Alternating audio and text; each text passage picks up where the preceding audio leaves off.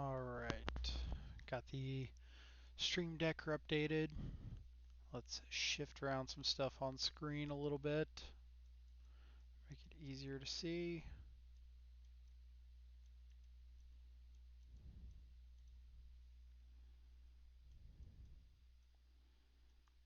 $15 sideboard, we can count.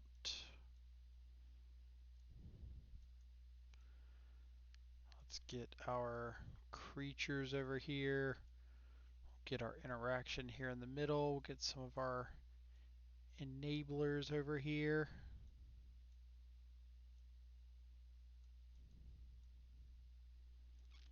Shift all of you over. And aha. Alright. Swig of water. Adjust the camera. And I think that's about everything. I think that's good to go. Alright. So today we have another little card that we're testing out for 4-color shadow in Modern, specifically Lazotep plating. So Lazotep plating is 1 in a blue for an instant with a mass 1. So whenever you cast it, when it resolves, you get to create a 0/0 black zombie army creature token and put a 1/1 counter onto it. Lazotep plating says you and permanents you control gain hexproof until the end of the turn. Uh, Real quick, Galbeardo's Overroom and Shadow for the Stoneforge package.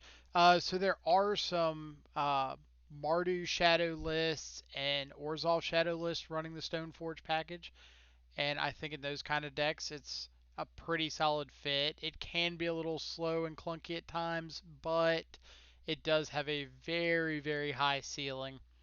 And it does allow you to play a little bit different of a game than your typical aggressive shadow builds. Uh, so back to Lazotep plating. We're trying this out as a replacement to Veil of Summer with the rise of like blue-white based control decks, Bant control decks. Lazotep plating acts as a veil that can also get around something like your opponent having white based removal. So Path to Exile, the Exile one, Celestial Purge, Winds of Abandon, things like this. Lazotep plating lets you get around those while also hitting all of the things that Veil of Summer would hit you or would protect you from. Liliana Edicts, Fatal Pushes, you can hit with plating that you couldn't hit with Veil, uh, or you can't hit with Veil. Abrupt Decay, Assassin's Trophy, Maelstrom Pulse, uh, also protects you against things like burn spells out of burn, out of prowess. Gives you a hexproof blocker for the turn that might be useful to keep your life total up a little bit. The suggestion was made by Bench Summer and Pedro out of the Death Shadow Discord. If you haven't joined the Discord, feel free to hop on over. I'm sure we have plenty of people who would be more than happy to get you a link. Um, and I saw it. They both speak very highly of it, so I'm interested to see how it goes for us.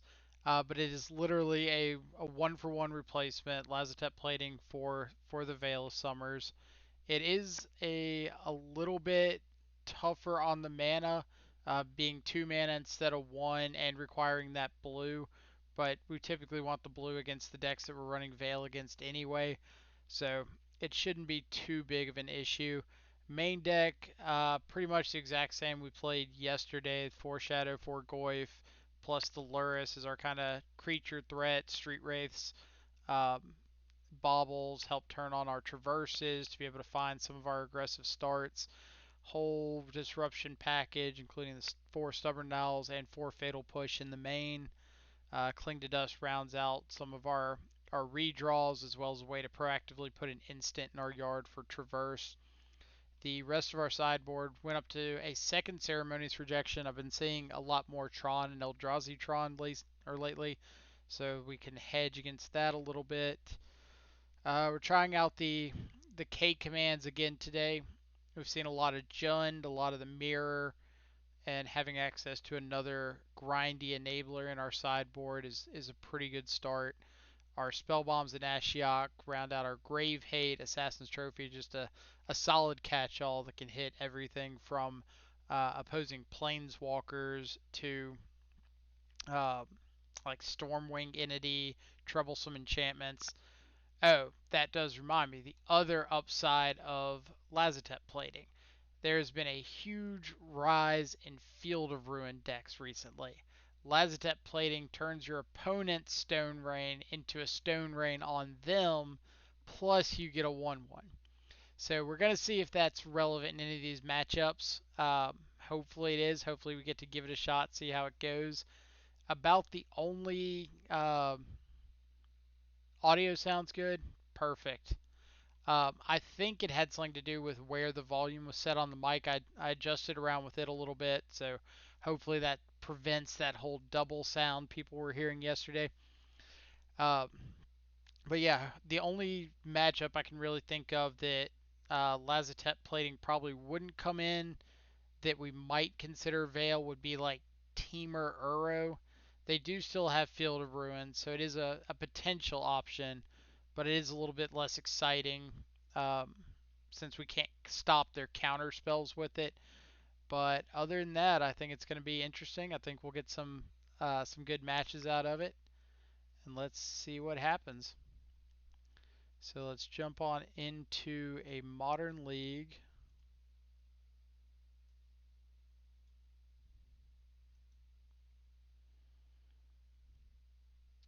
And see what we get first.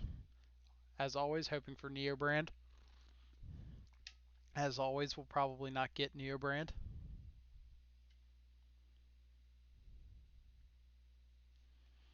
We've got our handy dandy notebook standing by, so regardless of how our matchup ends up, we've got some data to collect. Body bag, that's ominous. Alright, so on the draw against Body Bag, we can cast Thoughtseize, we can hold up Stub, but we can't really do anything with the rest of our hand. So I think this is a pretty easy ship. Here we've got Thoughtseize plus the upside of Double Shadow, so I think we're keeping this. If we draw a second fetch land, we've got Double Shadow on turn 2. As far as what we're bottoming, Cling does give us a redraw. So based on that, I think one of these Stubborn Denials is our weakest. We want to try to improve our chances to get this second fetch land.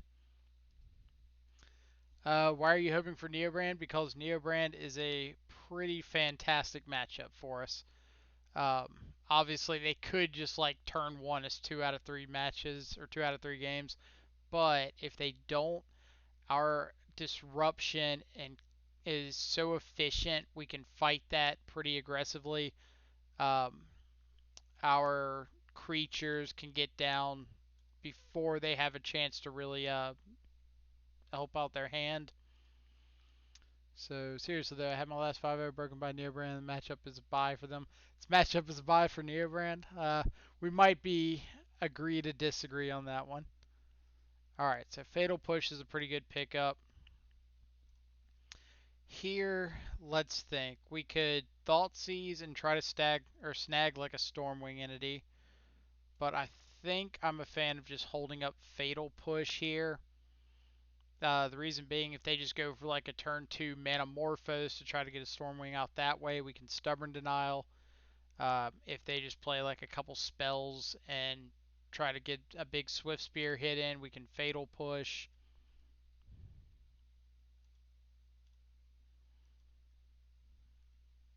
This could very well be like a what's the card? Light Up the Stage, but we can't really play around that, so we're just going to Fatal Push here.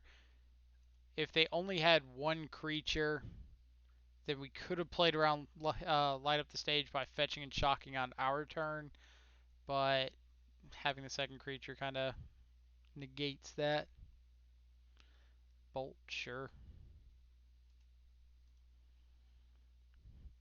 So now we really want to see that second land so we can get down Shadow, hold up Stubborn Denial, or Thoughtseize, play Shadow. Any of the above are pretty good for us. All right, so no second land, so I think we're just going to go ahead and Thought Seize. I know it takes a little more life, but if we can get them out of resources, then just dropping one of these shadows can start stonewalling for us. Alright, so they've got one instant or sorcery in the yards. They're a long ways off of this Bedlam Reveler. We're going down to 9. Bolt would put us to 6. Down to 4 off of this Swift Spear. Alternatively, we could take the Opt. I think we're just going to take the Bolt. We don't want them to rattle off a second burn spell and just have lethal on us. If we can start getting down these shadows, this Cling to Dust could represent gain 3 life in the face of just an onslaught of burn late.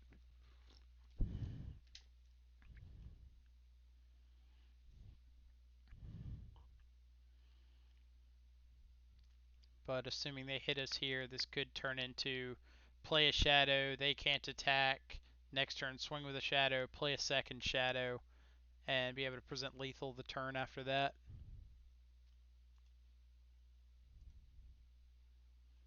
So hit us for a couple and burst lightning, sure. So they're up to 4 spells in their graveyard. This will allow us to play the second shadow if we want. Alright, so let's think. If we play the second shadow, we're dead to a lightning bolt off the top.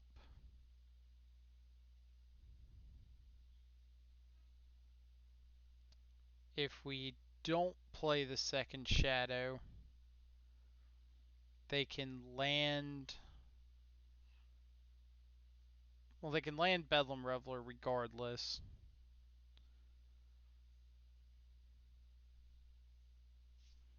Alright, so what we're going to do is play the shadow and pass. If they draw land. Alright. If we play second shadow, we're dead to bolt. Sure. If we don't play second shadow, we can cling to gain 3. Or we could cling a spell out of their yard. Best case scenario for us would be them drawing a fetch land, so they have to fetch. We can respond by clinging a spell. They can't cast Bedlam Reveler. So does that mean it's just better for us to play the second shadow or the cling here? So second shadow puts us dead to lightning bolt. And basically only lightning bolt.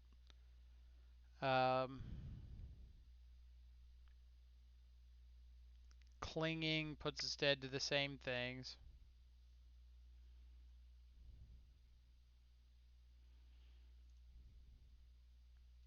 I think I'm going to cling. I think I'm going to cling a spell so that a land doesn't just get us with this Bedlam Reveler coming off the top. They've already seen 2 bolts. And then next turn we can swing with a shadow, play the second shadow, hold up Stubborn Denial.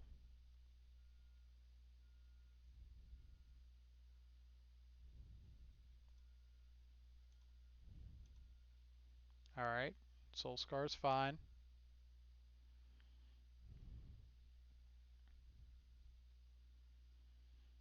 This means that we are not dead to a spell off the top.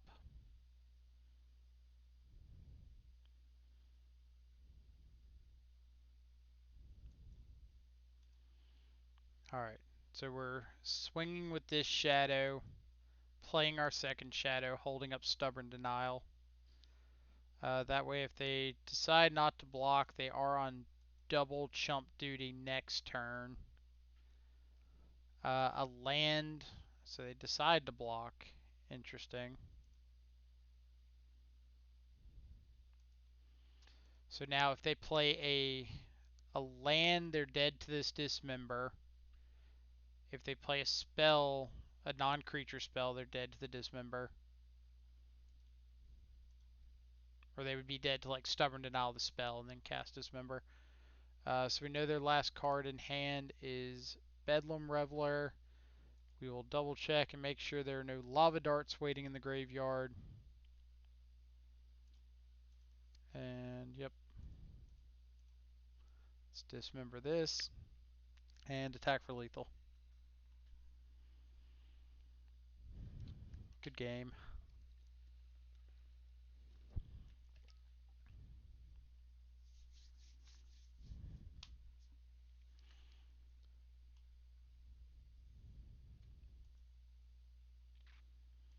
Steven, I know you're probably pretty pissed at me for that game because the inner Jun player and you wanted to just take the Bedlam Reveler with that Thoughtseize. But I think we got to showcase a little bit that taking the bolt was right. Alright, so this is about what we want to bring in. Yeah, I think they were so far off of that Reveler that it didn't matter too much. Um, for those of you joining in for the first time, this is kind of our thinking area. This is all the stuff that we think we probably are going to want to bring in, or at least consider. It's not necessarily exactly what we're bringing in, but it's options. We know we want to bring out a number of our street wraiths. Usually, if we bring out all of our street wraiths, we can just move Lurrus to the sideboard as our companion, open up kind of that free fifth slot. From here, trimming on something like Traverse is fine. You can make an argument for just trimming a Dismember. Drown in the Locks, not the most fantastic. Trimming on a Thoughtseize is fine. We've got a lot of flexibility kind of with this last spot. This is weird having two extra cards. I'm used to just boarding straight like that. Like bring in the removal, bring out the Wraiths and the Lurrus. But because this Lazotep plating gives us essentially an additional counterspell for a burn spell, plus the ability to make a hexproof blocker on a turn, I think it's worth bringing in. At the very least, we get to try it out. Yeah, let's try boarding out a Thoughtseize.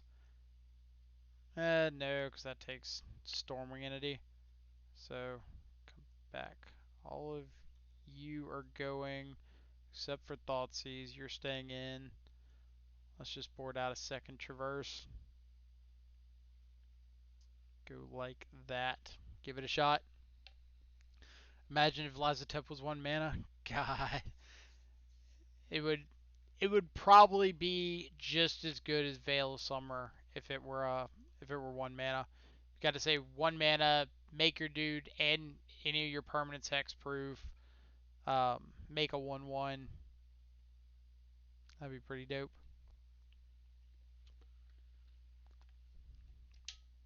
Alright, so what are we thinking about this one? Kills a whole bunch of creatures, which is nice.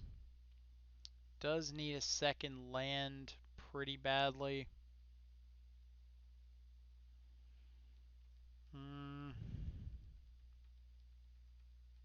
If you could guarantee me the next card off the top of the deck was a land, I'd snap keep.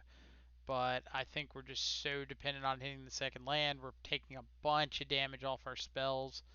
So I think I'm going to ship it. Alright, so here, keeping this for sure. Let's bottom this Overgrown Tomb.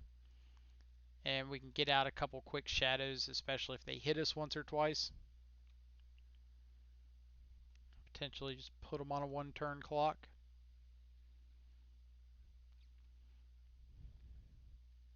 So nice that they were willing to go down to 19 with us. You don't find a lot of prowess players who are willing to do that.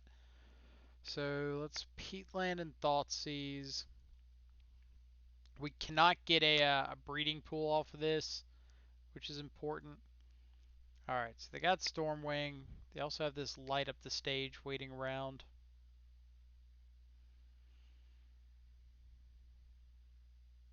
Stormwing is definitely the scarier card,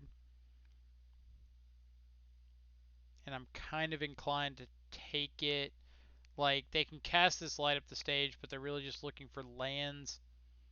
So I think I'm going to take the Stormwing. We don't have an answer to it, and that card will kill us very quickly, regardless of how big our shadows are. So we kind of expect them now to just Swift Spear, play light up the stage. Alright, so opt first means they probably found the second land on their draw.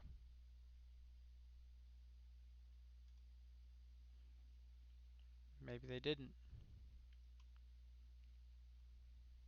They did not. Interesting. Alright, so what does that mean for us? We could fetch and shock to 11, go to 10, play a shadow, and have stubborn denial for a lightning bolt. I'm down with that. Because that means next turn we just get to play another shadow, and from there we're pretty good at these shadows being out of range. And if they missed that land last turn, I was gonna say we really want to put them on missing the land again. Alright, Soul Scar before the Lightning Bolt is huge for us. I think that was a mistake from them. I think they should have just played the Lightning Bolt first, so they could play around Stubborn Denial. Alright, so Bolt is gone. Ideally, we'd like to find like a Fatal Push for this Soul Scar Mage. Alright, so we know we're playing at least a Swift Spear. Or not a Swift Spear, a Shadow. We know they have Lava Dart light up the stage, so they can dart us, light up the stage on their turn. I think we're just passing here, because now we have the ability to cling to dust, to draw, to gain life if we need. Alright, opt is fine. But we just kind of want to make them make a lot of these decisions.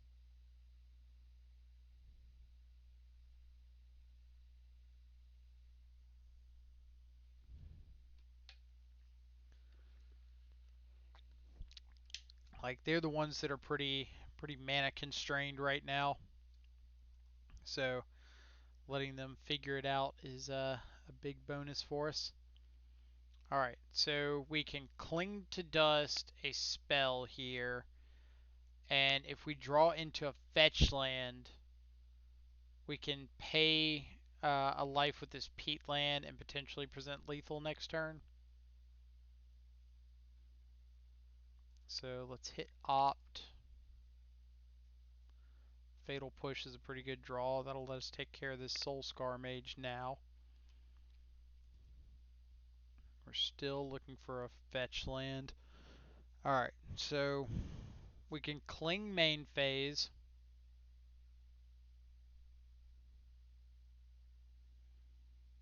Do we want to go to 7?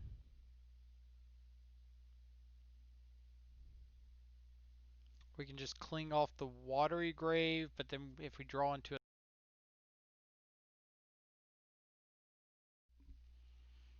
we can cling off the Watery Grave, but if we draw into a Stubborn Denial, we can't play it, but we're not using the life. Alright, let's cling off of a peat land. Because if we do just draw a fetch land, we want to be able to just kill them here.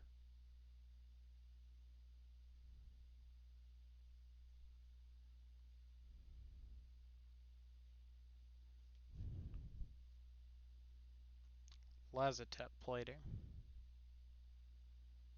Interesting. So that could essentially be our Stubborn Denial. So are we attacking? I don't think so. Or are we? Lazotep plating does... Alright, we can attack with 1 because Lazotep plating gives us a hexproof 1/1 blocker. So we're not dead to them swinging out and throwing a bunch of burn spells at us.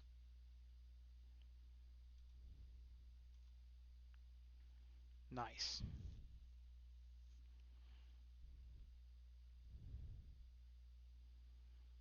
Are we responding? Alright, so Manamorphose means that the pressure is really on them to use all of this mana before they go to combat. So if we're able to snag something with this plating, plus our ability to make a blocker. We know their last 2 cards are Lava Dart, Light Up the Stage. So we can plating now deny this Lava Dart. They can still light up the stage, but they can't uh, flashback this dart on us. And we just get another blocker.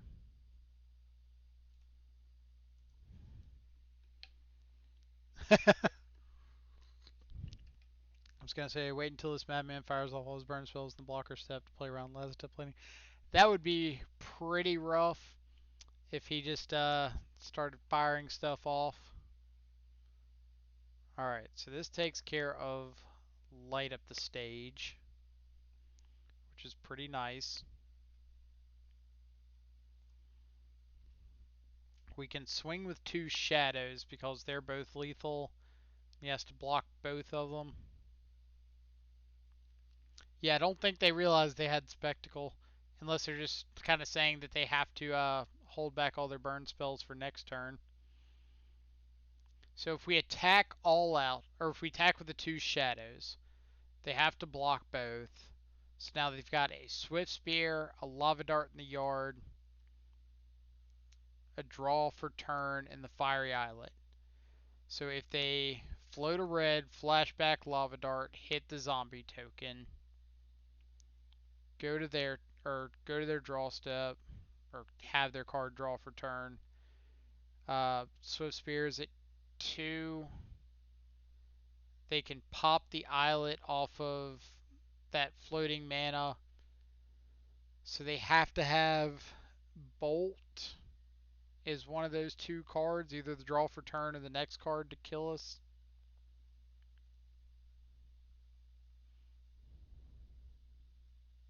Is that worth playing around? So if we swung with 1 shadow, it's the same scenario. They can flashback Lava Dart on the army token, uh, and if they draw a bolt, their untapped Swift Spear kills us. So if we're dead to the same things either way, we want to put it on them to kill us. We don't want to sit back. We want to put them in a position where if they don't draw that, they're dead next turn.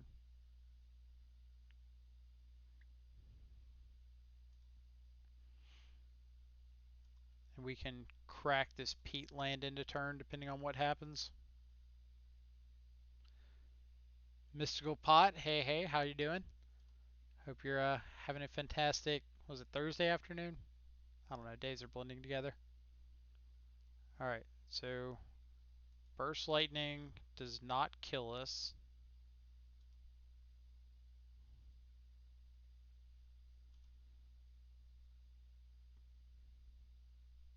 So now we win, because if they Lava Dart the army token, build your own build your own bolt. Had to be a free spell. Rough. Ugh. Let's see. After my So we don't have any free spells we can get. After my 0-4 with Shadow yesterday, I decided to get my points back with Mono Red 8 whack. Went 0-2. Magic's hard, never might quit, never lucky. I wouldn't say to quit. Like, you're always just gonna have rough days. It happens. I've 0-4 with Shadow more than my fair times as well. Alright. Had to be gut shot on top. Let's see. I guess Manamorphose into something would have killed us too, but we really couldn't play around any of that.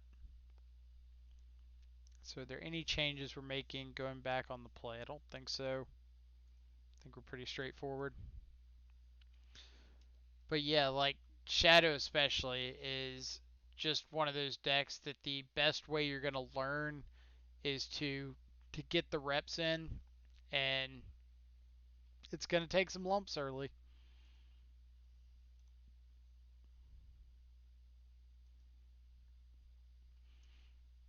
All right, Thoughtseize trophy, but no threats. I think we're gonna mull this. We don't have a threat. We don't have a way to find a threat.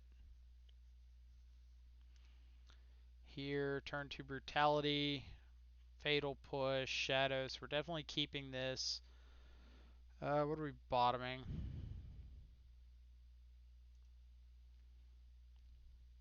We could bottom the bauble if we just want to emphasize having extra interaction. And I would not blame anybody for that. I want to keep the dismember because we want to have an answer to Stormwing Entity.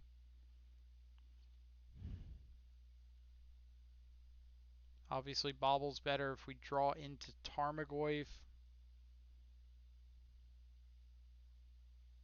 Brutality might be pretty awkward if we're planning on killing the turn one threat anyway. I think we're going to bottom the Bauble. I think I want this extra interaction.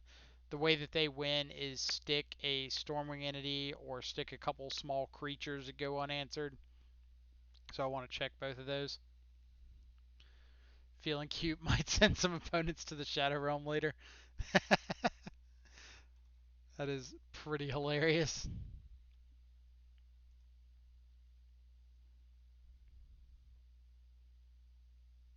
All right. So we could take the hit, go to 19, 18 off the peatland, 14 off the dismember, turn 2, play a shadow. Hmm. I kind of want to just untap and brutality plus duress.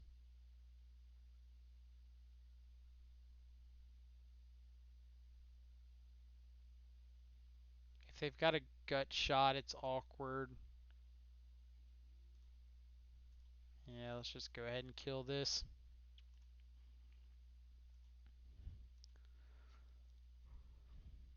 We're not really in a race situation. Like we don't have a battle rage or something like that, so we can kind of play a little more conservatively.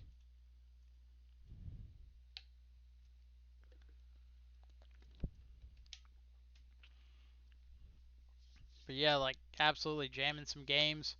Great way to work out some of the kinks and the lines. And if you just get to send some opponents to the Shadow Realm, like you said, that's pretty fantastic plan too. All right, so we're definitely down to kill this thing. Let's go ahead and do it now, so we can just play the Shadow on our turn.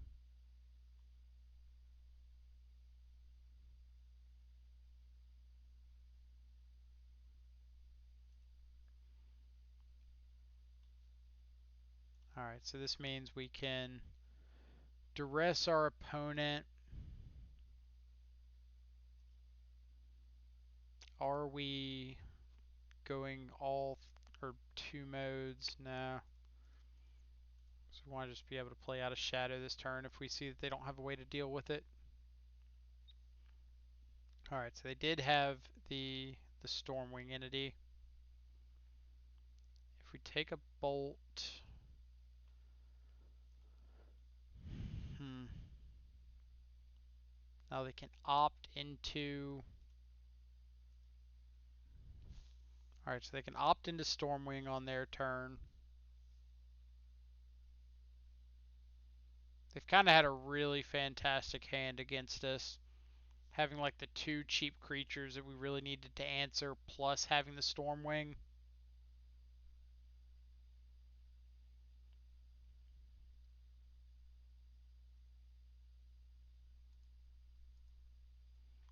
What are their moles? Or flips to Stormwing? Scries. That's the word we're looking for. 2 cards on top, which probably means like just ways to get this Stormwing through the finish line. All right. So we could fetch and play the Shadow.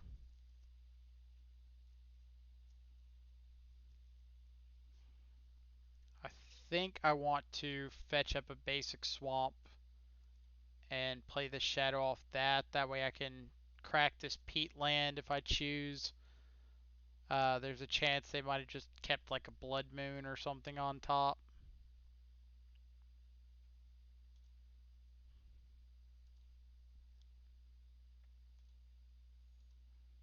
But I really want to draw and find a way to get rid of this thing. Swift Spear, sure.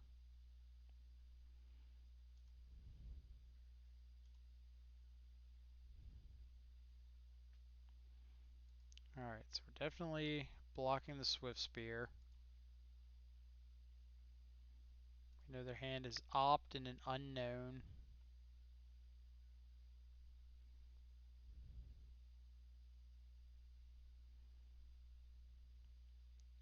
We could counter the Opt.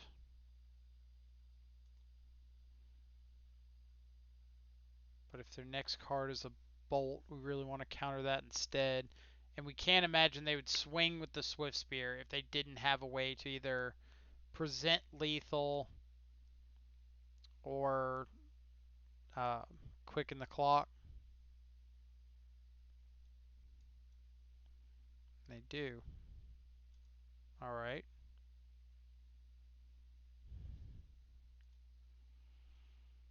So, definitely popping this peat land. We don't want to, or we didn't want to fetch first in case we drew a like an assassin's trophy. We might see that we wanted to get a green source instead. Getting the crypt just in case we draw into the battle rage. Can't think of names. Another shadow on top. Probably going to shuffle that away because unfortunately we just need an answer to the Stormwing.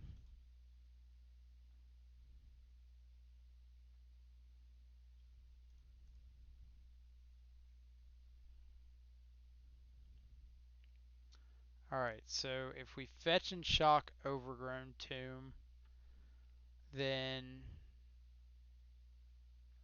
Or it would be Breeding Pool, not Overgrown Tomb. Then Drown in the Lock, Assassin's Trophy, Dismember are outs. Is that it?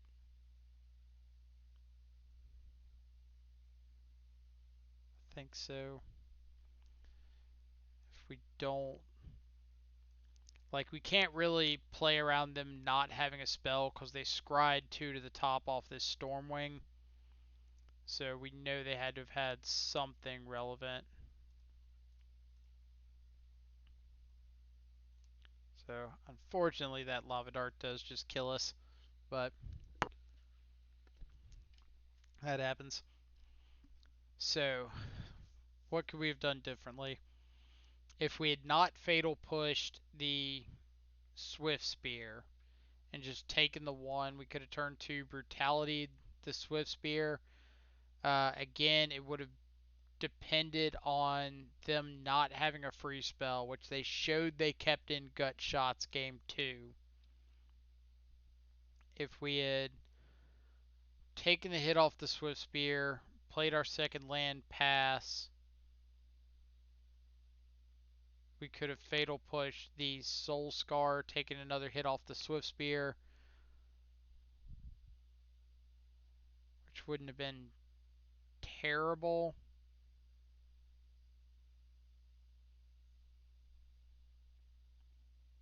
I think I need to make a note that against the prowess decks, we should just like avoid or ignore Swift Spear altogether. It's definitely their worst threat in the matchup, but we might want to even go a step farther than that and say we're just not going to point removal at Swift Spear unless it's killing us or there's multiples. Matt, what's up? Well, we played one match with the plating. We saw it game two, and it was okay. We just put them on them having to have a bolt to kill us, and they drew burst lightning, and then so they didn't have any mana left after they cast this burst lightning, but were able to crack a uh, fiery islet and draw into exactly gut shot. And then that game three, we didn't see anything. All right, so hand needs a black source. We're on the draw. We've got a wraith. We've got the Mishra's bauble. I think I'm gonna keep it. I know it's kind of a gut call here, but if we see the black source in the top four cards, or just draw into it, like the hand has super high upside. We've got potentially, especially if it's a fetch land, like a 5/6 Goyf land, sorcery, creature, instant, artifact, and we got two of them. So let's see. Like obviously we can get super punished by just not drawing the black source, um, but the upside here. Speak of the devil. Magic's easy. We're not bobbling ourselves there because we had to use that Street Wraith, so we don't have to worry about potentially drawing what we miss. So O-Stone off the top. We can Thoughtseize away next turn. They kept a pretty rough one. So we're going to take this Ancient Stirrings, because if they don't have a land below that O-Stone, then they don't get any closer to Tron.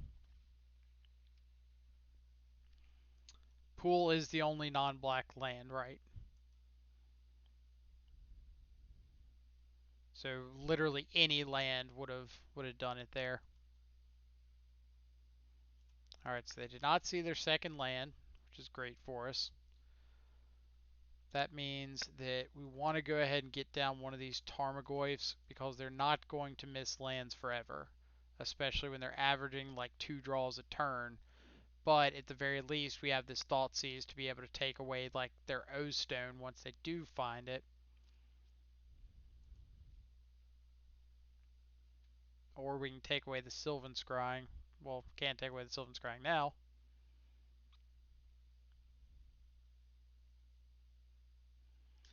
But like we could have Thoughtseize last turn, but the odds of them just finding another land are significantly higher than our odds of or their odds of missing a land drop uh, means that us getting a threat down aggressively is far more important because if they miss that land drop, we're significantly ahead. If they hit the land drop, we need to have a board presence to try to get in under some of their disruption or their interaction. All right, so they got Tron. They'll have O-Stone, which means I want to just take this Karn because I don't want them to Karn for a bridge. We don't have any main deck ways of dealing with that. And then we will traverse for a shadow in case we draw a stubborn denial.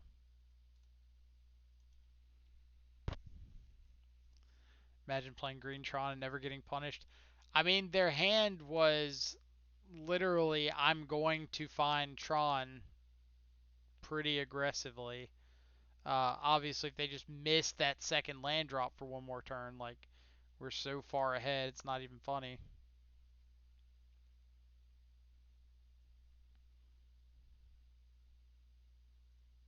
Alright, so let's get another land.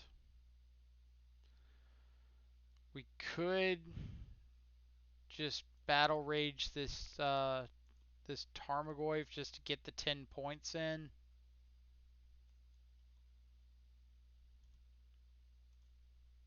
Which might be better, assuming that this expedition map is going to go get a blast zone.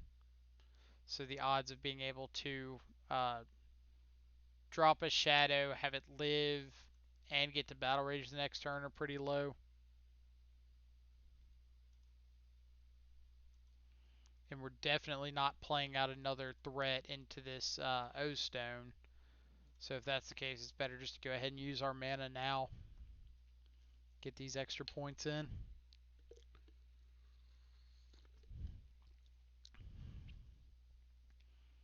So this could go get... I'm surprised they went and got a tower there instead of just like getting the blast zone. I know that they have the O-Stone on board to kill the Tarmogoyf, but I really feel like they should be... Unless they just drew the Ulamog. Did they just draw the Ulamog? No.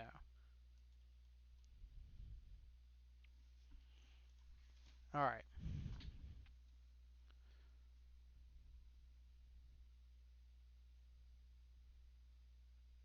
Ballista for 2, sure.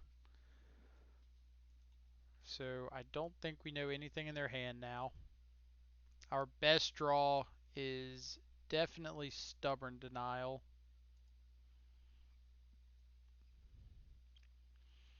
So if we Fatal Push, we're playing out the Goyf so that if they draw an Expedition map or a Blast Zone, they can't just play it out and pop it right away and kill Shadow.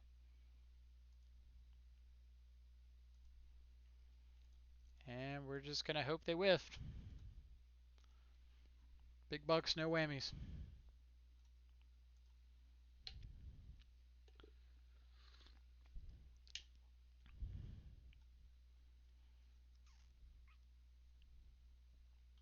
Assume they go get Bridge. Go get Walking Ballista. Alright, so they just had the backup Tron land. Sure. You got it.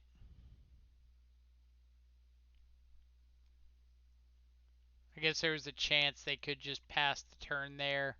And if we draw into exactly Cling to Dust, we could Fatal Push the Ballista. They uh, respond by pinging us, and we just cling the last one.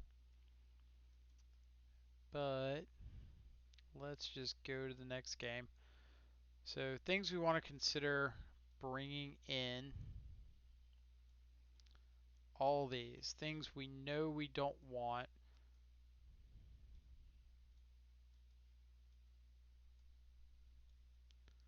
Some number of these things. So I think I like having a Cling and a Drown over most everything else. Cling is at the very least a redraw, and Drown can potentially uh, hit some of like the maps, Star Sphere, Stirrings, Scryings, things like that. But the Fatal Push and Dismembers we for sure want to get out. K Command, you can make an argument, isn't even that great, but it does stop some of the top deck punishment we can get ourselves into.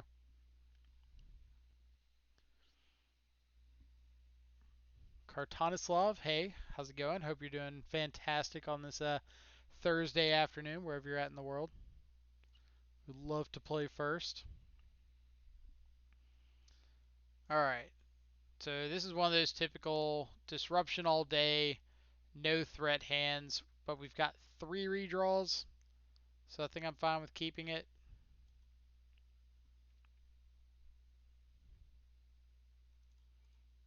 So let's play out a couple baubles because we know we're doing that regardless.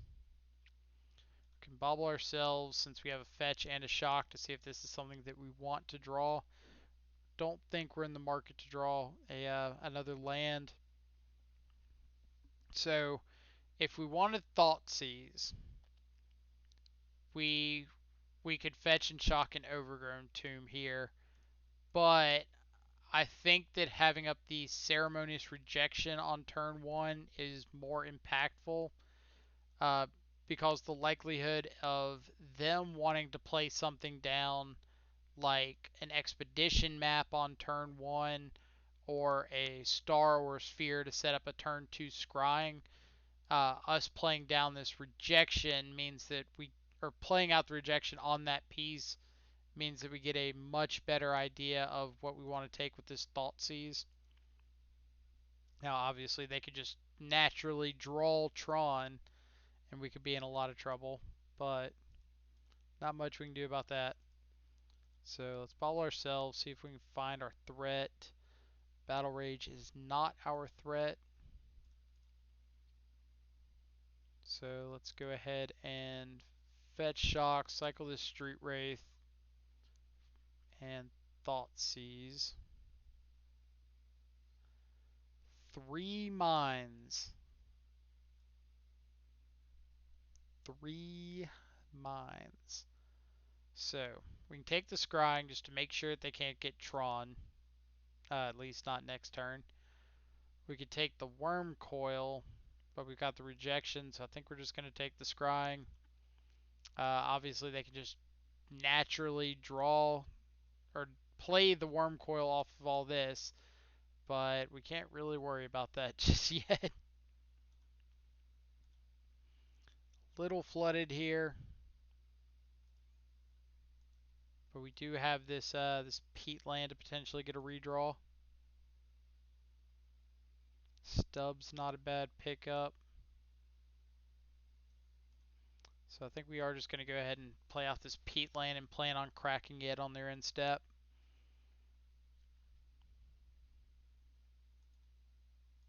I think we really just need to find a threat. We'll let them have a sphere.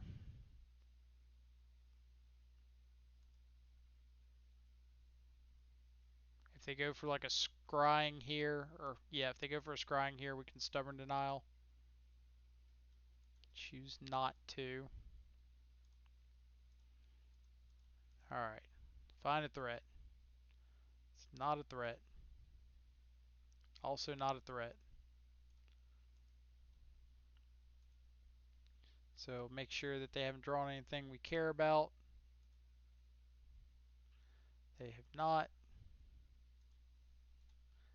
Let's say go. Alright. Threat. So Traverse is live. Shadow and Tarmogoyf are live. Like, obviously, Shadow gets tagged by this blast zone, but not really much we can do about that. So they will get Tron off of this, but we get to Ceremonious Rejection a Worm Coil Engine, which is pretty nice.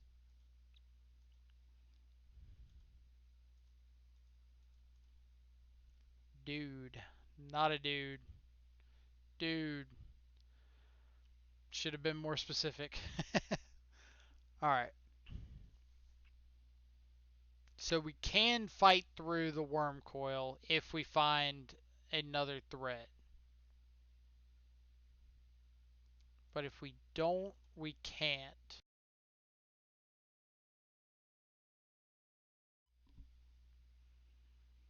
So I think we're just going to plan on rejectioning this Worm Coil, untapping, having Lurrus bobble,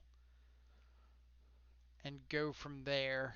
Notably, this Verdant Catacombs does have to get basic Swamp if we crack it. Karn the Great Creator.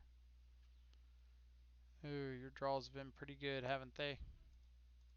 So rejection of Karn. We've got a higher ability of dealing with this worm coil than we do dealing with like Karn plus bridge or basically anything.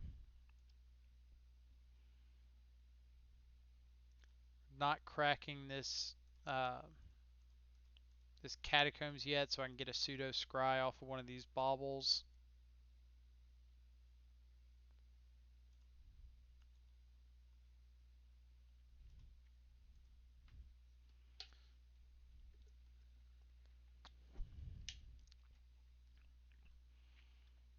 just going to tick up this blast zone to kill Lurrus range. Yep.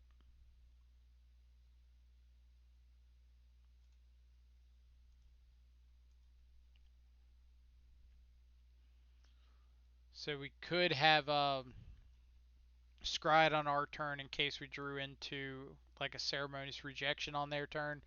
Uh, but we don't actually have a blue shock that we can get off of this catacombs. So there's not much of a reason to hold up that. Alright, what do we got? Bloodstain Mire. Nope. And no dudes. That was 23 cards without seeing a Shadow, a Tarmogoyf, or a Traverse. Uh, Wormcoil is annoying. We can get through Wormcoil with like a Shadow and a Battle Rage. We can get through it with like a 2 threats, kill our own threat inside of combat. I've gotten through it with just like swinging a big Goyf and a Shadow into it and replaying the when they kill off Lurrus. But we have to see some sort of creature to put some kind of pressure on our opponent. Like that opening hand did have 3 redraws, had hand disruption, had counter spells, and we had 4, 8, 11 live outs. So approximately a little over a fifth of our deck. We saw a whole bunch of cards that weren't them. So you could say that the keep was incorrect because maybe we should have aggressively mulliganed to a turn 2 threat, but it happens. You're kind of playing the statistics game there, and sometimes the statistics game doesn't work out. Well, I appreciate it, Pedro. I always try to be upbeat. There's no reason in being down. It's a game. Like we're here to have fun. We're not here to be aggressive or salty or anything like that. Agreed. Tron, Valakut, Titan. It's all about speed. And like we had the speed if we found the threat. So Giganta could mean Tron. It could mean human, Storm. This hand's pretty good against Storm. It's decent against humans. It's pretty bad against Tron. So the way I look at it is if 2 of the 3 of those we're pretty good shape against, I think we're gonna keep it. I so let's think about this. Um, it means they're on something that's not playing Dismember, which makes me think that Tron is a little less likely. I think Tron really needs Dismember with Prowess running around. So yeah, we're gonna lean on it not being Tron and being either Storm or humans, and we'll see how punished we get. Like even against Tron, we do have at least a turn 2 Tarmogoyf.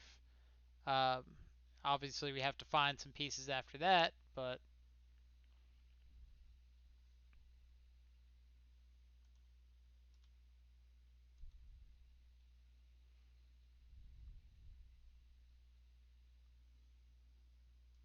let's see. Can I donate to have Mike Saltoff on his opponent? You can try. I can't guarantee that there's an answer that'll come up against. Let's see. Hayashi played mono red with that companion. Well, that looks like we are up or what we're up against. In which case, this is a really good hand against mono red. Because now we get to just like get an overgrown tomb, fatal push this. Turn 2, play a pretty thick Tarmogoyf. And that I'm pretty on board with. So good call, Mystical Pot.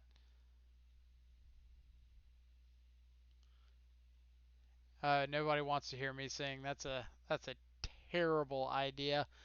Let's see. El Tassi, technically the statistics game did work out. If you drew perfectly every time, then it would not work out.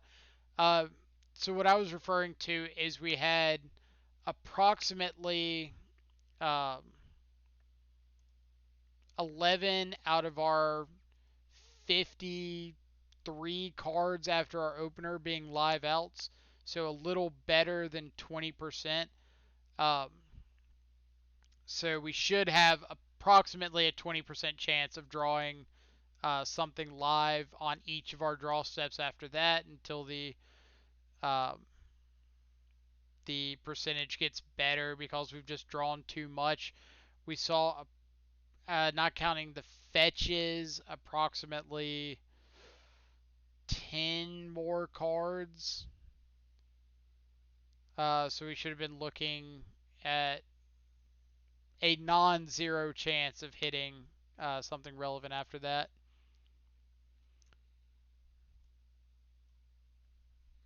Let's see. Just by saying that, you have in fact made us want to hear you sing. Ah, scary idea. Uh, not here to be salty. This is nah, like being salty has never been part of my MO.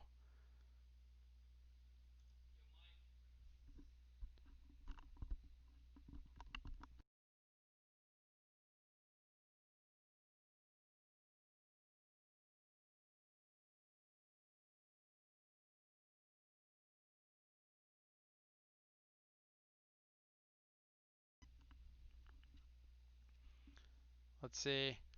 Are you Michael or Thomas? Got confused yesterday. Michael, but Star City Games never asked me what my name was, so they just called me Tommy because Thomas is my first name, and it's kind of turned into a bit of a joke. All right, so there's no reason really to Thoughtseize here. We're putting a lot of pressure on our opponent. We're gonna have access to Drown in the Loch next turn. If they just have like triple burn spell here, then cool. Looks like they're just gonna double burn the Tarmogoyf, which is fine. Ooh, and we get Seal of Fire in the yard. Deal. Right, Thomas Michael. Alright, so opponent might not have recognized that there wasn't an instant in the yard. Oh no. Moto crash. Way to go, Moto.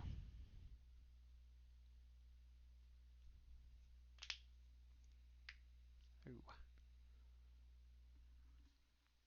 If y'all are able to pick my password off this, you got it. Uh,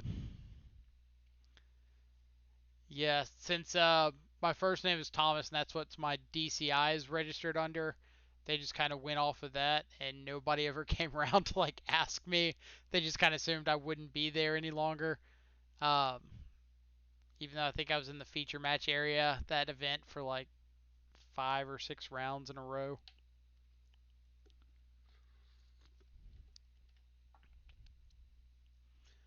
Hope everybody is having a fantastic day today. Glad all y'all are hanging out with us, even if Moto is crashing and burning. Let's see. If I've seen much Lantern Control around, I've seen it twice since yesterday. Don't know what to make of it. I have not seen much Lantern Control around. Alright, so we would like to return to our match, please. Mono red, 1 drops. Aether Gust is an option. Platings aren't bad if we just want to give our guys a little extra protection. Brutality's fantastic. K commands aren't bad. Pretty much anything in this column you could make an argument for. Obviously, we're not bringing all of it in, but it's at least ideas. So if we don't bring in Plague Engineer, we can move Luris to our sideboard. Dismember is a little less enticing. We can cut a Thought Seize because they are just so low to the ground. They're really trying to get their whole hand down quickly. I think K Command might be a little slow for what we're looking for. And I probably don't want to give them the land. I want to be able to control my life total though. So let's go with this. But I have not seen Lantern running around. I've seen a few Thopter Sword decks in the last few weeks, but no Lantern.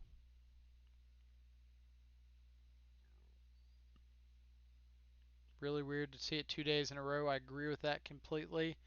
Mystical Pot is on it. He's the one you're running into constantly. So we are going to keep this. We've got plays on our first few turns. We've got all of our mana covered. If we want to, we can just like pitch this Battle Rage to Brutality. Um,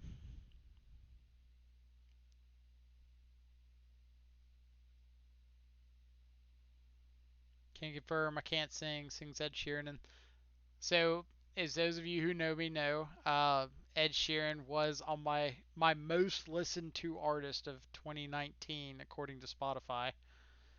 I think the Discord is high on main deck Luris.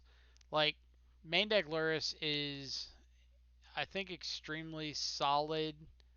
Um, but the amount of times that you actually traverse for him is pretty low. All right, so what's our mana choice here? We could play.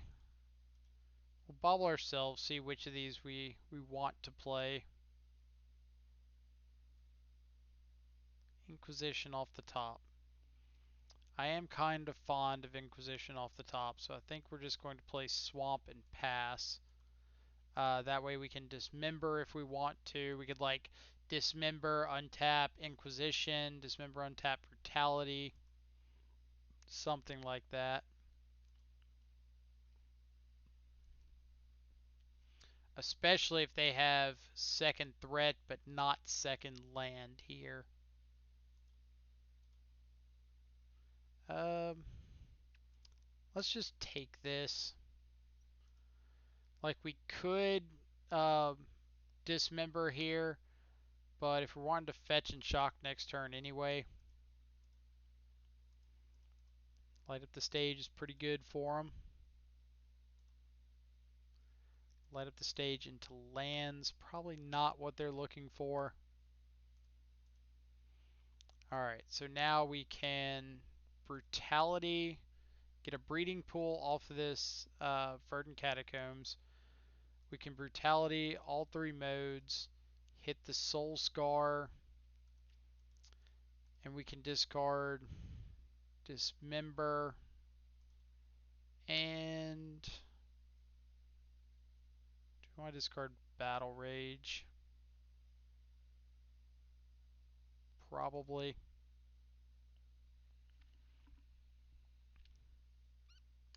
They have nothing that we can take. Relic Seal of Fire. You got it. We'll see what they're drawing just for the heck of it. They've got another Seal of Fire coming off the top. Sure. So they can play out their whole hand if they want to and hit us with a Swift Spear. And that would be fine.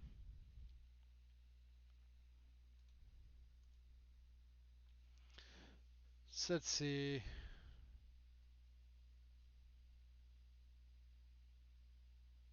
Oh, got you, Mystical Bots here. Checking out if it had any good results recently.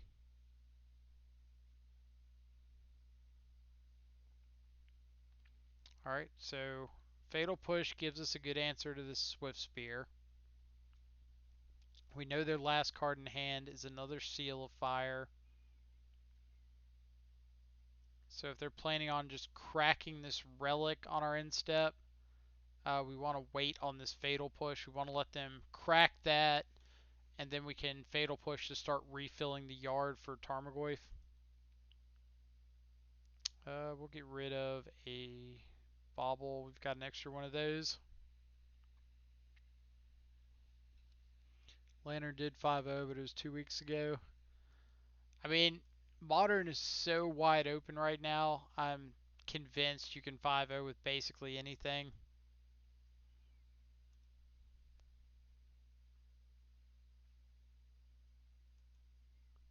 So they are seal firing us, which means they probably drew a light up the stage.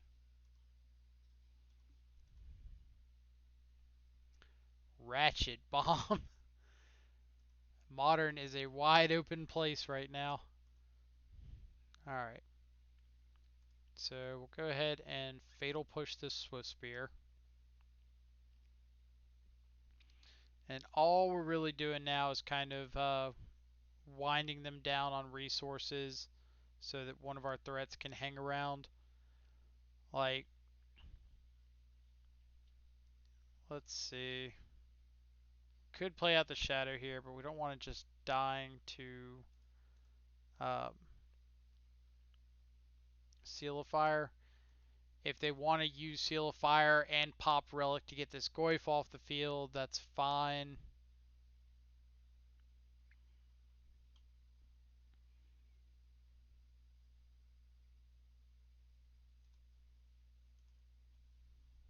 We'll just kind of hang out till we get to a point where we need to play this shadow. Double Abbott's pretty sweet. Alright, so now we don't even have to worry about Ratchet Bomb anymore.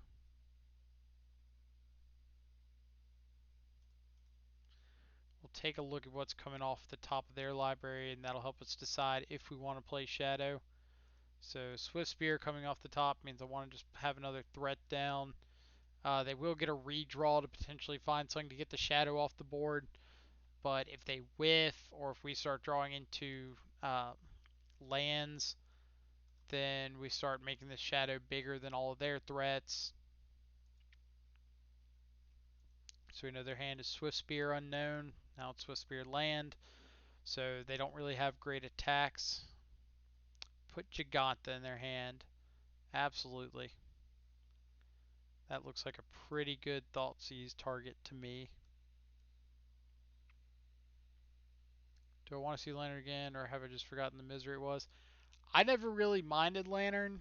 I'm sure that's not the popular opinion, but to me, Lantern was always just kind of there.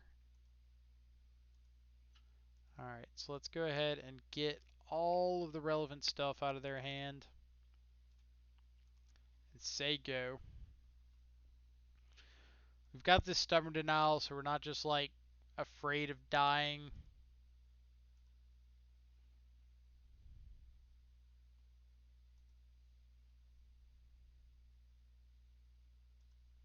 Soul Scar is a pretty good draw. Firebolt. Don't really want you to have that one right now. You're going to have to wait.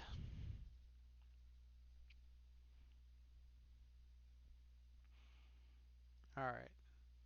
I was going to say we could put Lurrus in our hand, but I think I'm a bigger fan of just playing out this Tarmogoyf. So if we attack them with this Shadow and they hit a land, they could flashback Firebolt, deal 2 to us to put us to 6. We could block one Abbot with the Tarmogoyf, and they would be dead on the crackback. Alternatively, if they drew a lightning bolt, they could put us to 5 and we would be dead on board. So I think we're just passing.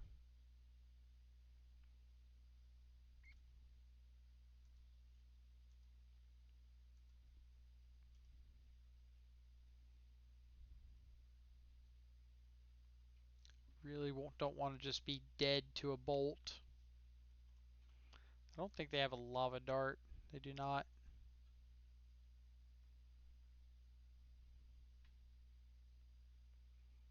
Alright, so now we can start thinking about like putting Lurrus in our hand. What does that mean for us?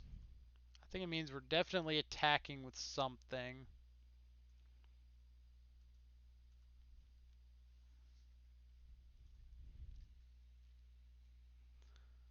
I mean, if they want to get a land and spend their entire turn flashing back a firebolt, I think we're okay with that.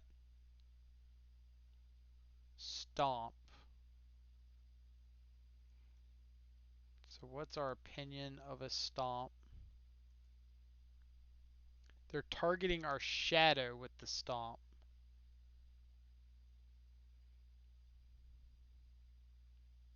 I think we're just okay with that.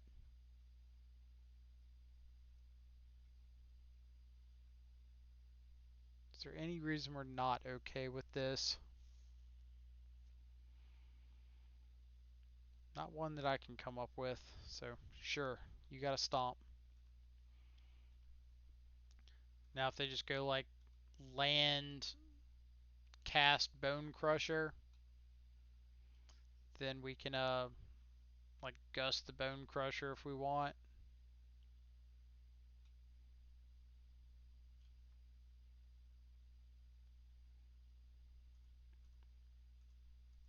So let's make you draw that again. Yeah, I was not expecting Castle Embrith. That's a pretty sweet one, I have to admit. All right. So we know they're. Oh, that's a really good draw. We know they're drawing Bone Crusher Giant. So we could. This gives +1/+0. Yeah, so I think we're just attacking with the Tarmogoyf again. We'll plan on like Stubborn Denying the Stomp if they decide to cast that.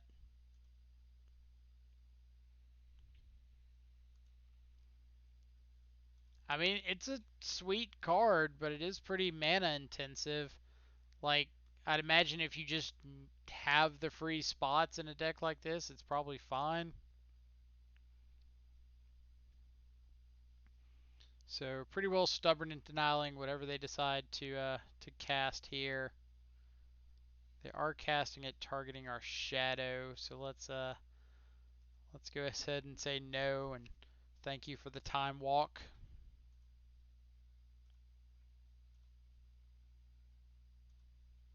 Unless you're brave enough to attack. Nope. Kind of figured not. Catacombs is great. That means that both of our threats are now lethal.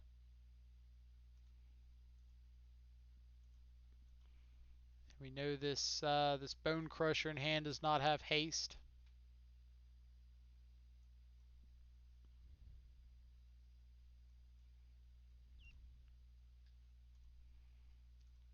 If they want to try to stomp our shadow, we can fetch and shock in response.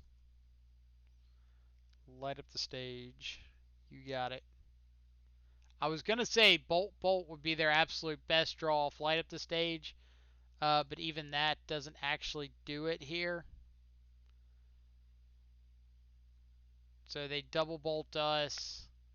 They go for attacks, and we get to cling back up to 5 life. So we just want to make them do as much as they can first. And thank you. GG's. Alright. So we've got some clawing back today. I was talking with S. Mirabido yesterday, and we have not had a negative league on the stream yet. The worst we've done is 3-2. That could very well change this league, but hopefully we can claw back a little bit and maybe come out with a 3-2 and just keep the streak alive. But for everybody tuned in today, appreciate y'all stopping by, hanging out with us a little bit this afternoon. Um, if there's anybody that's new in the chat, feel free to introduce yourself. Say hey. We'd love to have you around. Love to get to know a little bit more about you. Here on the stream, we play primarily a whole lot of Grixis Death Shadow. Not Grixis Death Shadow, Death Shadow in general. Uh, Currently, a lot of four color, really big into testing out cards. So things that might not have seen played, things that might be a little under the radar. Today, we are currently testing out Lazotep plating.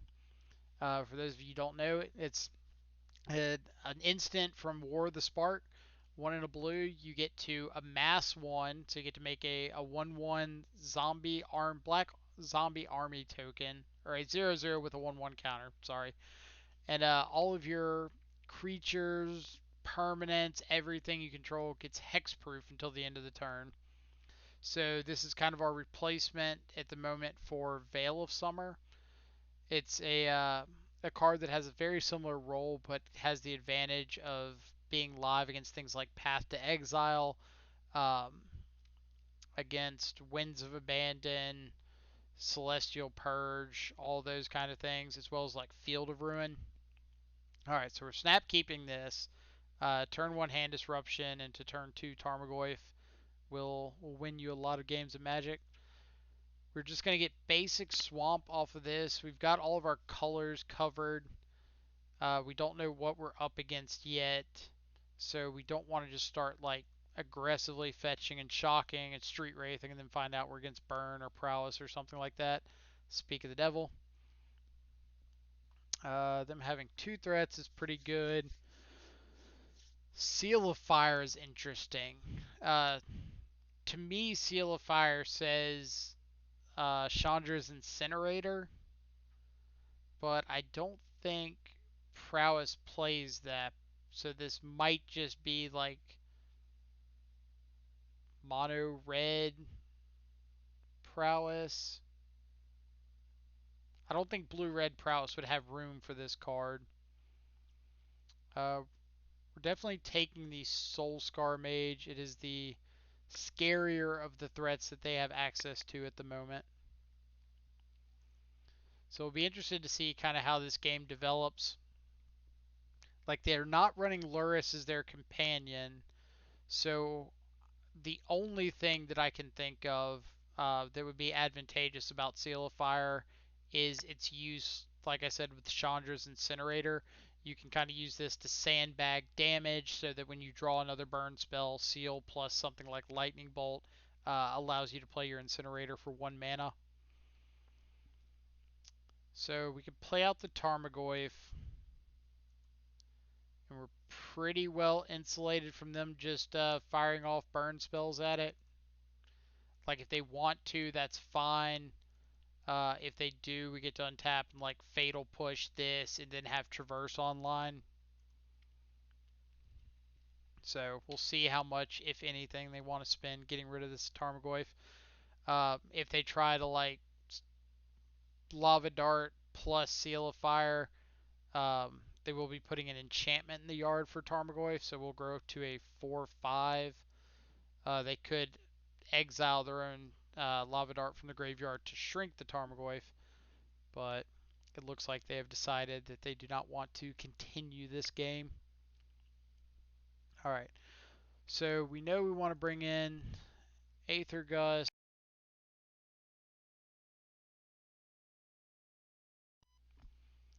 We know we want to bring in Aether Gust, Brutalities. I like Assassin's Trophy a lot more against the Prowess decks. And then we've been trying out Lazotep plating, so let's look at bringing that in. Board outs, the Wraiths. If we board out the Wraiths, we can move Luris to our companion just as a free option. Then our last spots, we can shave on a Traverse. And then let's just go ahead and shave on a Dismember since we're bringing in these Assassin's Trophies. They really don't look like blue-red Prowess. It looks like mono red because again I just can't imagine blue red having room for something like Seal of Fire, but it could be like red white with Aluris somewhere in the main, and they just had that Fiery Islet as an extra canopy land. Um, so yeah, we're definitely bringing plating in. This is the kind of matchup that I really want to test that card against. So this hand is oh interesting. If our opponent's creature light, this is pretty great. If they have to start sending spells at our face. We've got the shadow.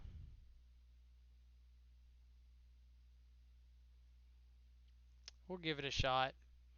Uh, to be fair, I am not extremely high on this hand, but I do think it's good against a subset of their hands, and that at least makes it worth trying. So we're leading on Bloodstained Mire because it's our worst fetch land. It cannot get Breeding Pool, but it can get everything else. But it's a good habit to get yourself into. Like if we know something is worse than the rest of our hand, let's just get it out of the way now. If they cast a light up the stage, I am pretty inclined to go ahead and get this Stubborn Denial value. Because if they're just sitting here on like a one lander,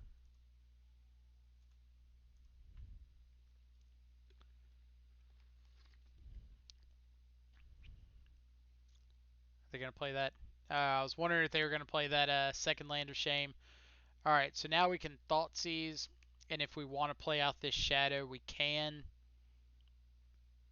Relic Lightning Bolts. We don't care very much about relics, so let's just take the bolt. Their hand from here is not very impressive. We could play out the Shadow this turn, but I think if we just play the Peat land, plan on pinging ourselves next turn, and have the ability to play out Shadow plus Plating back up, that's going to be better for us in the long run. Yeah, they did not play the land, which I'm guessing was just like the, oh, I'm not playing this land because I just shame played into Stubborn Denial. But I get the line of playing the uh, playing the light up the stage because you're expecting to find the second land off of it. But once that doesn't work out, you probably should just play out the land. All right, Cling to Dust is a really good draw for us. We didn't pop the or take damage off the Peat land last turn because now we don't really need to. We have access to a 4/4 Shadow without it, so we can kind of preserve our life total a little bit. Let's go ahead and get our Blood Crypt here and play out our Shadow. We don't want to tap these Horizon lands if we don't have to. Um, like the making the Shadow a bit bigger is nice, but there's no guarantee that that's actually going to be better for us in the long run.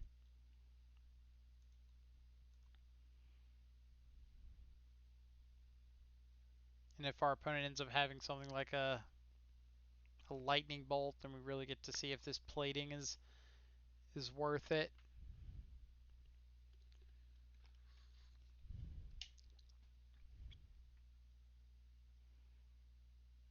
So we shouldn't know anything in their hand anymore. It should be two new cards.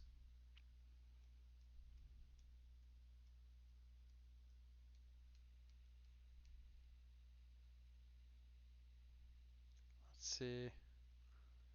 Prowess Rage Quitting always warms my heart. Mine too. Like having the deck that's supposed to be like right on par with Shadow in terms of um, just efficiency. It's pretty nice to see them not getting that kind of draw. So we could just pop this Peat land into turn, but I don't really want to top or God, I don't really want to drop down off this plating just yet. So two cards in hand. We can Thoughtseize if they respond with something like Bolt. We can Plating. If we Thoughtseize, we're going to 7. We could Shock to 5, Peatland to 4, so we cannot present lethal off of this unless they bolt us in the face. And then we can. So, what is our thought here? If we Thoughtseize off the Watery Grave. We're tapping down off plating. We don't really want to do that. If we Thoughtseize off the Blood Crypt and they bolt us, we can't present lethal, so we don't want to do that. We could Thoughtseize off the Peatland, like obviously we're taking a little extra damage, but we protect ourselves with plating. So let's go with that. We really want to see them just like bolt us here, because then we'd have lethal. Alright, so since we cannot present lethal this turn, what is our line? If we attack with the shadow, what are we dead to? If anything. This cling can't gain us life at the moment.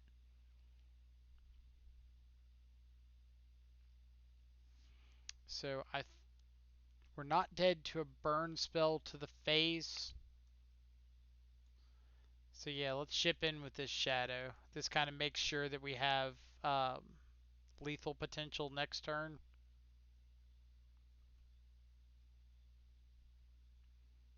We're playing out this pool. Yeah, because that'll give us the ability to Battle Rage plus hold up plating next turn if we need it. Let's see. Back and you have dinner. Fantastic, Mystical Pot. Glad you're able to get some food. Uh, so Bench Summer here is one of the ones who suggested Lazotep plating or has been so fond of it recently.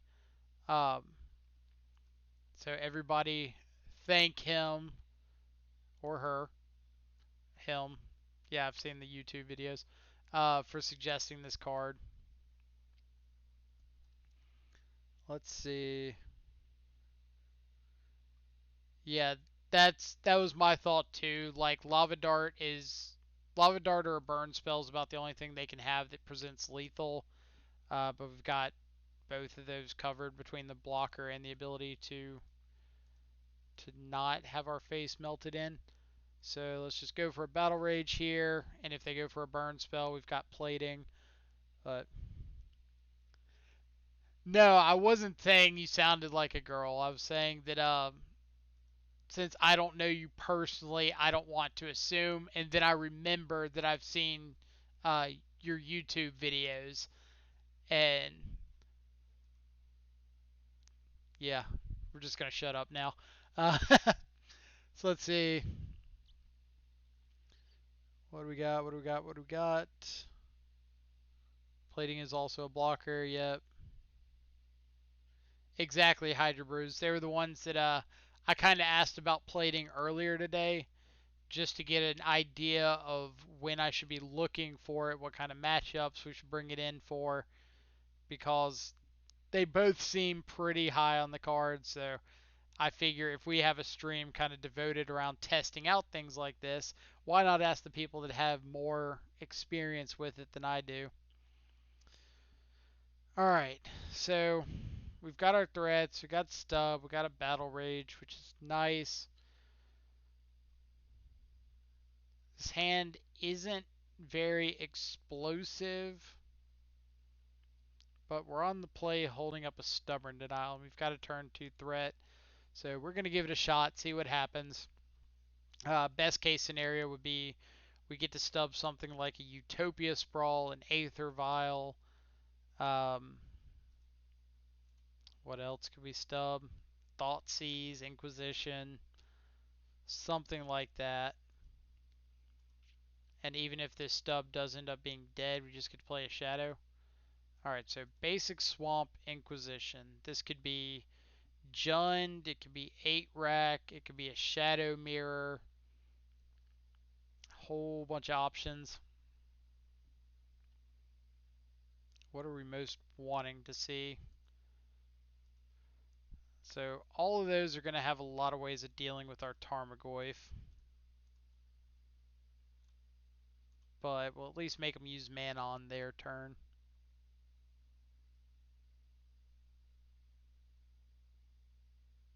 Please don't send me in Spirit Guide to pay for this.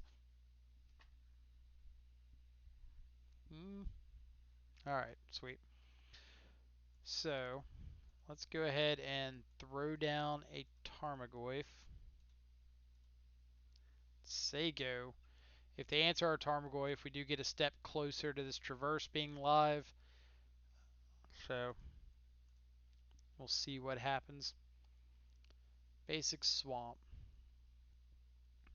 So now I'm leaning still towards like Jund, 8 rack.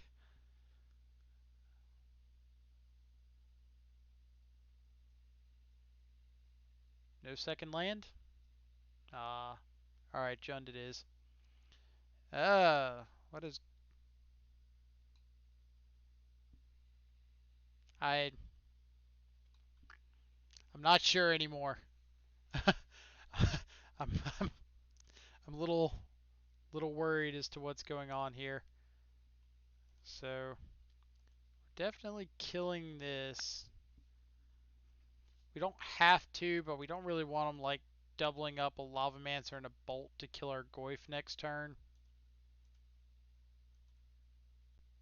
So they know our hands, so no reason not to yield. Rox Warmonk. Oh man, Rox Warmonk. So for those of you who don't know, there was a whole standard period that revolved around Noble Hierarch into Rox Warmonk on turn 2, into Rafika the Mini on turn 3 to give your Rox Warmonk two. Oh, what's that mode? Um,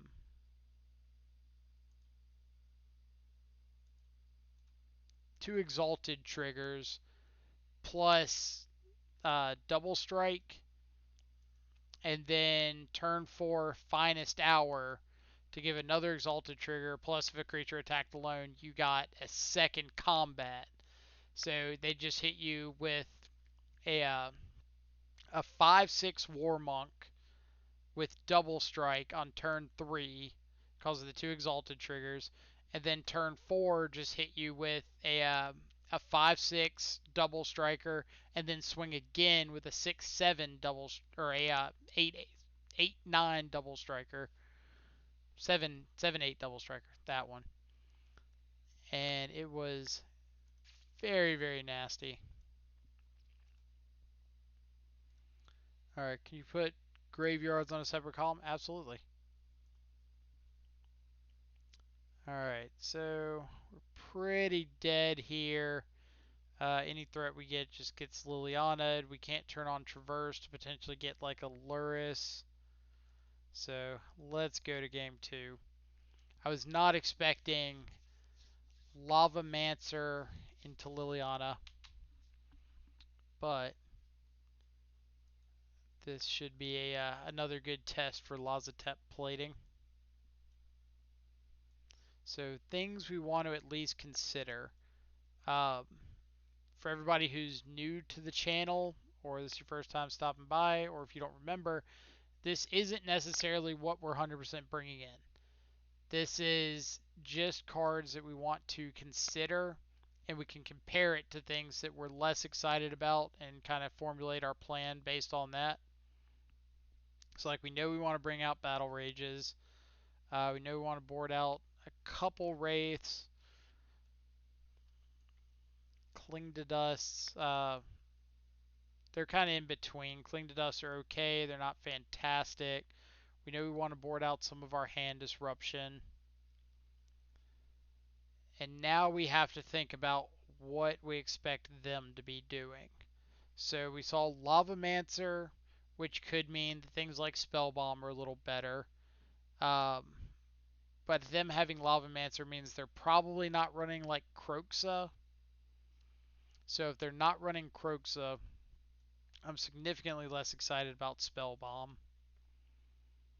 So if we know we're bringing out Battle Rages, we could say like maybe Aether Gust isn't quite as good as we want to be in this matchup. We could just board out a third Wraith to compensate. Um, We could board out Drown in the Loch since they have Lavamancers, but what are the odds that they're keeping Lavamancer in post board? That seems pretty low.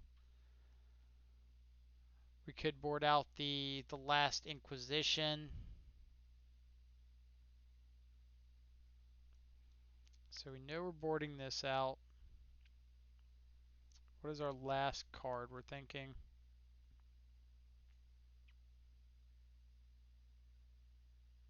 Could board out a Cling because you don't really need two.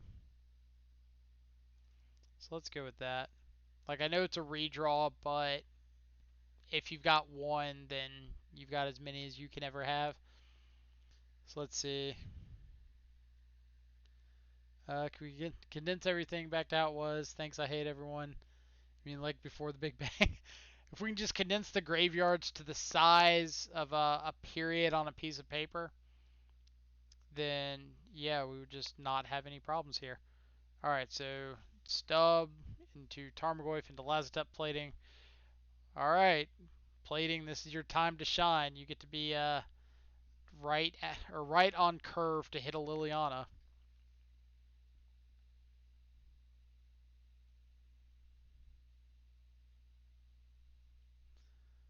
Like, this is it. This is what plating has been waiting for its entire life. Is a moment just like this where we get to have like stubborn denial, your hand disruption, then plating to counter Liliana minus. All right. So stomping ground go. Are we just assuming that they have like a Renin 6? Or what's our thought here?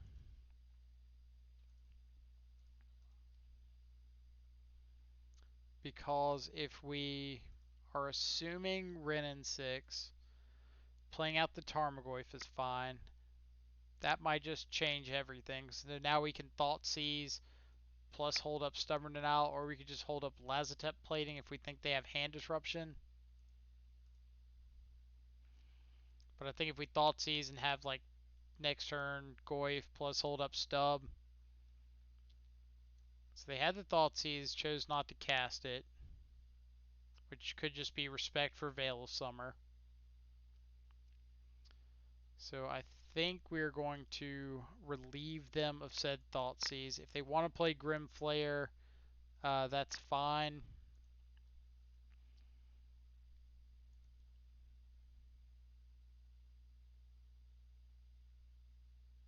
So this is kind of interesting, like Grim Flare and what's his name? Grim Lavamancer. Maybe it's just Grim Tribal. Is that a thing?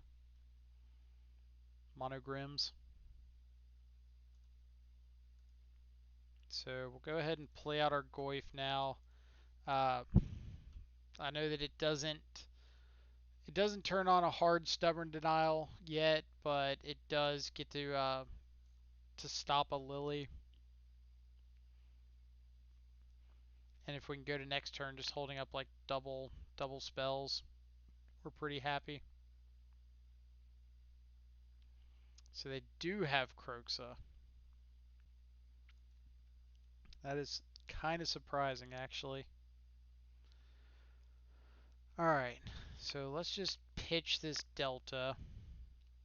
We've already got our lands. So we'll grow our Tarmogoyf. So we know their hand is Bloodbraid.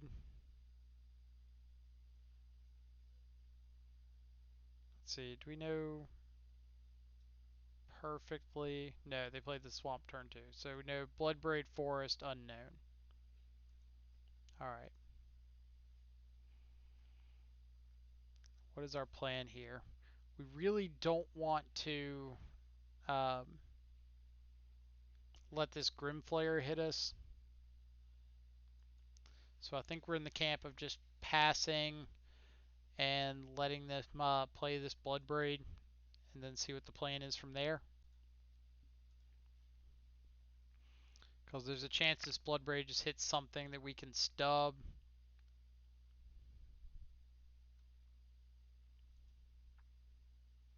It could also hit something we could Lazotep plating.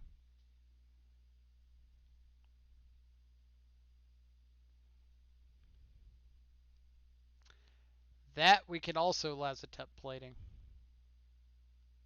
So, oh no, our opponent resolved Liliana. Whatever will we do? Let's do this.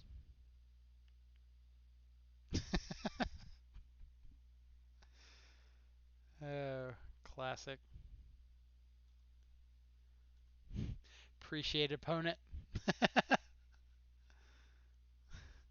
Appreciate it.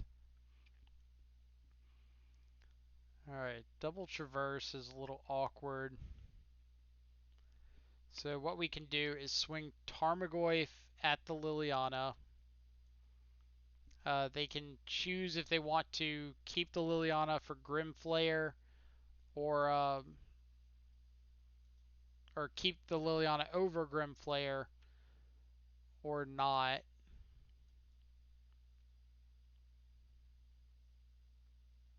And now we get to choose if we want to allow this Grimflayer to hit us. Learn how to play Magic Noob. Alright, so we're really looking for non-creature spell that we can Stubborn Denial here. That's a non-creature spell that we can Stubborn Denial.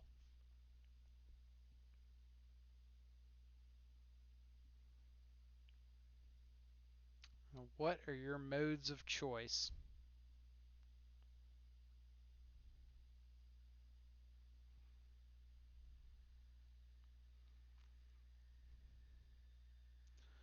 Really, we're just like anti letting this Grimflayer hit us. Because we don't want them to both get to deal damage and fuel this Kroxa. And I guess thirdly, improve their draws. So they want to make us discard and get back a Kroxa. I would appreciate it if you don't do any of these things.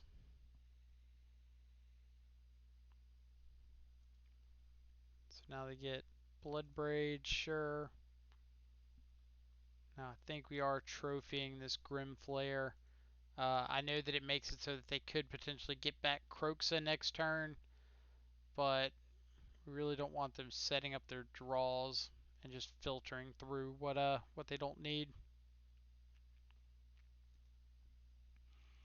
Alright, so now any threat is basically best case scenario. Not quite a threat. So let's use this breeding or water grave to crack this. So if we draw like stub, we can still hold it up. If we draw another plating, we can get a basic swamp and hold it up. Fatal push. So fatal push does allow us to get rid of a Kroxa if they decide to escape that.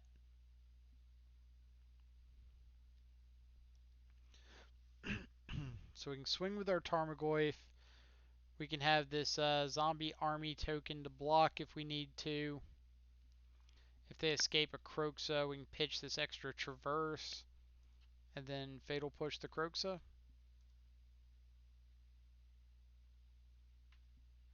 So let's plan on something like that.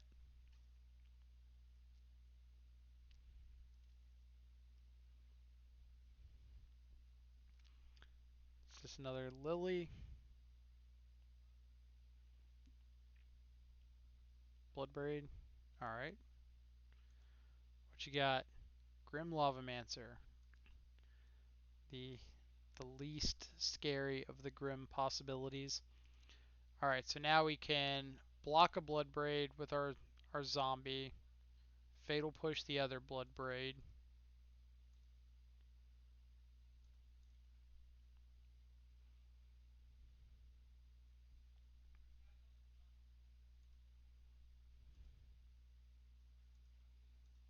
So you can go away. And now we still just want to find a threat.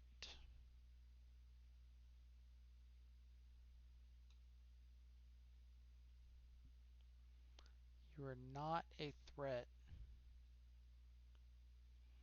So we can't attack because they can hit us with the Blood Braid down to 2 and Lavamancer. So we do have to chill for a second, which is kind of unfortunate. Uh, we can't double traverse because we don't have Delirium. And we already... Alright, so that's just lethal. Um, we already have a sorcery in our yard, so traverse doesn't turn on Delirium. We needed to find a creature, unfortunately. Ugh, it happened. It happened. We went negative. So we got to update our matchup chart. Jund goes back to below 500. We did beat the mono red deck. We lost to blue red because we made them have the gut shot and they had it. We beat. What do we beat? Beat something. Don't remember. Sad we lost to our bye. It happens.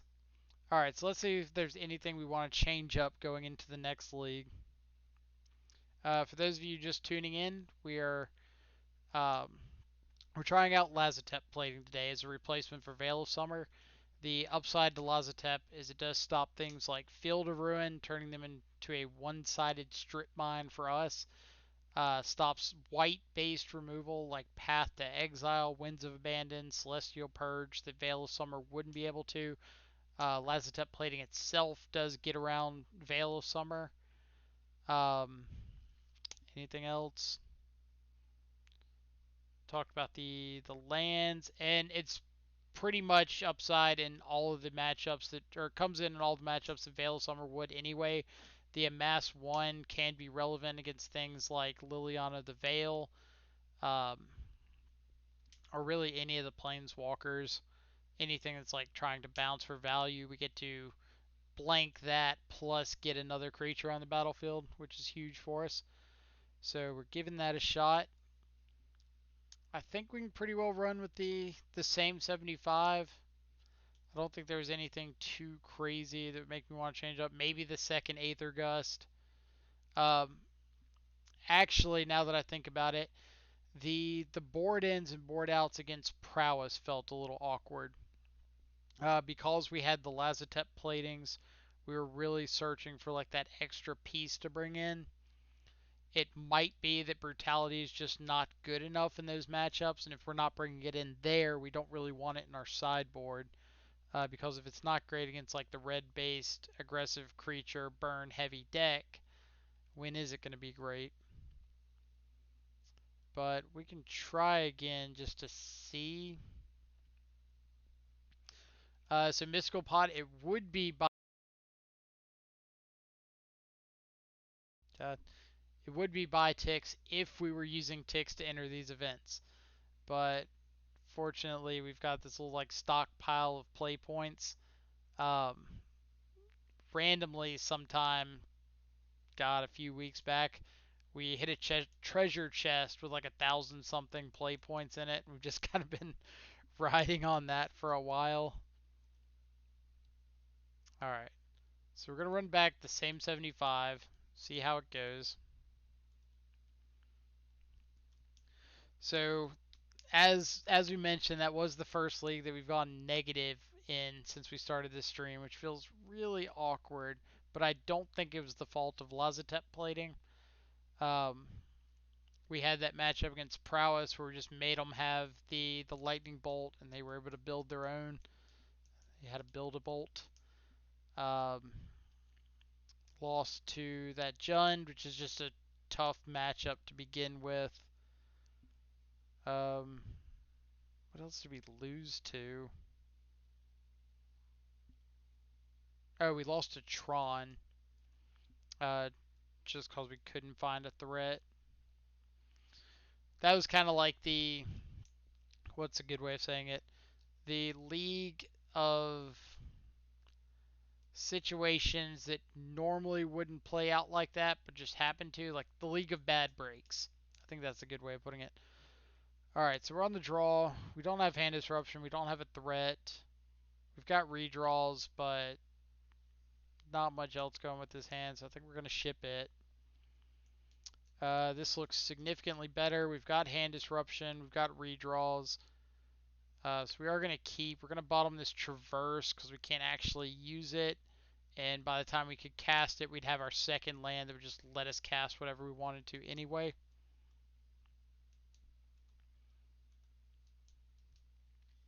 Looks like another. Alright, Arid Mesa pass. So I don't. I would assume something like Burn, just with a spell heavy hand. So if that's the case, let's we could bobble our opponent, but if they're fetching with this Arid Mesa, we would just be bobbling to see potentially what they had. Oh, if it's red white land destruction, we're in trouble. Let's see. So I think we're just gonna lead on Inquisition.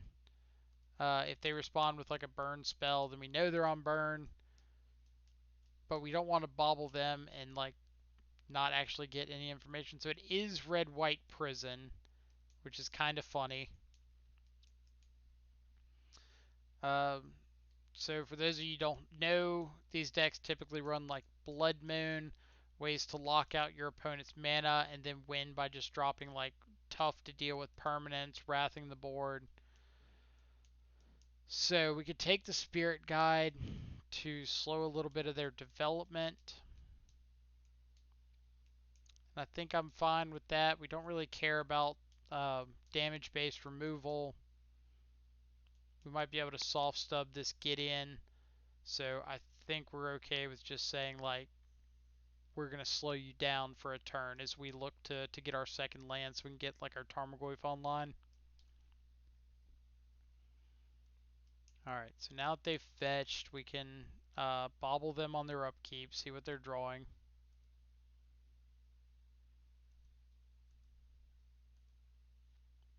And then we can actually bobble them again on like their main phase.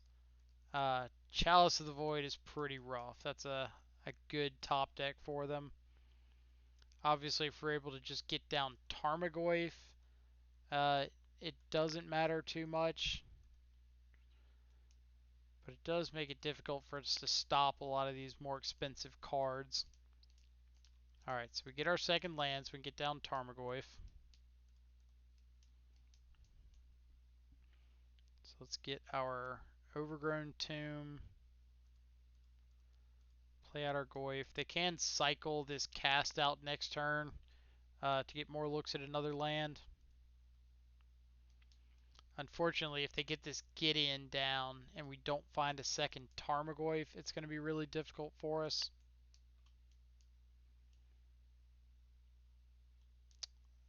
Do we have any way of growing our Tarmogoyf? Uh, we do not. We can't cast Stubborn Denial into nothing. So we're just attacking with the Goyf here.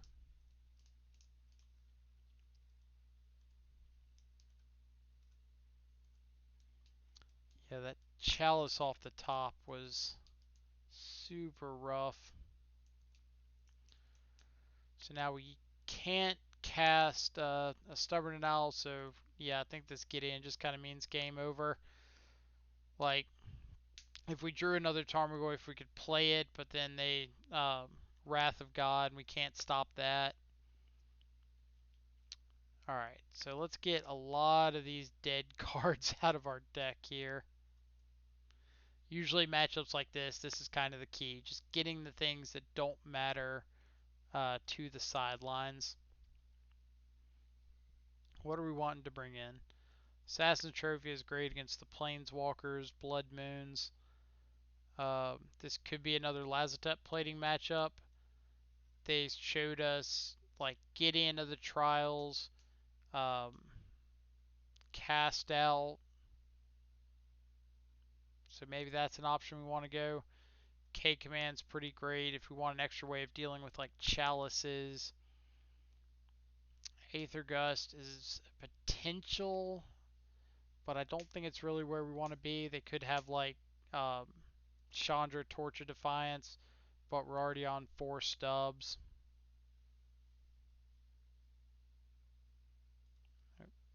CMC that. So I think we're just gonna keep it like this and roll with it. Like our primary game plan should be pretty solid here. Um, get down hand disruption, get down a threat, back it up by being just a little bit disruptive. But that plating or that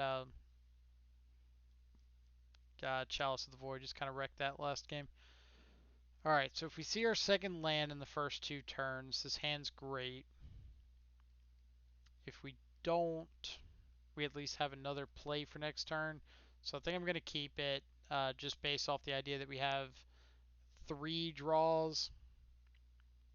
That kind of puts a damper in things. All right. Now we need to draw our land like pretty much right here. We could Thoughtseize or Inquisition ourselves, but I guess that does technically find the land. We could Inquisition ourselves just to get more cards in the yard for Tarmogoyf, but I don't think we're quite at that stage of the game yet.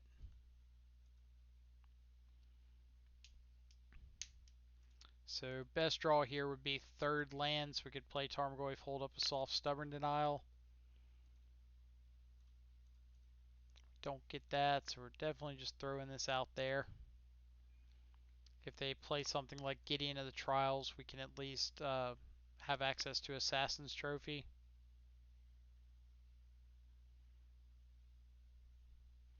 Plus now we start setting up a situation where we might be able to trophy the ley line, untap with Thoughtseize and Inquisition. Alright, so we've got Sorcery Creature. So I think we're just passing here. I'm probably planning on trophying this ley line.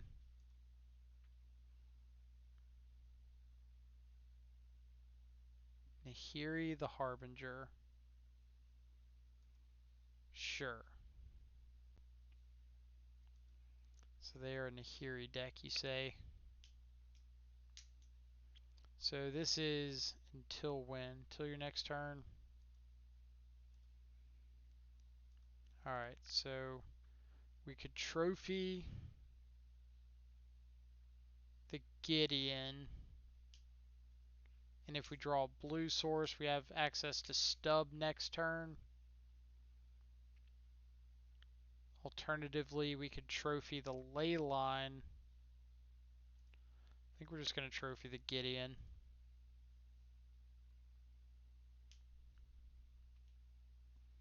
It's a little bit awkward. Like either way, I think we need to draw our blue source here, or we're in a lot of trouble, which we do not. Still no blue. But at least now, if they don't deal with the Tarmogoyf, we can attack with it. We'll pitch one of these extra hand disruption spells.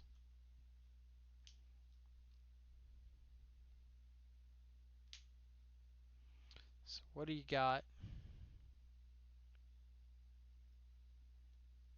Backup Gideon. Sure. So if they just have something like the Emrakul in hand, um, then there's not really anything we can do about it. Another plating off the top. So I think we're just too far behind at that point. That's a rough one. Like, if we see the second land as any fetch land, we're pretty far ahead. Seeing the Traverse Maybe that means we should have shaved on the traverse instead. It's probably not too relevant after that first turn or two.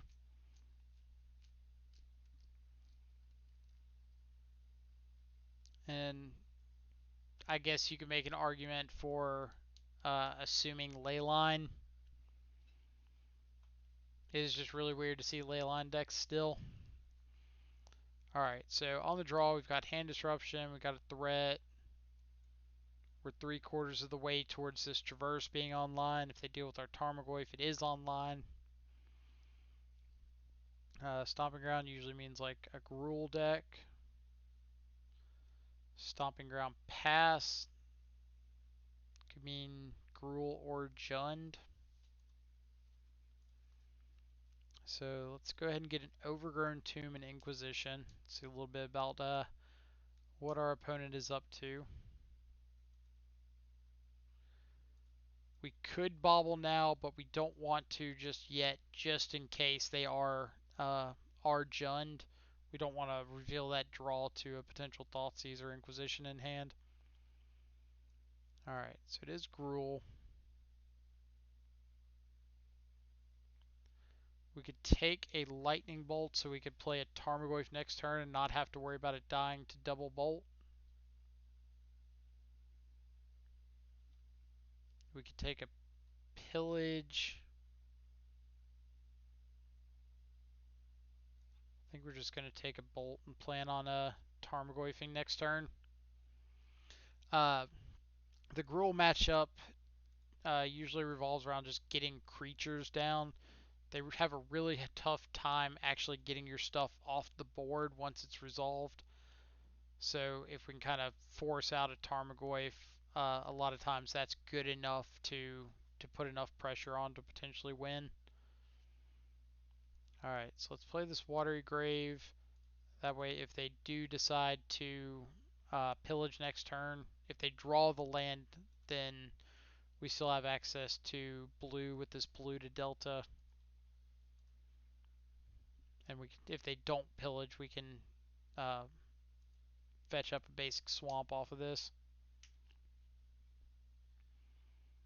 Alright, so they do draw the land, so they can pillage us.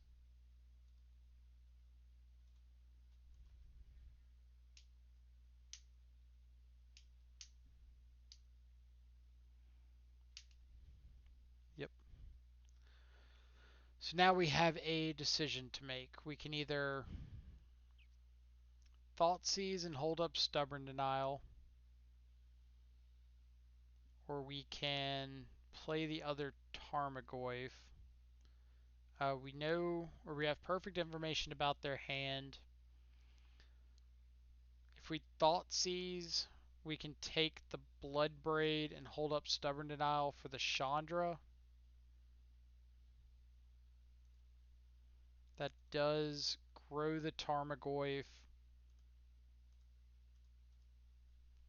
So yeah, let's do that. This has the added bonus of not revealing our second blue source to pillage. So if they do decide to just go for another pillage here, we can fetch up a breeding pool, counter the pillage, and then untap and just play another Tarmogoyf, and then we don't really care about Chandra.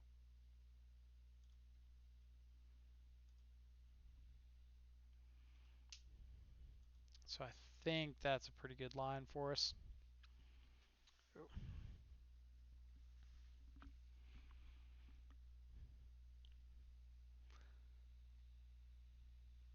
Absolutely just riding this Goyf. Alright, so if they're pillaging our forest, there's an argument that we just don't care. Uh, because we know their hand perfectly. We could say, alright, you've got this pillage, and now we've got a Goyf with a Stubborn Denial. We can counter a Chandra next turn.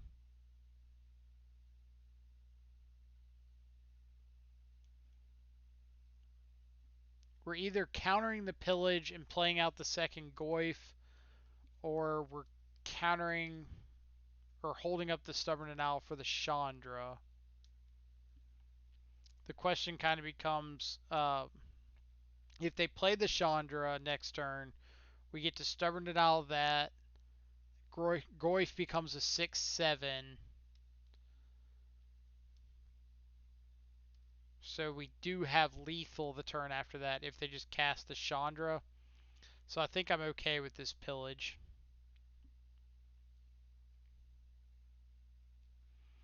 I've been seeing Traverse stuck on 3 types very often. Yeah, Traverse really needs 2 things. It needs us to see either um, Mishra's Bauble or Street Wraith, so we can get one of the unusual types in the graveyard a little more aggressively. Um, or it needs us to have something uh, proactive that we can play on like the instant side. So either cling to dust or like aggressively use a stubborn denial or have our removal spells live. So we could have like stubborn denial that pillage and traverse would be online, but what are we traversing for? Like another land? So we could have just countered that Utopia sprawl and that would have also grown our Goif to a 6/7. But countering the Chandra is way more fun. We would like you to not have access to that. And now Goif is a 6/7, and they're dead. Yeah, like that's another thing that's really good about Cling to Dust. It does allow you to play that instant aggressively to get Traverse online, but you really need some things to kind of go right. All right, so Aether Gust is fantastic here. Trophies are really good. Plague Engineer and K commands are things that we can consider. Sam the Man 68, thank you so much for the follow. Hope you're having a fantastic Thursday afternoon wherever you're at in the world. For those of you who are just checking out the stream for the first time, this is kind of like our thinking area. It's not necessarily everything that we're bringing in, it's things that we're at least considering. So we just kind of have a place to go check everything and make sure it's what we want to do before we submit. So Luris is pretty rough, especially if they get down Blood Moon, you're just not casting it. Drown in the Loch is pretty bad in the face of them just having like Relic of Progenitus, which they always bring in droves. Same thing with kind of Cling to Dust and Traverse.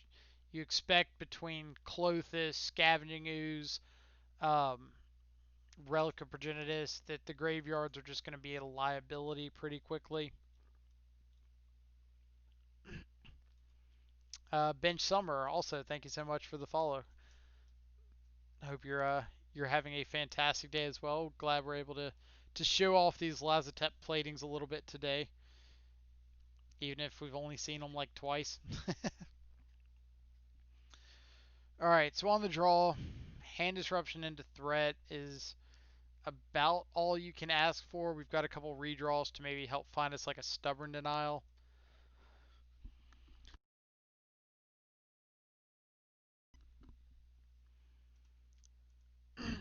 But even if we like aggressively mulligan, the odds of us finding something better is pretty low.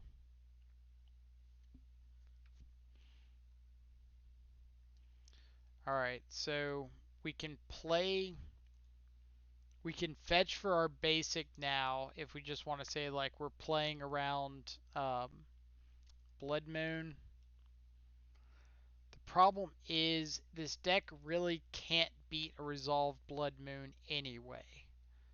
So if we're playing around that, like we're not able to get our threat down afterwards, or we can if they don't have the Blood Moon. So if we say we're losing to Blood Moon anyway, then we want to set ourselves up in the best position to beat anything else. And that means we want to find interaction. We want to get this hand disruption off. And we want to plan on just playing out our turn 2 threat and going from there. Alright, so they got the Blood Moon, so we can go ahead and get that out of the way. They're running Karn the Great Creator, which is pretty interesting. So now if they go turn 2, pillage our land, we can Thoughtseize, take Karn, and plan on playing the Tarmogoyf the turn after that.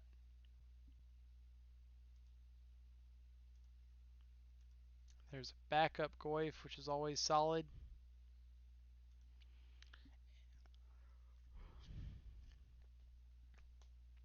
Expecting this to be pillage, because you've never met a Ponza player who wasn't just like giddy over the moon to cast their pillages.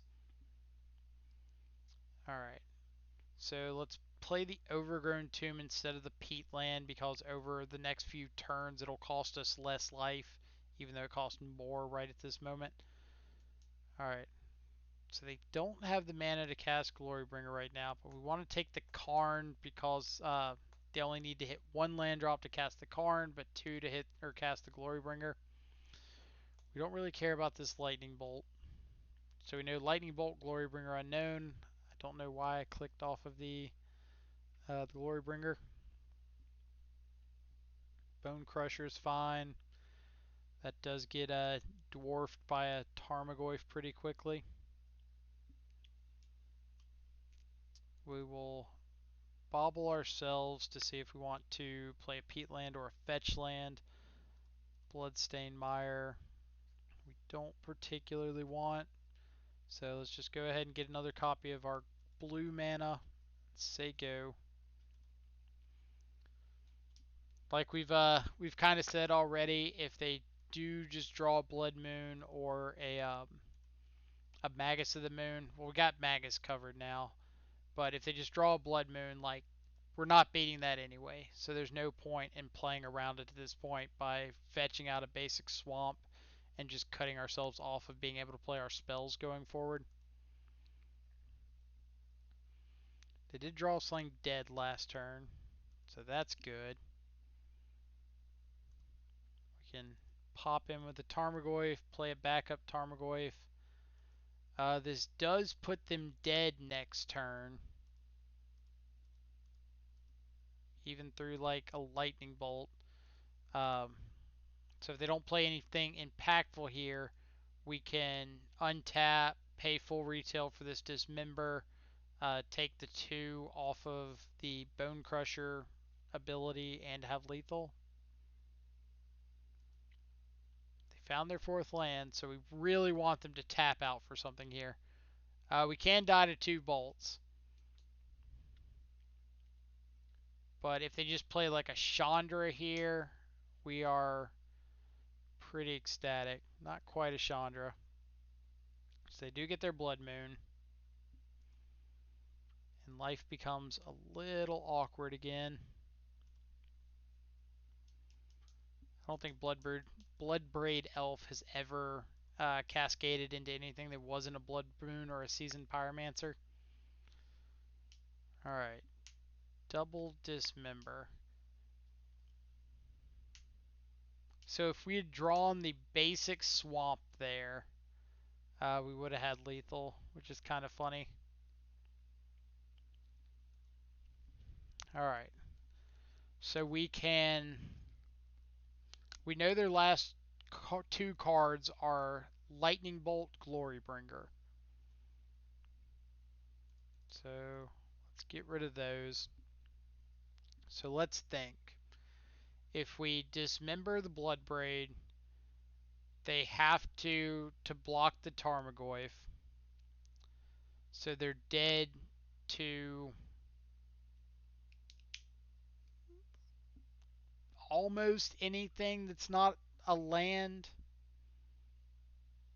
A land kills us.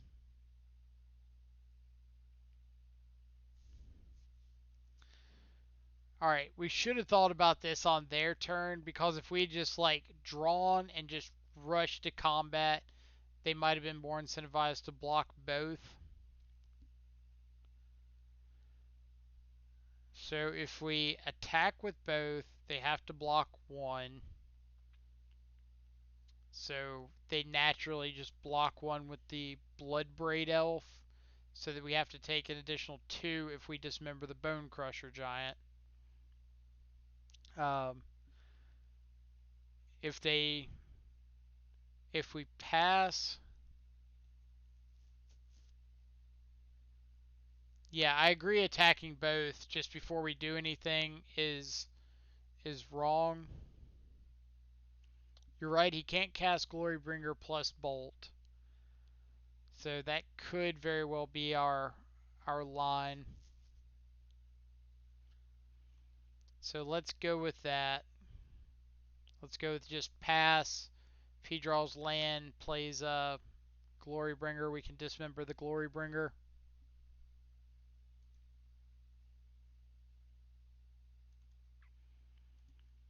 So it's not a land. Guess kind of is.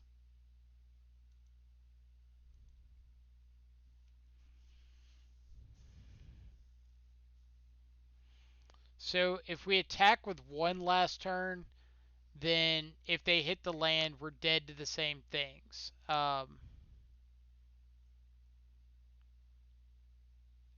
Or let's see, if we had attacked with one and they didn't block, they untap. Assuming worst case scenario for us, they play land, Glorybringer. We dismember the Glorybringer. We go down to 4. So yeah, that would have been the right line. Good call. Good call for sure.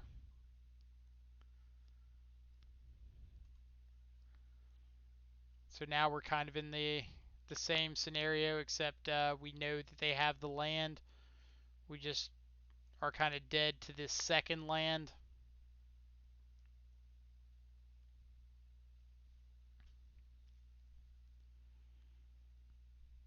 But if they just block this Tarmogoyf, they're dead.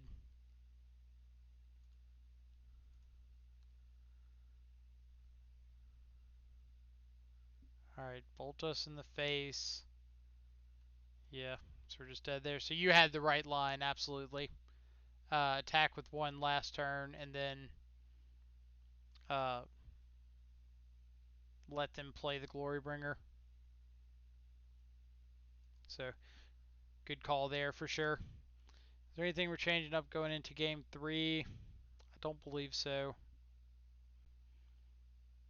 If we can change up them not blood braiding into a blood moon, but we kind of said from turn 1 that we're not beating the blood moon. Light 90, agreed completely. Got to play to win, not to not lose. Would love to play first. So we've got turn 2 Tarmogoyf. Turn 2, 2-3 Tarmogoyf. Is that good enough? I don't think so. I think we need to have some sort of turn 1 interaction if we're going to win this matchup. This is much better. We've got the interaction. We've still got the turn 2 Tarmogoyf. Uh,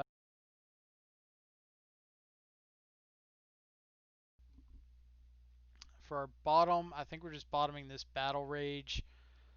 Um, it's not bad, but everything else in our hand is pretty solid. You can make an argument for bottoming the Street Wraith, but I think we just want to get this Goyf up to like a 5-6 as quick as possible.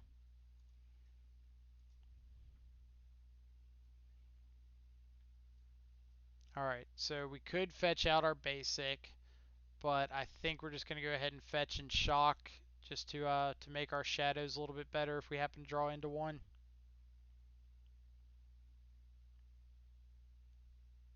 We kind of need to be aggressive and get out ahead of some of their... So they mold to 4. That's a really good start for us. So let's go get an Overgrown Tomb and Thoughtseize.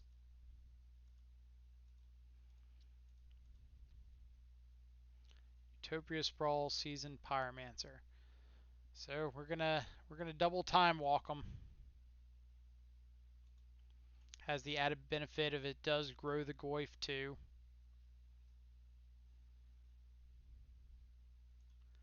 Windswept Heath pass. So now we can go ahead and just get our basic. We're not really. We're kind of at the point where we just want to keep ourselves from losing to like Blood Moon. I was waiting for the Thoughtseize bug too. Like it happens so often that you just kind of expect it nowadays, which is sad. Between this fetch land and Street Wraith, we can still get not Tarmogoyf, a Death Shadow that we draw out of bolt range. Unfortunately, this season Pyromancer is going to get some work done. Hopefully, it just discards some things that we would have had trouble beating. So let's just play a tap Blood Crypt. There's no reason to fetch in shocks or shock in or fetch in shock since we don't actually have a shadow yet or a way to find one.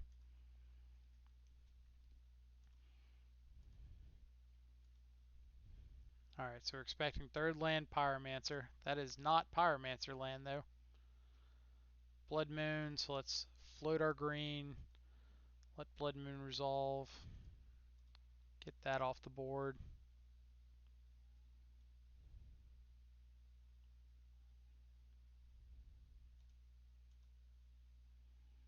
Alright, this would be a good turn for a shadow.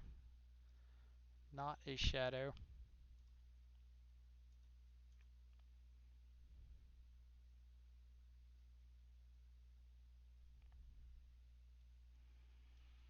Alright. So we don't have anything we can do. They got Pyromancer and an unknown.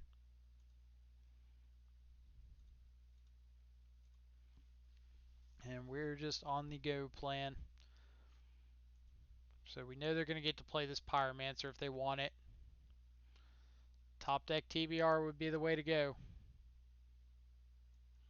Bloodbraid, sure. Bloodbraid into Lightning Bolt, more sure. So we can Fatal Push this Bloodbraid Elf.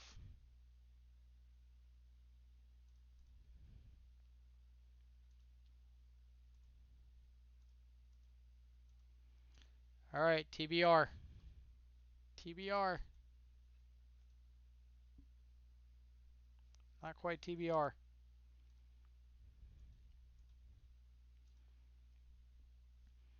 Alright.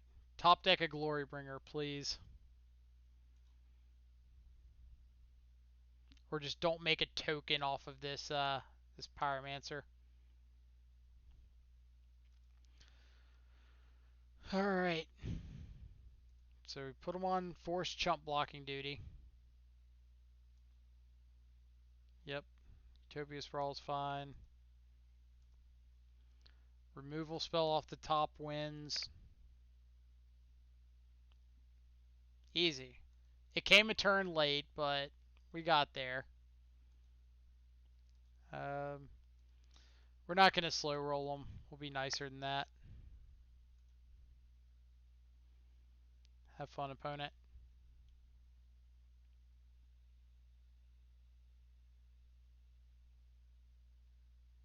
It's not going to work out too well for you.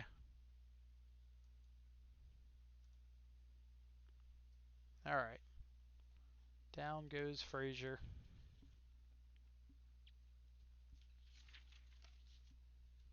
So we'll add that to the matchup guide. So currently the Gruul matchup is sitting at a 9-5 record.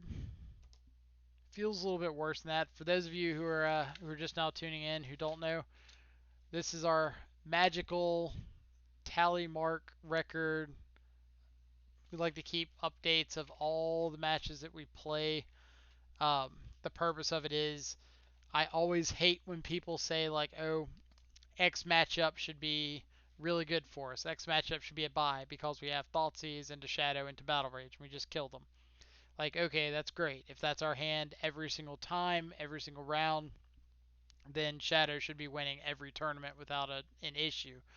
But it's not. We have average hands. We have hands that don't do that. And I want to keep an idea of what happens when that's going on. What are these matchups really like? Um, like we say, oh, what? Give me an example. Scape Shift. We fetch Shock Thoughtseize, fetch Shock Shadow, fetch Shock Battle Rage. They die. There's a number of games where that doesn't happen, where they just have triple Veil of Summer. I want to see what kind of percentage of games that's actually the case. So we're keeping this. We got a turn 2 Big Shadow. We've got a potential Scry off of this Bobble. Let's see. Soulless. Do I think we're favored versus Gruul? I think that we have a game plan that Gruul has a tough time stopping. Um, what I mean by that is we have hands where we're just able to get a turn 2 threat down that's out of bolt range that they have to go the extra mile to answer. Do I think that it's favored? Um, I'd probably say it's about 50-50. Um, I think it comes down to your ability to identify what kind of plan you need for that matchup and executing on it. All right, so we're going to fetch and shock before we start cycling Street Wraiths. Uh, the reason is, even though I know everybody says fetching doesn't necessarily like improve your chances of hitting something, or it doesn't really change the statistics, there is a change. And any percentage change that you can get in the right direction is typically positive. Um, Streaming Shadow all day is so good, so swift. I like so much. Thank you so much. I think this is like the most awesome archetype in Modern, and there's never a shortage of things that you can try out with this deck, which just makes it so much more cool. The today's test card is thanks to Bench Summer actually, who's in the chat right now, and Pedro from the Discord. It is Lazotep plating. If you hit exclamation point Lazotep plating in chat, then MTG Bot should give you a rundown of the card. But it's one in a blue for an instant from War of the Spark. It's got a mass 1, so when it resolves, you make a 0/0 black zombie army creature token, um, and then put a 1/1 counter on it. And then it gives all of your permanents hexproof. You and permanents you control hexproof until the end of the turn. So if you drop it, what was I gonna say? If you play it against like a burn spell, fizzles it, you get a 1/1. Removal spell, fizzle it, get a 1/1. Really cool. All right, so dismember. How close does that get to lethal? We need to get up to or down to 1 to kill. We've got 2, 3, 4, 5, 6, 7, 8, 9. So we don't have them dead, but dismember gives us a pretty good chance of killing them next turn. So if we're dismembering now, are we dismembering now? Do we want to just dismember, fatal push, and put them on? Or no, am I just? No, the math's fine. We're going to 10. We can do 20 to them. So let's attack, see how they block.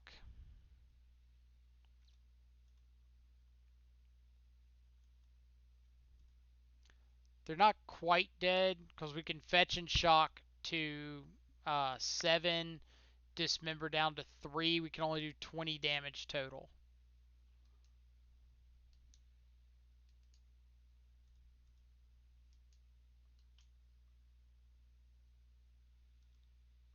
Yeah, they did gain some life off of that Soul Warden.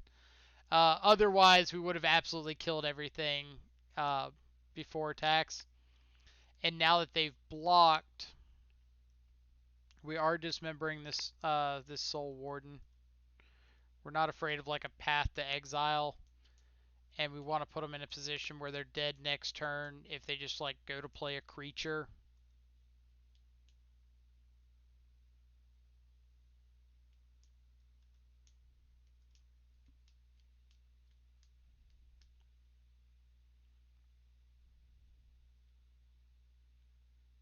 It was chat lethal. It was lethal-ish. Force of Virtue. Yeah, we are a-okay with that. So this could mean that they're playing something like, oh, not Lingering Souls. What's the 3 white one? Spectral Procession. But now we've actually got an answer to Spectral Procession.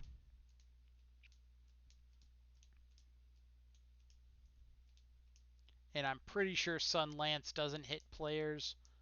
So we're going to hope that's not the case. Yeah, if he doesn't have Path, he's pretty dead.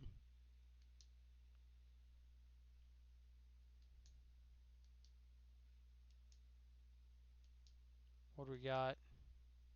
Chop Down. I'm not a big fan of you having that one. Alright, so opponent scooping it up. So we assume this is like a white weenie deck. I don't think it's mono white tokens. Kind of the reason there is Field of Ruin doesn't play well with Spectral Procession. Um, and then like Squadron Hawks kind of make me think it's just like a white based aggressive creature deck. So let's think about what we want to bring in a matchup like this. Basically, anything that says kill a guy is alright. Yeah, engineer for sure. Like, obviously, it gets a little awkward against Force of Virtue, but when we have ways to get Force of Virtue off the field, it's a good place to start. Cling to Dust is on the weaker side for sure. Traverse is a little bit weaker. We can board out a path. I really want to keep the second one in. Like, we know they have Chop Down and Path, but or we can board out a Battle Rage. I really want to keep the second one in. We know they have Chop Down and Path, but they are a deck that really utilizes playing to the board and just getting creatures out there. We want to make sure that we have ways to just push through lethal if we find it. Oh, last spots. Stubborn Denial. We can board out one. They are primarily a creature based deck, and let's not bring in. Actually, let's keep the fourth Stubborn Denial over the Brutalities and board out like that. So Stubborn Denial can stop Path, Chop Down, Force of Virtue, anything like that, any Anthem effect if we feel we need to hit it. And let's go like that. Like boarding out Team or Battle Rage against the dedicated removal decks is usually pretty straightforward, but leaving a copy in against the decks that just use like Path is secondary interaction um, is usually pretty safe. Alright, so we've got removal. If this hand had a shadow, I would snap keep. If it had a traverse, I would snap keep. Since it doesn't have either, we've got the redraw off the bobble. Hmm. I just don't think one piece of removal is going to be good enough for us.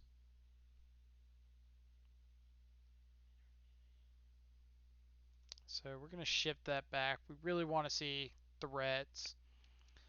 So this is awkward because we don't have a second land, but it does have just like double Thoughtseize, Shadow, plus a Dismember. So we can get this Shadow online pretty quickly.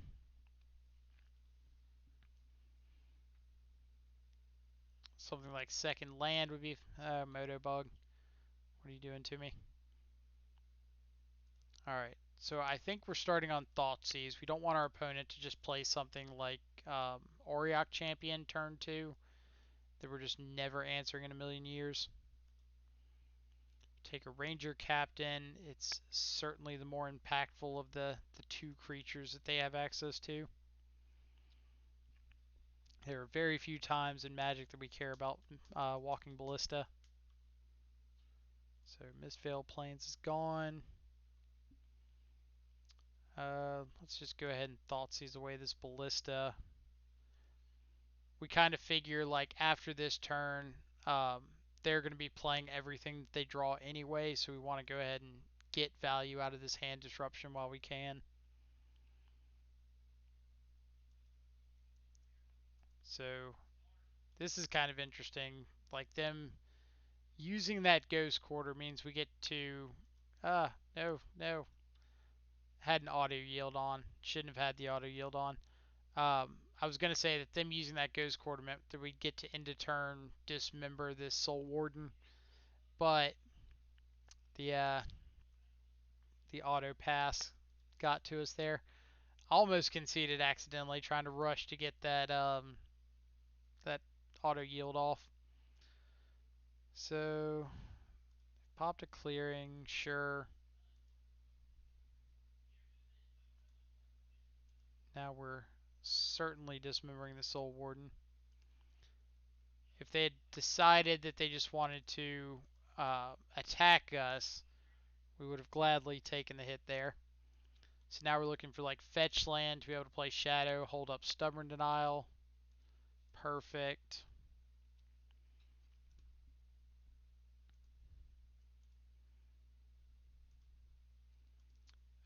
We can decide if we want to fetch a Watery Grave here to hold up um, Stubborn Denial or push, or if we just want to fetch a Breeding Pool to get all of our colors available.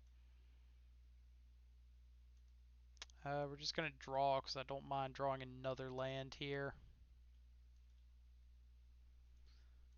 We'll just go ahead and get our Watery Grave.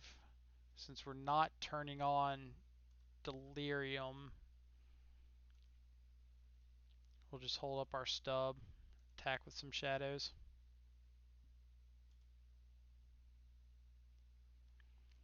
So we could play the shadow off the swamp and hold up the Stubborn Denial, but the likelihood of them Field of Ruining our Watery Grave is pretty high. So I think I'm just going to play it off the Watery Grave, so even if they decide to Field of Ruin here, we can still Fatal Push something on their turn.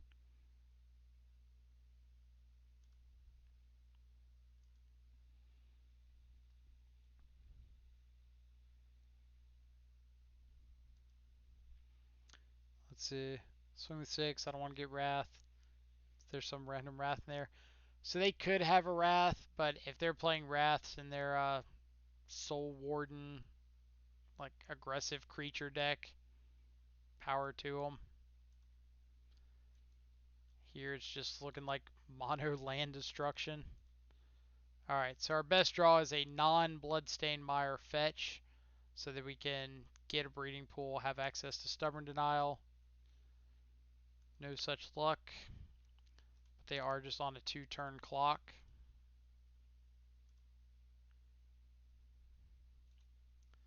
Alright, what you got? Are you going to let us win this game with no lands in hand, or no lands on the field?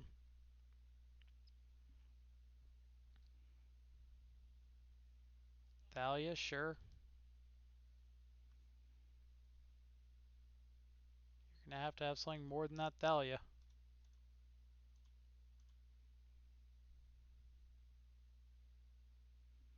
If you have like a Path to Exile in hand, I don't know why they wouldn't just Path before they play the Thalia. Like, I've shown that I have no other basics in this deck. Mono white land destruction? That would be rough. Run into a Cataclysm or an Armageddon or something like that. Alright, so we're chalking this one up under miscellaneous. I don't think I have a Soul Sisters spot. I know Oh my god, I do have a Soul Sister spot. Alright. Go figure. Now 2-1 against Soul Sisters. I have no idea on earth why I have that spot there. The first matchup this league was against Red White Prison. Um, game one, we saw a chalice off a bauble, and we couldn't do anything about it. And then game two, we didn't see blue mana ever. It died with like a stubborn denial in hand. So this hand's great on the play. We've got turn one hand disruption, turn two threat,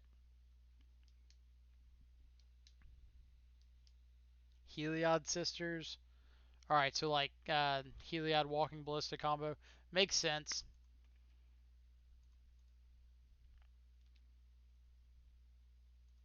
So let's get our Overgrown Tomb and Inquisition. Ooh, interesting, interesting. So this is just a black red value deck. It looks like. So they can't Inquisition us on turn one, um, because the Lava Claw Reach is coming into play tapped. So if that's the case, we can hit this Dark Confidant, and that way we can just play out our Tarmogoyf on turn two. Because we don't want to hit Inquisition, have them top deck a Black Source, Inquisition away our Fatal Push, and then they just get to play an unanswered Dark Confidant. So let's go like this. Black red on Earth. Yeah, like Lightning Skelemental kind of leans towards that pretty heavily. Alright, Lava Claw reaches pass.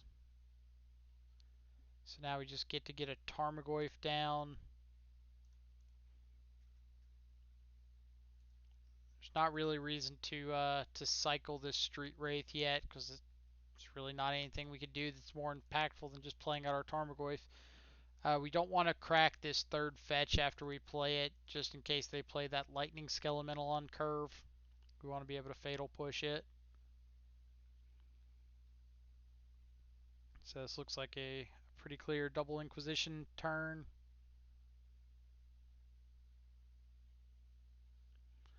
Alright, so we know they've got Skelemental, Seasoned Pyromancer, Mountain Unknowns. Alright, so Drown in the Loch's a pretty good pickup for us. We don't want Inquisition on our main phase, but it would grow the Tarmogoyf, and we're kind of wanting to grow the Tarmogoyf. Alright, basic Swamp, so we're going to be shuffling that away.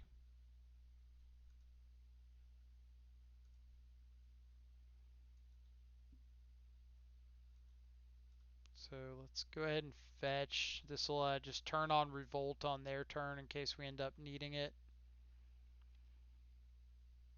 Don't think our land choice matters too much, so we'll just get the Blood Crypt in case we draw into a Battle Rage. Alright, so this will allow us to counter either the Seasoned Pyromancer or the Lightning Skelemental. Um, and then we can Thoughtseize away the other one.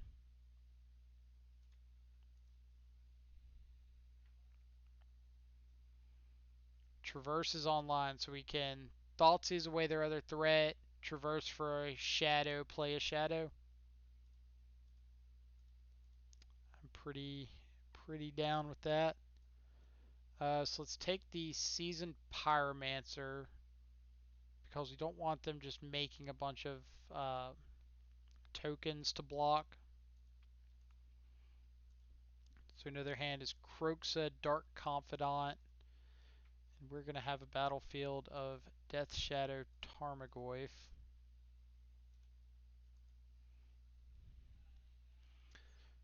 Thanks so much for everybody that's hanging out today. Always love to have a pretty good crowd watching all this modern shenanigans unravel. For anybody that's new to the channel, we try to focus a lot on Death Shadow, especially modern. Though we'll probably have uh, some legacy at some point. Uh, G hash 77. Thank you so much for the uh, the compliment. We greatly appreciate it. All right, so we can't kill them. So we're just going to swing in with both. If they want to block, that's fine.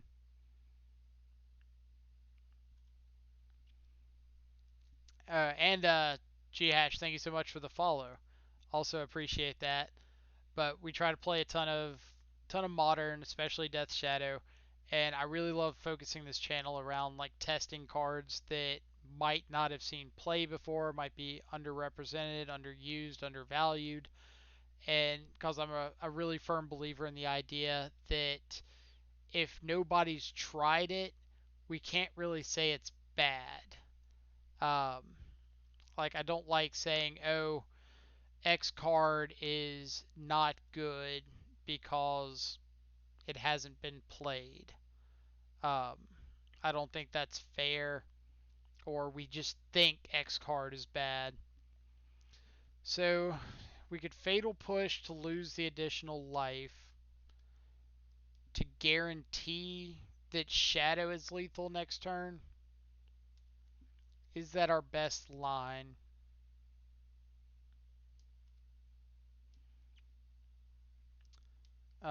So that would leave us dead to unearth on Skelemental, so we don't want to fatal push here. We want to just let them discard this fatal push for us, and then Skelemental is not lethal. Uh, Hash, great to hear you're a Shadow fan. I think it is the most fun archetype in Modern by a mile, and nobody's ever going to convince me otherwise. But today we're testing out this card, Lazotep Plating. If you hit like exclamation point, type in Lazotep Plating in the chat, it'll tell you what it is. But I'll just tell you here, it's one in a blue for an instant for More of the Spark. Has a mass 1, so when it resolves, you create a 0/0 black army creature token and put a 1/1 counter on it. Gives you impermanence you control hexproof until the end of the turn. So the reason we're testing this out is it fills a role similar to Veil of Summer, but because of the prevalence of things like blue-white control, bant control, using white-based removal like Path to Exile, uh, plating gets a big, uh, big upgrade over those kind of cards, or big upgrade over Veil of Summer because it hits those. It also hits like Burn out of the Prowess decks, out of Burn. Hits all the same removal out of things like Jund and the Mirror that Veil of Summer would hit. Just instead of drawing the card, you get the 1/1. So this is kind of our thought area. This is where we put cards that we think we might bring in or at least want to consider. It's not necessarily everything we're bringing in. It's just a good place for us to start the thinking process at. So things that we are less excited about: hand hate in these like black based mid range control mirrors. Little bit less exciting. We can board out a couple wraiths because if it's going to be aggressive um, on their side, then our life total. Uh, we could board out a couple stubborn denials between the hand hate and all the removal. Keeping a threat online to keep stub active is probably not as good. Aether Gust, I don't think is going to be where we want to be. Like obviously, you can put Croxa back on top of their deck, but Croxa is not Uro. It is significantly powered down. And then Battle Rages are a little iffy. So maybe like the third Stubborn Denial over the two Battle Rages. I think I could get behind that. So let's roll with something like this and see what happens. Exactly, like preventing path is one of the big upsides for something like Lazotep plating. Um, just being able to say that like this removal spell that got around Veil that we couldn't really interact with well if we didn't have Stubborn Denial is now not as impactful. Alright, so we are absolutely keeping this. We don't want to mulligan aggressively against the Thoughtseize deck on the draw. Uh, but even if we weren't, like this hand is great. We've got redundant hand disruption into redundant threats with protection. So they can kind of take whatever they want. We've still got some proactive things to do.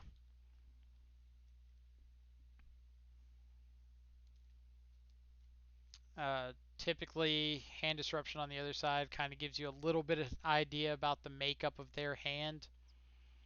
So them taking our hand disruption means they probably have multiple things that they don't want taken. So we'll at least get to tag one of them. The spell bomb will be great to be able to counter or to stop a Croxa from escaping. It also counters Temple Field of Ruins. Exactly. I did not mention that one, but it turns Field of Ruin into kind of a one-sided um, Wrath effect. Or not Wrath effect, one-sided Stone Rain. So instead of them getting to hit your land, you just take theirs off of the field. And a lot of times they do want to set up those turns where they Field of Ruin into like a Path to Exile. So if you can just last step plating the Field of Ruin, they don't get to Path, life gets awkward. Um, Alright, so we've got this Fatal Push that answers, or that gets answered by Stubborn Denial pretty well. We could take the Skelemental. Like obviously that kind of plays into the Unearth plan. We don't really care about this Plague Engineer because it's not live until we decide it's live. So I think I'm in the.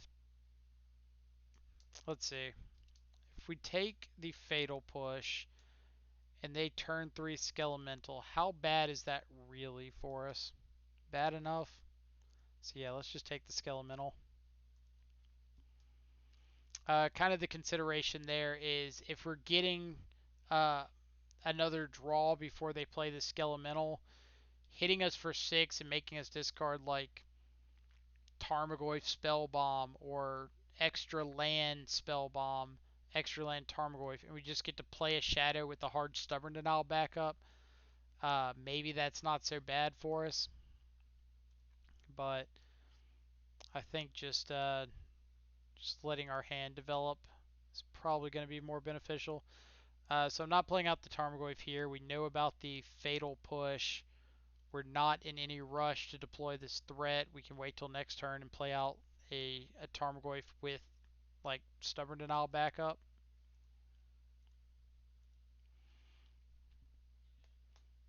Important to note, if we do crack this Spell Bomb, it doesn't give us Delirium. It keeps Tarmogoyf's power and toughness the same.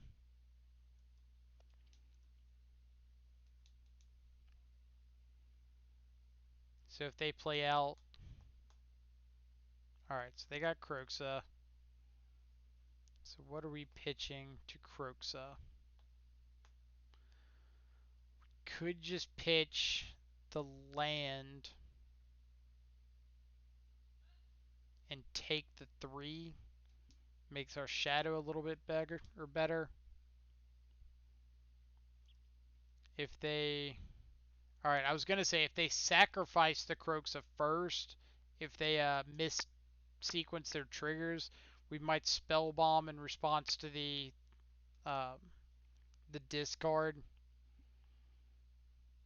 Alright, so what are we pitching? We could just pitch the Stubborn Denial and double threat next turn, which isn't bad. We know they're going to have Prismatic Vista, hold up Fatal Push. Tarmogoyf's not going to be active because of this. We're staying at 14, going to 13, potentially 10.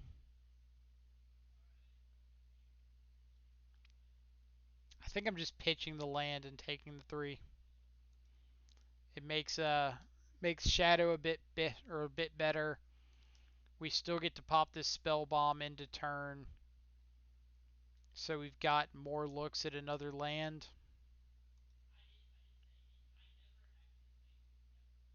Alright, so they play the land we don't know about, so we have perfect information on their hand now. So let's just go ahead and crack this spell bomb. Nothing else in their hand cares about their graveyard. Alright, so perfect. Now, do we want to just play double threat? Or do we want to play threat, hold up, push? Or hold up, stubborn denial? So if we want to hold up stubborn denial, we need to play a shadow here. Unless we think they're just going to soft stub or play into soft stub. But if they play into soft stub, there's not really a reason for them to, or if they're choosing not to play to soft stub, there's not really a reason that they need to play the fatal push now.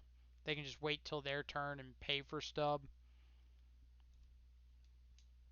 Obviously, if they do just go for this fatal push now, we're going to go for the stub and get the tempo advantage. Because if they just want to untap and play Plague Engineer, we get to untap and play Tarmogoyf plus Shadow. Like, we're pretty happy with that. Let's see. Maybe I have that creature. Oh, talking about Thunderkin Awakener. The 1 in a red haste. It's like a 2/1. Return something with lower toughness. Or return an elemental with lower toughness. Alright, so Liliana is a pretty good draw for them. But that does mean that we still get to just double spell next turn. I think double spell is better than playing out this Thoughtseize.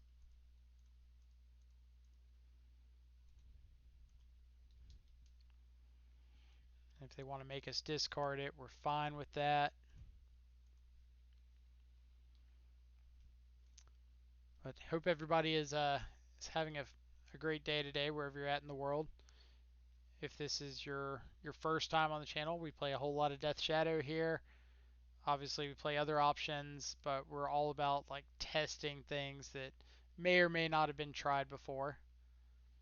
See how well they actually play in games instead of just theorizing like, oh, X card's bad because it's 4 mana. Well, for years, Cart Clan Ironworks was bad because it was 4 mana. Something came along, changed that. So it's hard to just judge things based off no prior knowledge. Alright, so we're gonna go ahead and crack this peat land, looking for something like a fatal push.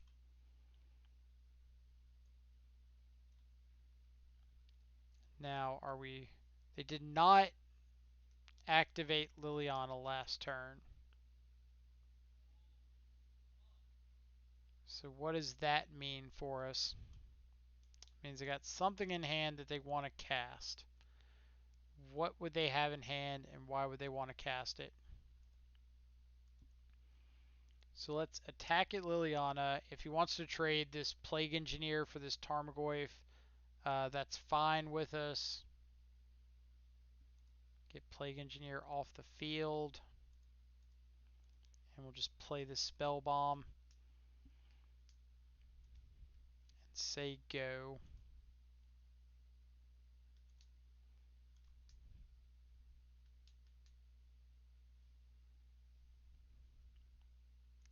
Dark Confidant. Sure. Taking up Lily now. We're not.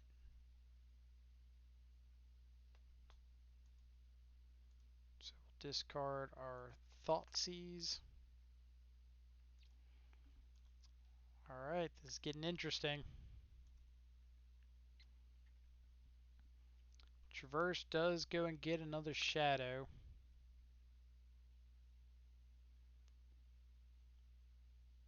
So if that's the case, let's swing at Liliana.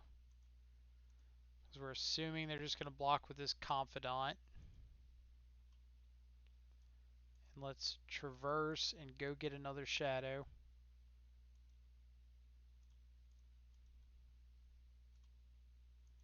Say go. Kind of hold up this, came to see some autumnal glooms. We could definitely look at working some autumnal glooms. Ah, drew the bolt. All right, on to game 3. Uh, I know Bench is a huge fan of the autumnal glooms. Um, Based on the games that I had with them, I think that it's a sweet card. The problem I had was it's fantastic against blue white and just like awkward against everything else. How do you think I got all my trophies? If you got them with autumnal glooms, then I am impressed. I think I got one with autumnal gloom and one with Thrun the Last Troll. All right, so we don't really want a mulligan here. Autumnal gloom tribal. So many glooms. If they thought these away our shadow, we're still 3/4 of the way towards this traverse being live. I mean, I'm not judging if you got your trophies off autumnal gloom. Like,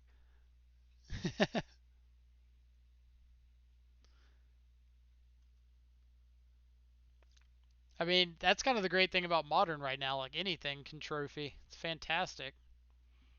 I can trophy. That's a terrifying thought. I'm horrible at this game.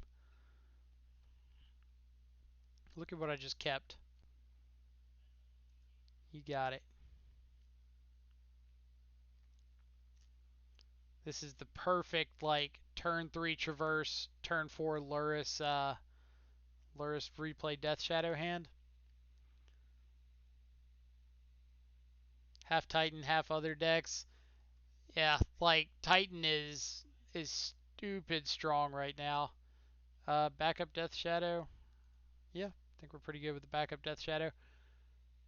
But yeah, like I'm not good enough to play a bunch of different decks, so I just have to sit here and play Shadows all day. It's pretty fun though. I did trophy with Shriek Maw and Victim of Night. I can't argue that one. Not saying they need to be auto inclusions in your next Shadow build, but pretty fun. Alright, so they get to take our backup Shadow, which is fine. Like at this point, we're kind of working towards traversing for a Luris. Oh no, no, go away. Alright, give me something that can force them to crack this spell bomb now so they can't draw off of it. Gust is a beating for Titan, so you have to play Karn now. So that's just giving yourself too many options. Like, I don't like when my opponent can play everything under the sun and not get punished for it. But I have seen Karn pop up a lot more recently, so that makes sense. Oh, so close. So close. What are the odds that we are going to get to drown in the log something, have them respond by cracking Spellbomb on their self to counter our drown, and then we get to untap with double traverse for double shadow? Like non-zero, maybe like 2%, 2% skim milk. Croxa could just discard this drown, but we run the issue of that just letting them spellbomb in response to our traverse. We could just counter the Croxa, see what they do. Looks like it's not just me. I play against a lot of these red-black trade miner. Yeah, it's rough because this is like the worst matchup that you could possibly imagine. Like a red black mid range deck like this, red black prowess. It was just, oh, you get all the hand hate, the big stupid things that we have difficult time dealing with. So if we let this resolve, are we?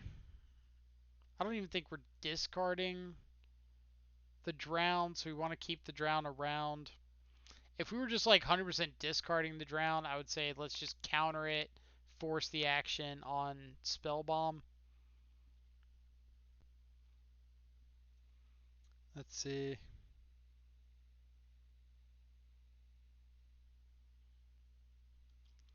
That's why I play these cards to get listed. 5-0 with 3 Black Knights in the sideboard, but Sultai Red got listed instead. God. Oh, that feels so bad. Like, it's so fun playing some of these just off the wall cards. Let's see. Yeah, Bench just 5-0'd with another list this morning, I believe. I think he posted it in the Discord.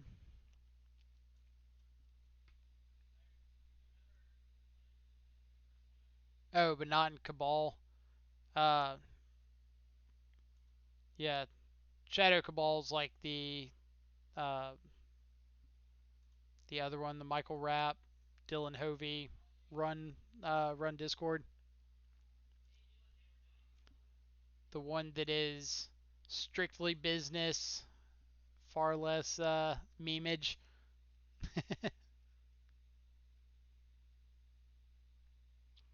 So I think Freedmania is talking about Bench's list. Um, Mine is Farless Ashiok.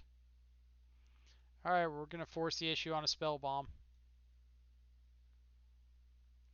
Like, either you pop the spell bomb and try to counter this um, and draw a card now, or we weren't going to get to traverse anyway. We can soft stub this Ashiok if they do decide to let it go. And now we can at least force the action on the spell bomb. Alright, you have got a spell bomb. I hath been spell bombed.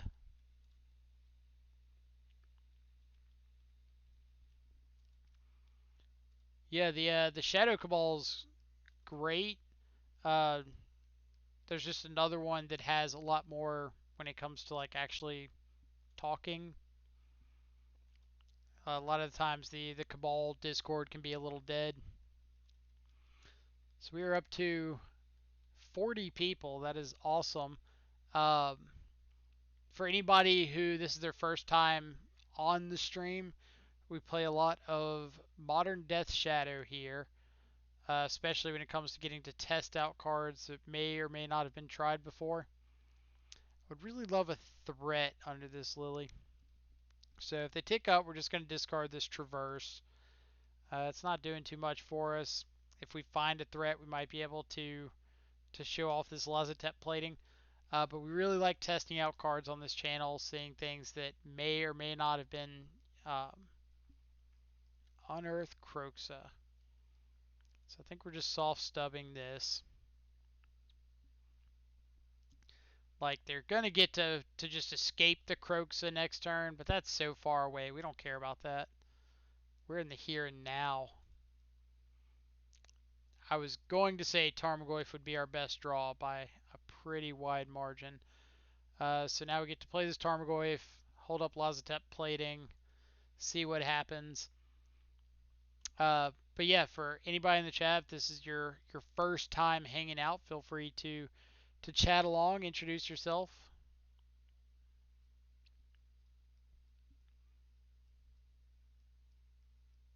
All right, opponent. Fear the plating. Fear the plating.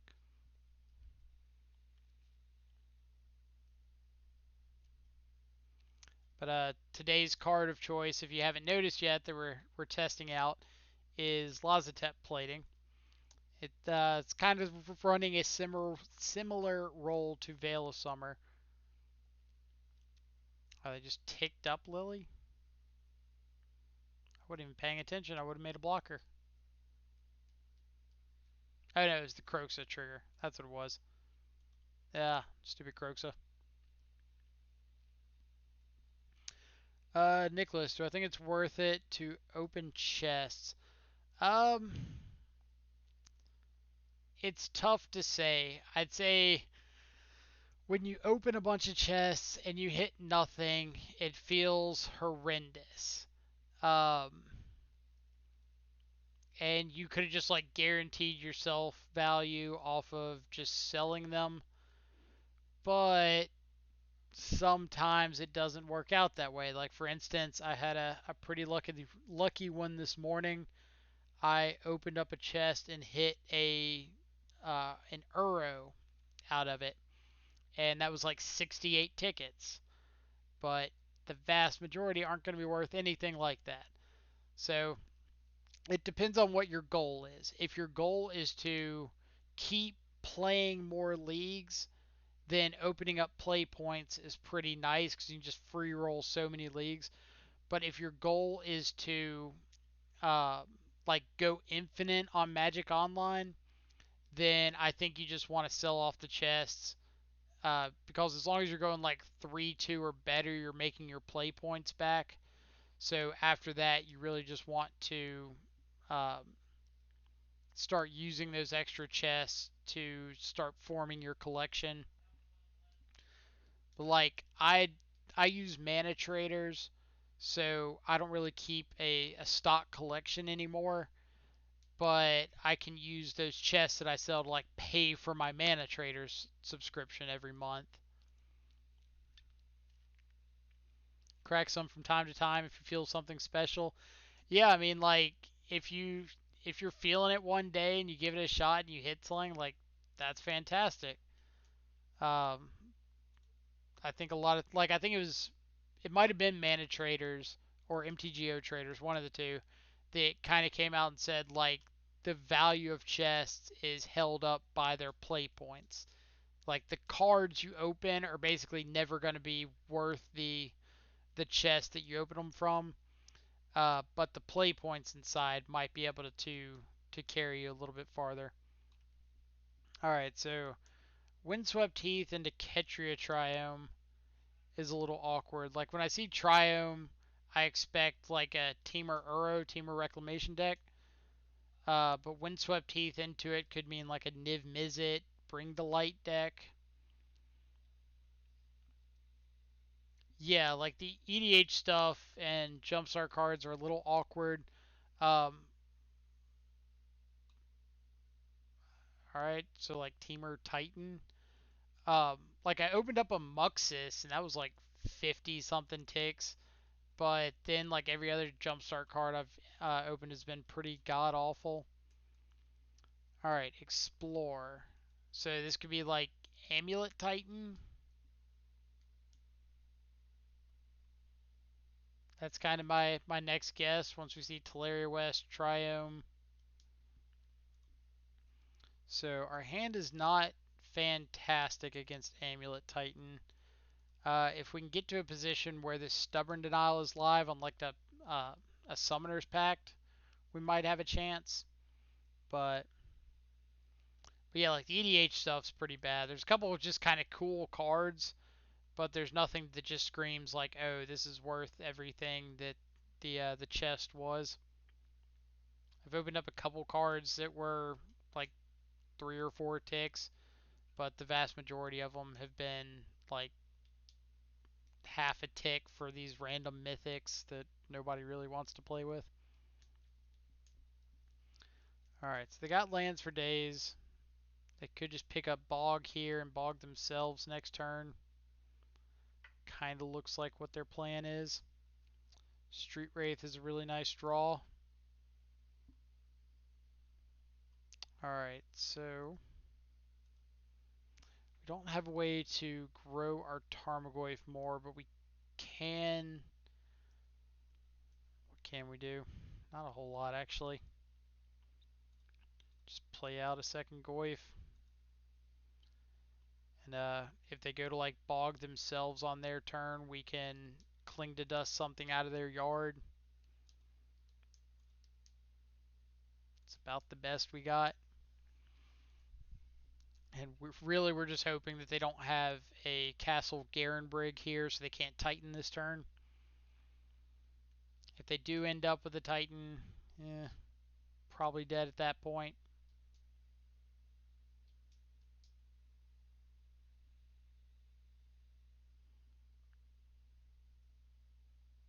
But not a whole lot we can do.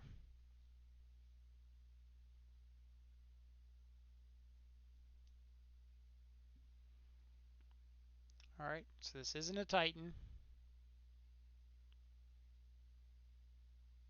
Simian Spirit Guide into Titan. Oh boy. What a time to be alive. So when I see Simian Spirit Guide in a Titan deck, I assume there's like uh, through the breaches in here somewhere.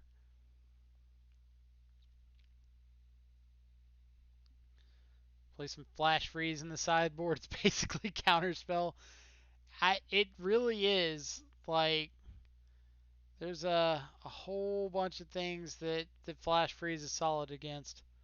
No breach just to be a turn faster. Yeah, that makes complete sense.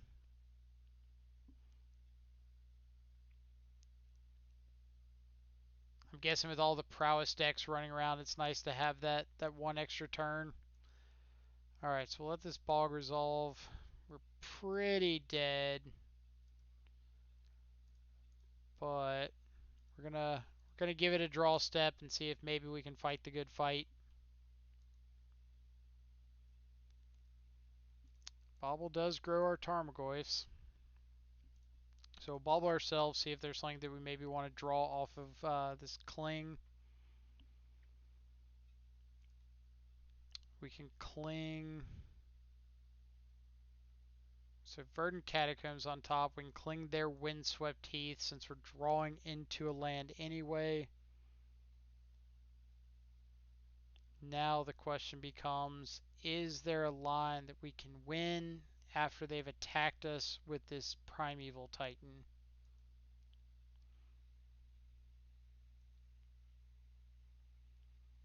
Let's see.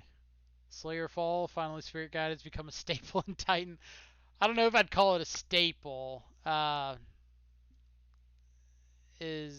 much as, yeah, like Freedmania said, getting that turn quicker Titan against those the big man or the small aggressive decks. It's pretty nice. Um, Fox Mitten, not necessarily. People have been testing just having a few copies of Spirit Guide in the main. Are we talking like 2 copies, something like that? I'm assuming it's not just going to the full 4 because I'm not sure what you would be cutting at that point. But yeah, I can see like having a couple and just saying, all right, if you happen to see it, you happen to see it.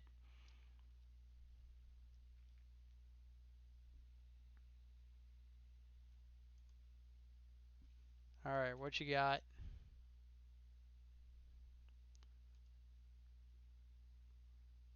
So we're assuming second Field of the Dead or like Vesuva.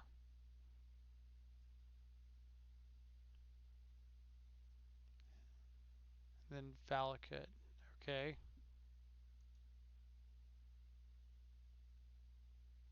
So Bounce Land Valakut.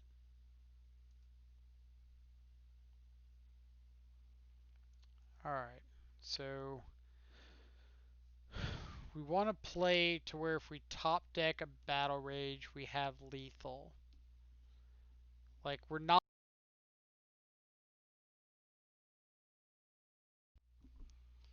beating this Titan just getting to attack again.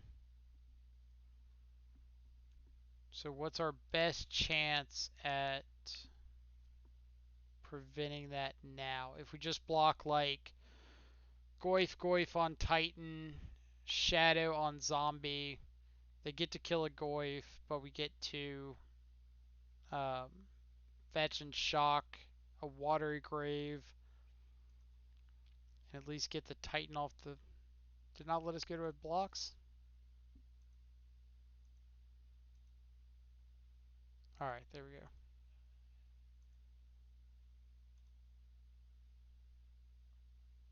did it just skip our blocks? It did just skip our blocks. Alright. Well, we're doing it this way then. That's fine.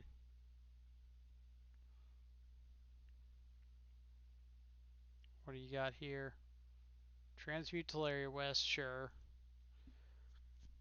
So this is probably going to get a Dryad. Like, get a packed for a Dryad. Try to just play the extra land, cheese us off of Valakut.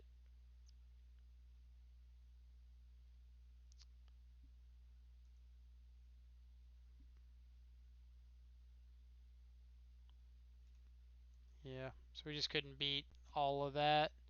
Like, we could stub the pact, but we're not getting around the Titan and everything else. The Titan and the zombies. Alright, so against Valakut, where'd you go? Aether Gust, fantastic. Stay over. Stay. Thank you. Trophies are good for just hitting bounce lands. There's not really a whole lot we want to do in this matchup. Like, we're pretty favored if we keep a normal shadow hand. Like, being on the draw that game and just not keeping a good shadow hand was a little bit of our downfall. So Assassin's Trophy, we can hit bounce lands, Titans, Dryads, but preferably ways for them to generate additional mana early. Aether Gust to get around like Cavern of Souls, get around Veil of Summer, get a Titan not back or not in play. Ashiok's great, stops Resolve Titans. Things we want to cut here. Cling to Dust is on the less exciting end by a pretty wide margin. Drown in the Lock against like Bajuka Bog. And then either Fatal Push or Traverse, just an additional either hedge against Bog or a hedge against the cheap creatures. I think I'm more inclined to cut a Traverse. Like, I think the hands we'd keep or need to be keeping anyway are kind of creature heavy to begin with.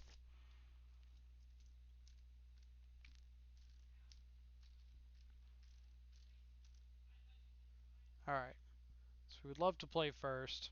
Yes, Slayerfall. I got a little bit distracted by chat and definitely looked over at the wrong time.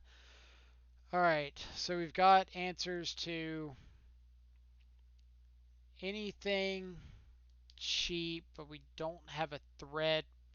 But because we got two redraws looking for one, I think I'm a little more inclined to keep.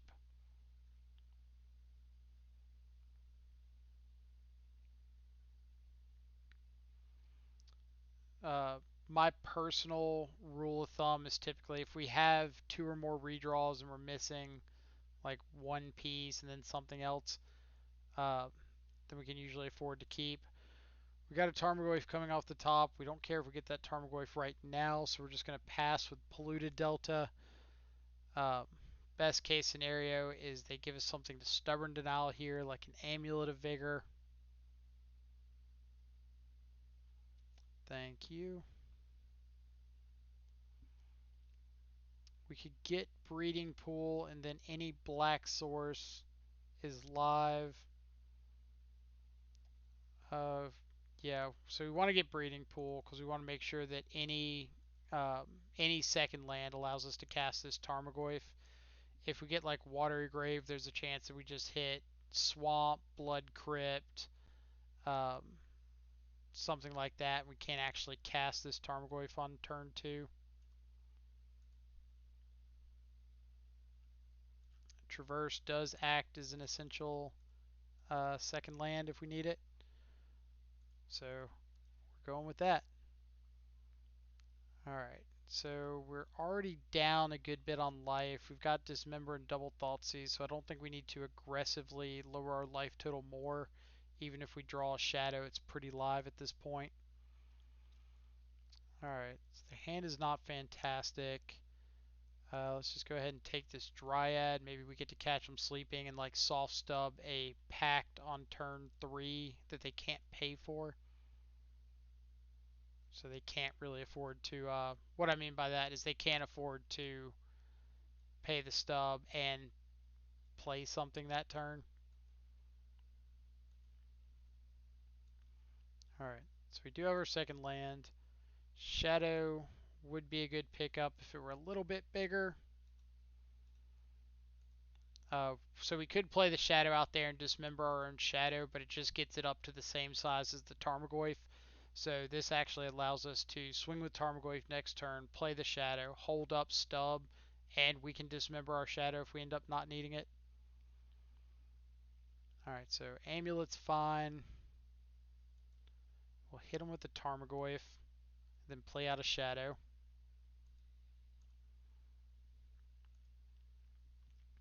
And this way, if they want to go for the Summoner's Pact, they can. If they don't, we just get to dismember our own Shadow. The next turn, Thoughtseize, and we're presenting lethal. Alright, so what's the worst case scenario off Summoner's Pact here? They get Azusa. They get a bunch of bounce lands if they want them.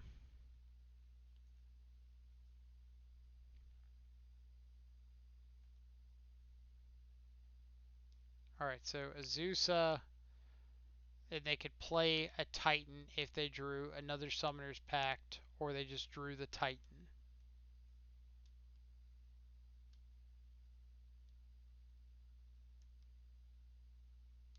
So we're just going to Stubborn Denial this, because we can untap and Thoughtseize on our turn.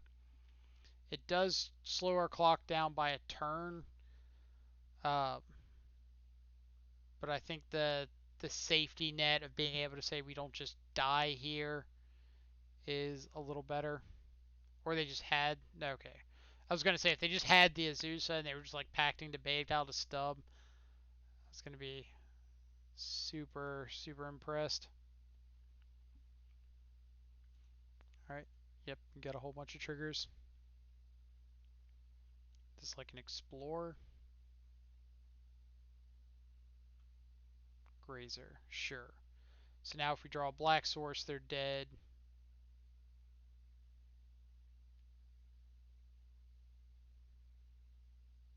Or no, we don't even have to draw a black source. We just got Thoughtseize and dismember off our colorless. Sure. So we'll Thoughtseize just in case there's a little bit more information, like maybe they have something in hand that they brought in post board. We just want to give ourselves the potential of knowing about it. So they exile Spirit Guide out of their hand. Sure. We will dismember this gentleman. And we would like to present lethal. Alright. On to game 3 on the draw against Titan. What are we changing up? Pretty much nothing. Pretty straightforward. Let's run it back. So 36 people, that is fantastic. Hope all y'all are having a great day today, wherever you're at in the world.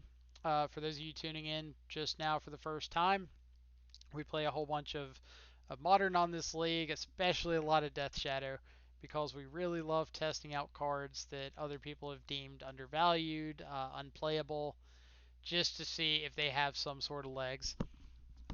Today we're testing the card Lazotep Plating. It's 1 in a blue for an instant from... there we go. Hendrick, thank you so much.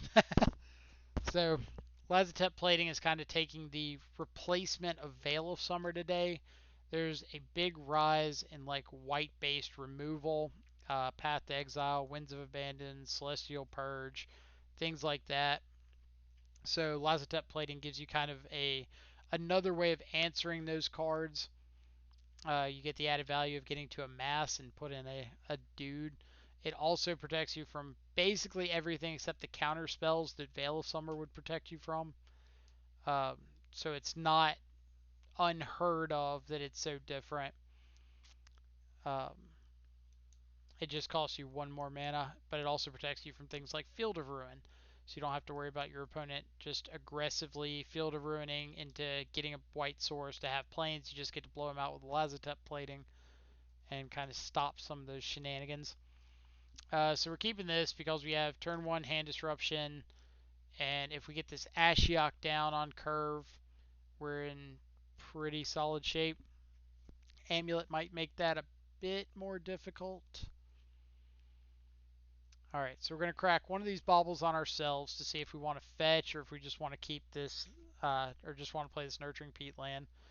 And we'll crack the other on our opponent. So Assassin's Trophy. Trophy can get rid of an amulet if we want it. What are they drawing? Windswept Heath. So I think we do want to draw this Assassin's Trophy. It could give us like a turn 2 play to bridge us into this Ashiok. Alright, so our opponent's got a whole bunch of lands. Not a whole bunch of things to do off those lands. So now we might not even cast this Assassin's Trophy. It could just be we get um, get Ashiok down under a Titan and then just trophy the Titan. Who knows? We're crazy like that. Is there any reason to pop this Traverse? No. Um, there's a decent chance we will just trophy this Amulet.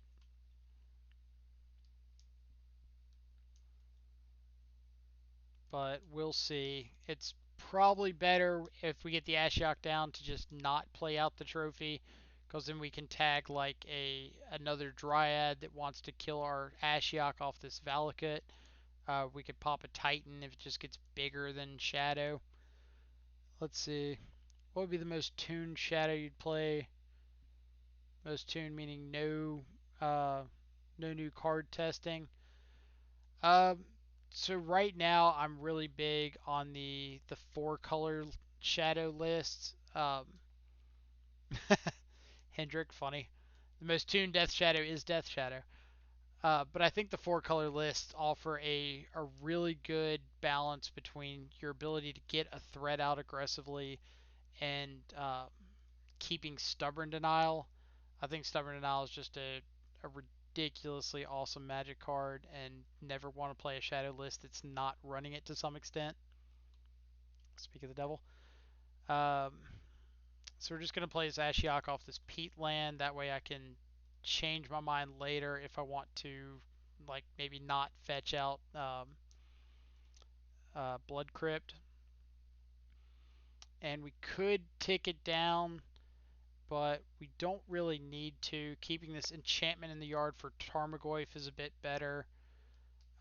We can always minus on ourselves next turn, but we know we don't want to go to 3 loyalty because we don't want our opponent to have the ability to Dryad and play like this Valakut and just kill off Ashiok.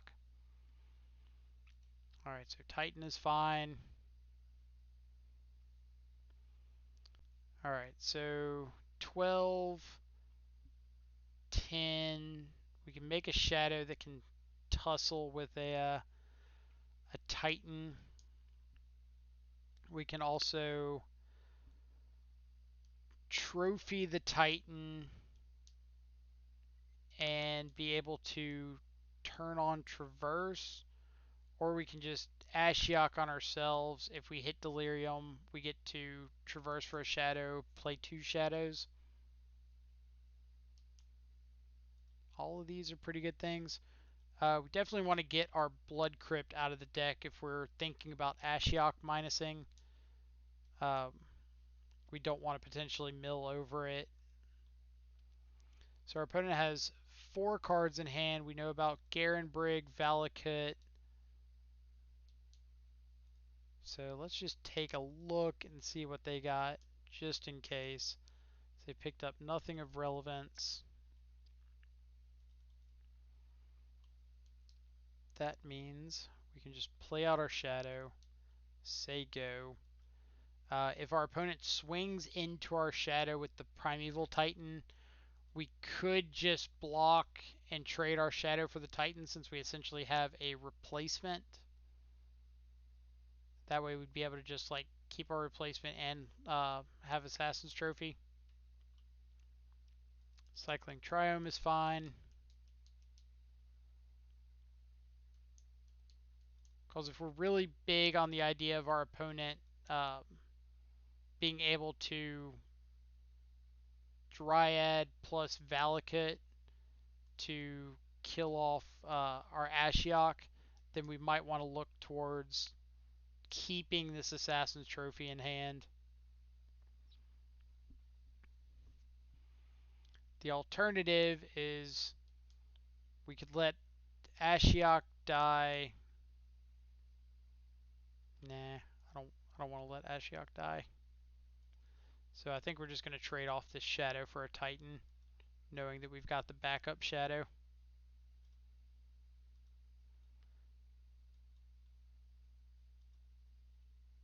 Alright, let's do this.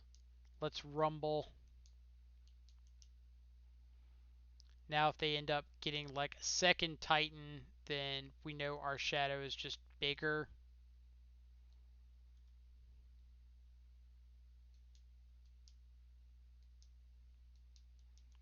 You can play all the balance lands you want over there. So the bright part about a card like Valakut is it does create a trigger that we can respond to. So as long as we keep up mana to be able to interact with that trigger. Hard cast the Simian Spirit Guide. Now we're talking. Opponent, I respect you. Alright, so let's go ahead and traverse for... Do we want to traverse for a Shadow? We could also just traverse for a Lurrus and play a Shadow. I'm not against that. I actually like that a pretty good bit. So, if we traverse for a Lurrus, even if they play Dryad off the top, we're not just dead. So yeah, this has got significantly more upside. We kind of put shields down for a turn, but we'll see what happens. It's like the mantra of this channel. If you got it, you got it, but they always got it, so it never matters. Hey, look. Our shadow brought more shadows. Alright, so let's bobble first, see what they've got coming off the top, because that might influence our decision on how we're attacking. Of note, they do not have white mana currently for the Slayer Stronghold, nor does that give them white mana. So that means we can pretty aggressively attack with this Shadow. I don't feel like trading away Lurrus just yet, so we're going to keep him back. But we can look at like cracking these, or start cracking a peatland. We want to stay above 4 life just in case they draw into a Dryad. We don't want to get cheesed out by like a Dryad popping our life total. But we can... So if we know Garen Brig in their hand, an unknown, we can just present lethal next turn. So sacrificing this is pretty free. That should pretty well lock it up. What I mean is now we can Thoughtseize, our shadows go up to 11, we're presenting 22 trample, or not 22 trample, just 22 damage. And now that this Thoughtseize is here, we can know if they have anything to do off this Spirit Guide, or know if they can do anything in response to us killing them. We can trophy the Spirit Guide, and we just have a lethal attack through a basic land coming into play.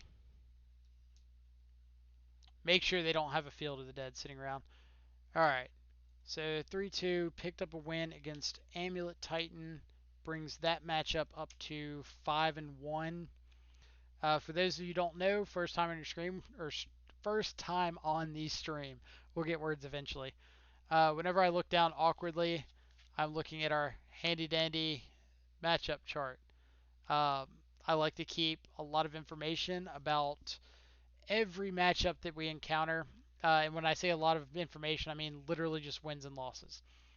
Uh, I think we've got really bad preconceived notions when it comes to decks in Modern about how matchups should or should not be based off, oh, we think this should be good because we've got Thoughtseize into Shadow into Battle Rage, so X matchup should be a buy.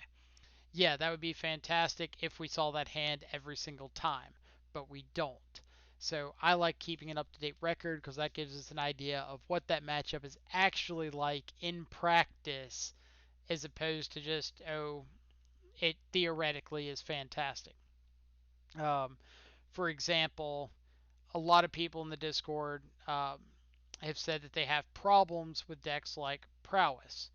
Okay, well, in paper, or in theory, Prowess could be pretty rough. Like, they've got aggressive creatures, they can go wide, they've got a lot of reach with their burn. But in practice, I'm winning 67% of my matches against Prowess in like 20 matches. So that theory isn't really lining up with what's actually playing out. So I want to take a look at a lot of matchups and say, why is that happening? Like Eldrazi should be a horrendous matchup. They've got Blast Zones, they've got Chalice of the Void, they've got the land Scavenger Grounds and Exile's Yards. They got a bunch of big dudes coming out ahead of turn. They got Karn and Bridges and Worm Coils. Uh, but in practice, we're winning almost 75% of our matches against Eldrazi, and that's over 20 matches compiled. So after a certain point, you start saying, all right, it's probably not a fluke anymore. And this is something we need to dive a little bit deeper on. Uh, let's see, how is the matchup against Jeskai Yorion? So I've got Jeskai Yorion in my miscellaneous pile, or things I don't have a clue what to categorize them under. Uh, so we are going to run one more league today. The miscellaneous pile, we're currently sitting at 16 wins and 6 losses. So whatever that tells you, it could be some number of Jeskai Yorion. Uh, my Discord or the Shadow Discord, definitely the Shadow Discord. The Shadow Discord's a great place to bounce ideas off of people. What's your matchup in the mirror? So I've got it broken down. I've got Jund Shadow, Four Color Shadow, Grixis Shadow, Um, and then I think anything else like Mardu or Orzhov are in that miscellaneous category. Grixis Shadow, I am 3-1. Jund Shadow, I'm 3-2. The Four Color Shadow Mirror, I'm 5-1. So the Jund Shadow Mirror, or the Four Color Shadow Mirror, has been very positive. Um, the Jund Shadow Mirror, I know one of those losses came to my opponent board or keeping in battle rages post board, and I just didn't play around it. Never gonna play around it. Body bag. We played against this person earlier, either today or yesterday. Today, 100% today. What were they playing? Obviously, I don't remember. Just thinking of it off the top of my head. But I would probably say something where this hand isn't fantastic. What did they play? Eldrazi maybe?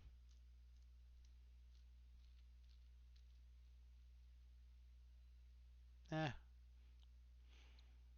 we'll keep it. We got turn 2 Goif, turn 3 Goif, or turn 3 Goif plus Shadow. It's a good place to start, right? Let's see. But yeah, the Shadow Discords. There's two currently. There's the Shadow Cabal. That's like Michael Rapp, Dylan Hovey, a bunch of really experienced Shadow players. Is it Prowess? Could be Prowess. Looks like Prowess. His hand's way better against Prowess. Uh, a lot of those players are in that Discord, and they're really good about keeping up to date information. So one of the things we wanted to test out after the last time we played against Prowess is, do we actually care about Monastery Swift Spear at all? Um, there's an argument that no, we don't care, and the reasoning would be Swiftspear is their worst creature in the matchup by like a mile. So if we just play to the we're not doing anything about Swiftspear, um, then there's a chance that improves our win rate pretty substantially. So if they just start throwing off burn spells, I'm going to let them resolve burn spells and then just fatal push this Swiftspear. I don't really want to take the hit off the Swiftspear. I know I could just play the Shadow out, and that kind of negates all this advantage they're getting from the Swiftspear. But at the same time, like I can just play multiple Tarmogoyfs over the next 2 turns, and those do a pretty good job of uh, clogging up the board too. All right, so we don't care about either of these. Second Traverse is a little awkward, but we will play out a Tarmogoyf. Plan on playing another Tarmogoyf next turn, and then we just got this Shadow in our back pocket, unless we decide we want to play out both Tarmogoyf and Shadow next turn.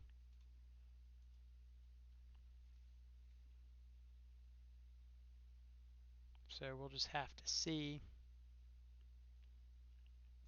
All right, opting with a Lava Dart in exile makes me think that they don't have a Stormwing entity. And not having a Stormwing entity is pretty nice for me.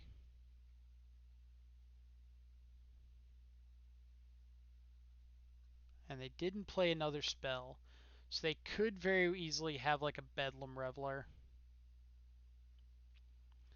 So if they have a Reveler, we want to try our best to present lethal next turn through a Bedlam Reveler. Is it worth hiding the information that we're Shadow? Um, you could hide the information. Like, we could just play out our second Tarmogoyf here and play like our Catacombs and do nothing. Um, but that also means that we're not presenting lethal next turn. And that makes it a little bit awkward. So, yes, we could hide that we're not Shadow, but I would rather win the game, if that makes sense. Like, if we had a Bauble or something in hand that would grow these Tarmogoyfs, um, then I would be inclined to agree with you. We do have to think about what we lose to. They didn't play multiple removal spells last turn, so there is a chance that, or they didn't play multiple burn spells, so there's a chance that their hand is just clogged. But especially with cards like Stormwing Entity, we really want to make sure that we're pushing through a Stormwing. Because if they play one and we can't present lethal, then we could just be dead on the crackback. Obviously, with few cards in hand, Stormwing's not like the most terrifying thing in the world.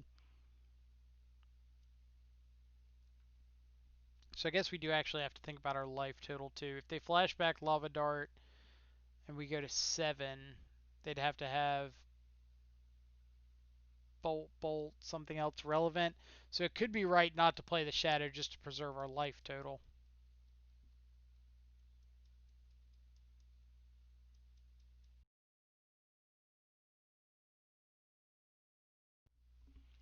Oh, headset being a little wonky.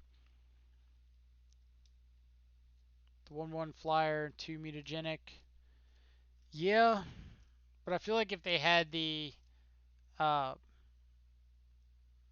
the flyer Sprite Dragon, then they would have just played it out last turn.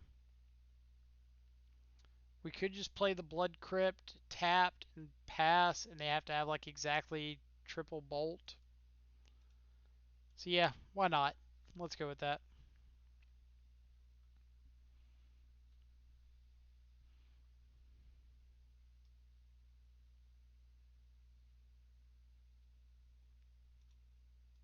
Maybe they don't remember what we were on.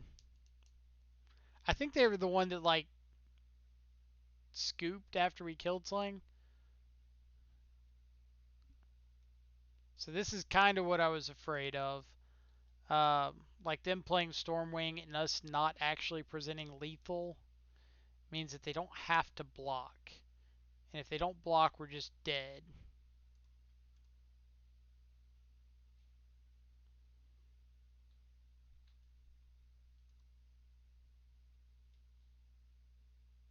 Now if they flashback double dart here, that means their last card needs to be a bolt. How do they scry? They put 2 on the bottom.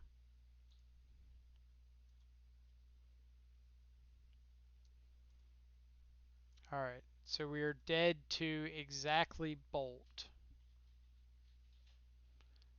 And now we have to play out this shadow. We could traverse to turn on delirium to be able to traverse for what next turn? Luris, Street Wraith, nah. Alright, so we are dead to exactly bolt. They bottom 2 off of the Stormwing, so we can feel at least reasonably confident that the top card's not bolt. We're also dead to Lava Dart. So bolt, Lava Dart. Let's fade those. Iachino, have I tried Gore Clan Rampager? So I have played Gore Clan Rampager previously, and I I definitely don't think it's a bad card, but I think you have to be a little more in on the the red side. Like if you're playing one of the builds with like Gore Clan, Ren and Six, stuff like that, um, it's great. But if you're not playing all the red cards, it gets a little clunky. Hendrick MTG, thank you so much for the follow. I just missed it a couple minutes ago, so I apologize for that. All right, if you got the bolt, you got the bolt.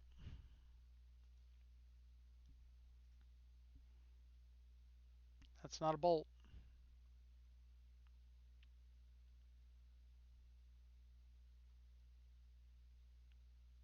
This plus gut shot doesn't do it.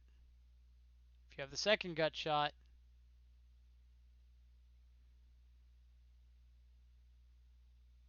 hey, we live. We live.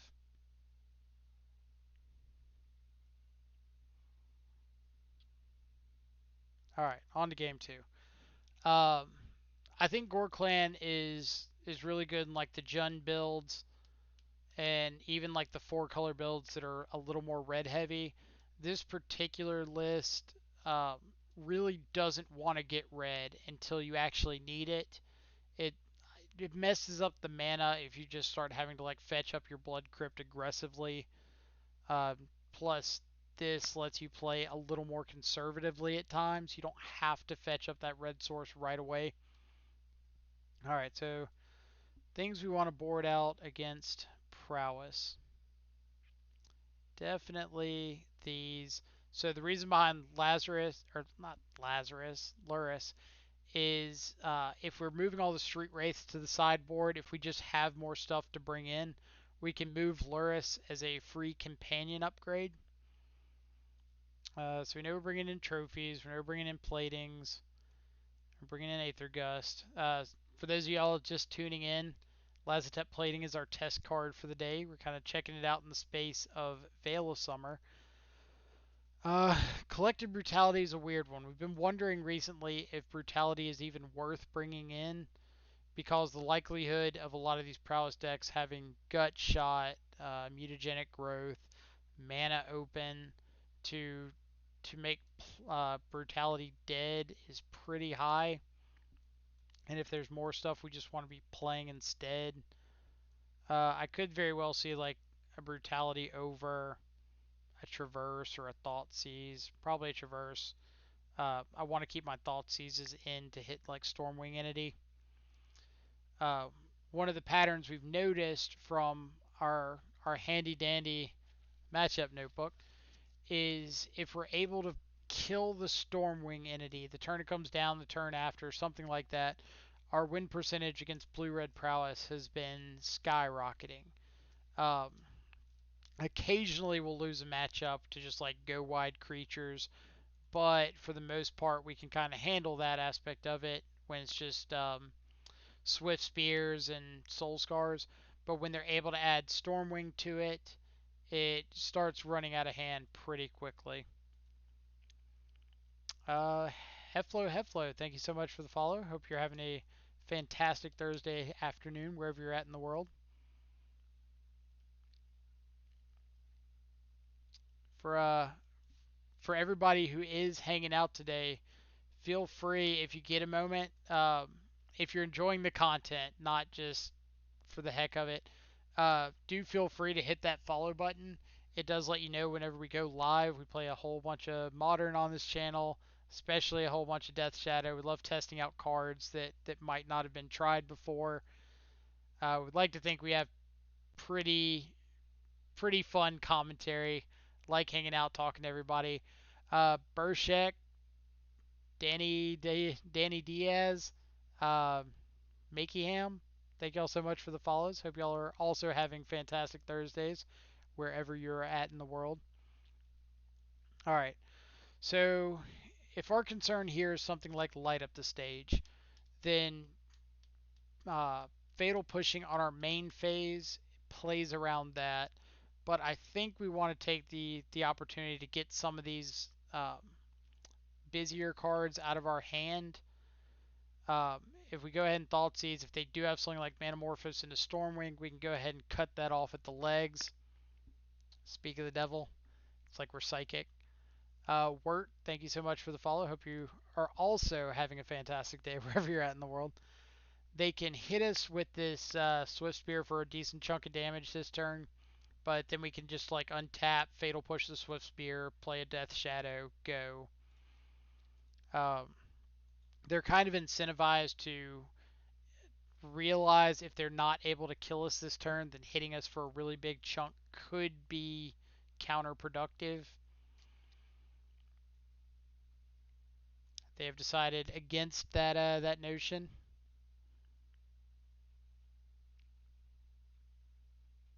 So this is fine. We can play out our shadow. It's going to act as a really good roadblock for this. So we'll play shadow and we'll play this delta because we want to be able to fetch out a blue source, but we want to get it tapped. If worse comes to worse, we can always fetch up a basic swamp and have access to fatal push. Sprite Dragon, sure. So we do not know their last card in hand. But we are very interested in fatal pushing this thing. So I think we're just going to go ahead and get our basic swamp and push. Um, we could wait and take this one, but there's so many combinations of like burn spells that they can have that just kill us from that point that if we don't have to risk it, there's not really a reason to.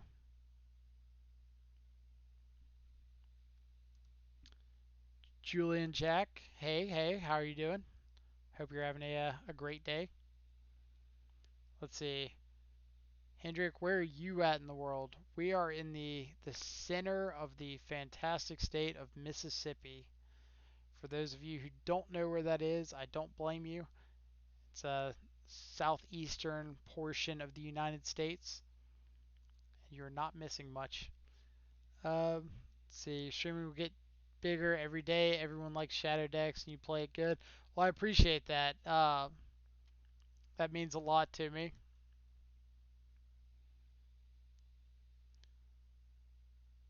I definitely appreciate people who are willing to stop by and say nice things. Let's see.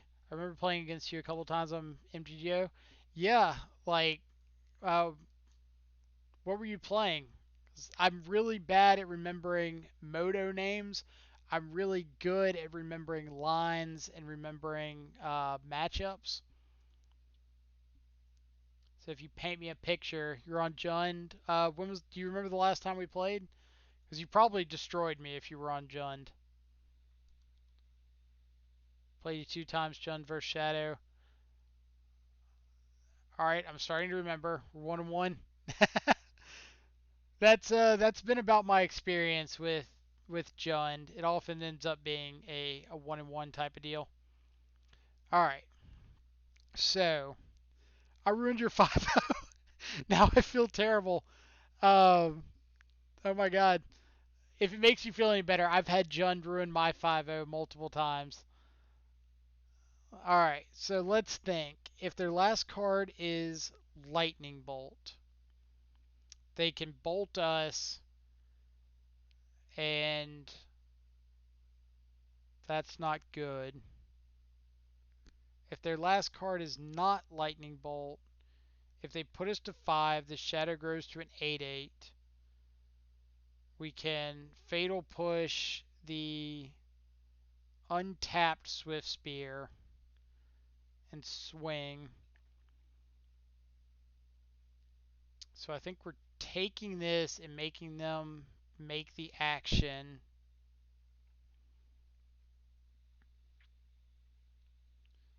As long as they were good games, I feel a little bit less bad about it. Um, but like I always hate losing a 5-0 to just some run over on one side or the other. Um,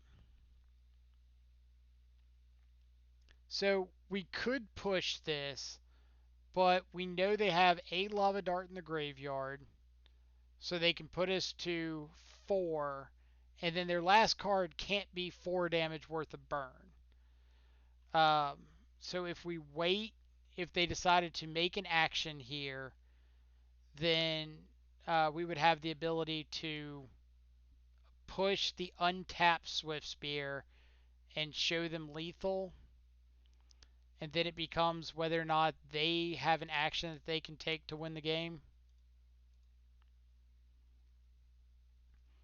Because like now we have lethal, and um,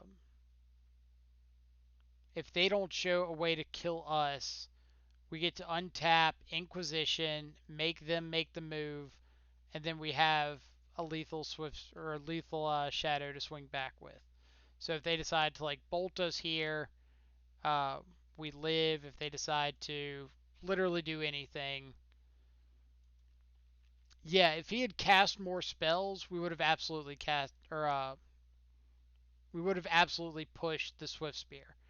But if he was just putting 1 damage to us, then it makes more sense to wait. So here we'll pay our life. Sure. Here's a shadow. Thank you. Let's see. Mississippi. So you must know how much time there is between seconds. Yeah, there's approximately a Mississippi. uh, for anybody who doesn't get the reference, a lot of times in the U.S., kids when they're taught time or counting for things like tag, they often count like 1 Mississippi, 2 Mississippi, 3 Mississippi, anywhere they're at in the U.S. So it's kind of funny. Let's see. Uh, Julian, have you been playing more Jund recently, or have you swapped to something else? I know I've seen a lot of 5-0s going up in like the Jund Facebook group recently, so it seems like people are pretty excited for the deck at the moment. Which I think anytime we have good mid-range decks in Modern, it's fantastic. Went 13-2 with Jund over 3 leagues. That's awesome. Was it a 5-0 and 2 4-1s, or was it like a 5-0 5-0 3-2? Either way, it's still great. But 5-0 with 4-1s. I mean, that's like the Jund dream if you're winning over 50% of your matches. Um, All right, so yeah, we're definitely taking the play. This hand is not good. Like, we could have the turn 3 Luris Bauble Dream, but it's just not doing anything. We want to be proactive game 1 on the play. This hand is better, but still not great. We've got turn 2 Tarmogoyf, but we got no disruption of any kind. I think we're going to go ahead and ship this back. Game 1 on the play, we really want to keep a hand that emphasizes our ability to get a threat down with disruption. This is also bad. Now the question is, can we make a better 4? I'm assuming our opponent has kept their 7. They have kept their 7. If we draw our second land, I think we can do a better 4. Alright, this is it. So let's bottom Peatland, Watery Grave, and do this.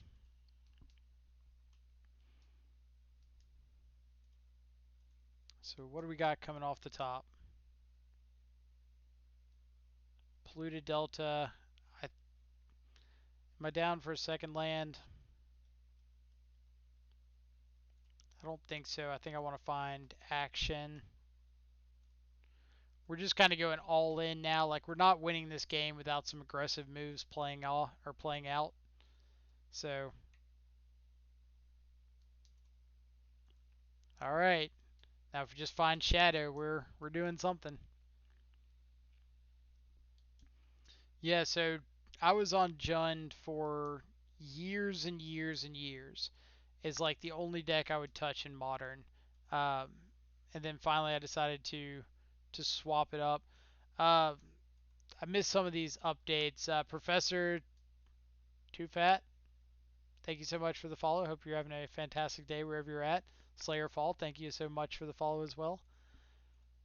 Hope everybody in chat is having a great Thursday afternoon.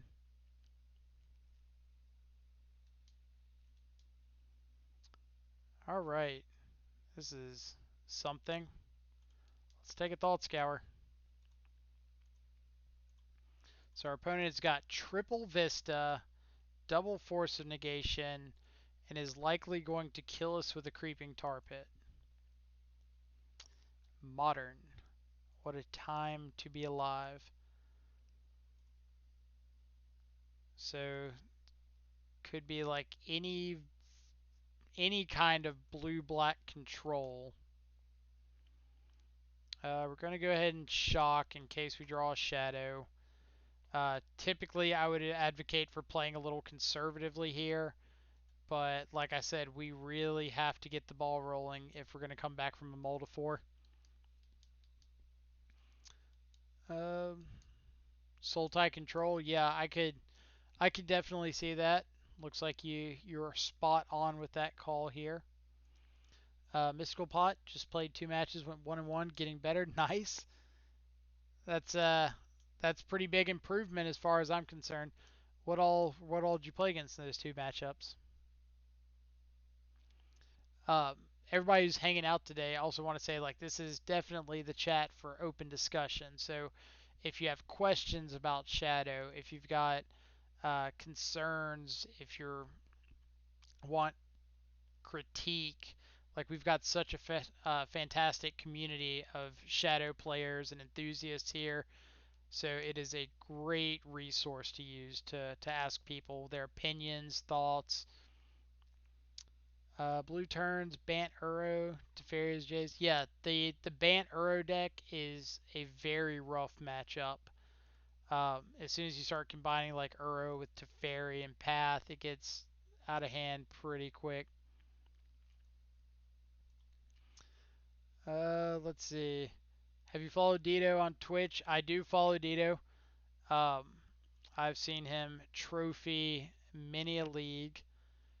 Drake, are you the president of Death Shadow Marketing? I'm definitely not the president of Death Shadow Marketing, but I am someone who very much enjoys this archetype and really loves the idea of spreading knowledge throughout the community. I do not claim to be the best Shadow player by any stretch of the imagination, but I think I'm pretty good at bringing together people and kind of creating an enjoyable, fun atmosphere. All right, so Traverse lets us at least find a Shadow. Our opponent, thankfully, is not putting the pressure on us. Teferi pounces for backbreaking. Yeah, they will do that to you. So let's traverse just in case our opponent lets this resolve for whatever reason. I can't imagine them letting this resolve, but stranger things have happened.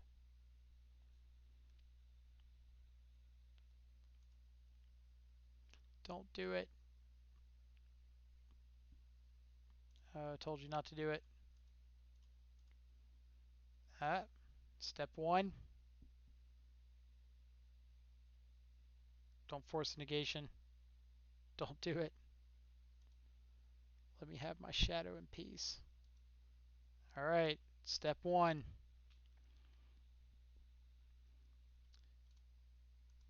You're playing Cop Red in your band sideboard? That's sexy. For anybody in chat who doesn't know, Cop Red is Circle of Protection Red. Is an enchantment that you get to pay mana to prevent damage from a red source. And that is super dope. Alright, so we're going to scoop it up here. Let's see. Heflo, what do you think about Collector Oof and Yixla Jailer in the sideboard? So I've played Yixla Jailer before, and it's sweet. Stops things like Uro, which is really nice. If Dredge were a little more prevalent, I could see going back to it for sure. Um, Collector Oof, I just don't think artifacts are prevalent enough right now to really warrant a spot. It is a really good card, but I think you'd have to show me um, a little more reason to play it before I'd be too on board with it. Iachino, concede, go to the second match. Yeah, probably should have, but there was a brief window where we had hope there. Um, Spell bombs for Tasigur. Yeah, I think like Tasigur, Mystic Sanctuary, things like that are where we have trouble, so we want to make sure we're addressing those.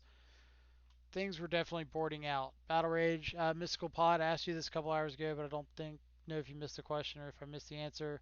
But do we ever play Grixis? I did not see the question, so I apologize for that, but I'm happy to answer it now. So I do play Grixis, um, and if people want to see Grixis on the channel, I'd be more than happy to work that into the rotation. Um, let's see. So if we board out like that, how does that look for us? Pretty good. Deal. Uh, Essentially, I'll play whatever I'm feeling like playing that day. So if I wake up like wanting to test four color shadow for an event that weekend, then we'll probably see a lot of four color shadow. There is a box down below, a suggestion box, where if you're wanting to see like a certain card or a certain list or something like that, you're welcome to drop it into the suggestion box, and we'd be happy to check it out when we get around to it. Otherwise, if you really want to see something right now, there is a donation box down below, and there's some guidelines like a $5 donation will make sure we're playing a specific card that you want to see in Shadow. Um, for example, if you want to see a specific sideboard card get tested, we'll put it in the sideboard, and I mean like multiple copies in the sideboard to really try to maximize our ability to see that card. There's a $10 donation incentive if you want to see a specific build of Death Shadow. Like if you want a specific build or a specific list, like if you want to see Grixis tomorrow, then there's an option for that. And then there's like a $12 option. It's if you want to see anything that's not Death Shadow, because I wouldn't have the ability to do it off the top of my head. I would have to find a list, play a match or two, or like a league or two leading up to the stream to get a little more comfortable with it. Um, this is a little rough. All right, so what's our thought? They got a whole bunch of removal. We're gonna get to take a couple things. Julian, you're a cool streamer. Loving the vibe. Oh, appreciate that so much. Like, I really want to create a positive atmosphere and make sure this is a place people feel like they can hang out, have a good time. So, Assassin's Trophy, if they kill Sling, we know we're going to get value off of it. Ice Fang is a little ways off of being alive. They don't have the third land. I think I'm inclined to take the Thought Scour and then next turn take the Ice Fang Coatl. The reason being they're land shy, so if we're able to prevent this Uro from coming back until we have a turn to develop our plan a little bit more, then that's a positive for us. Uh, 4 copies of Ceremonious Rejection, 100%. I mean, if somebody comes around and says, "Here's $5, play 4 copies of Ceremonious Rejection," then we will go play 4 copies of Ceremonious Rejection, 100%. So let's see, we could Brutality, or we could Thought Seize and play Shadow.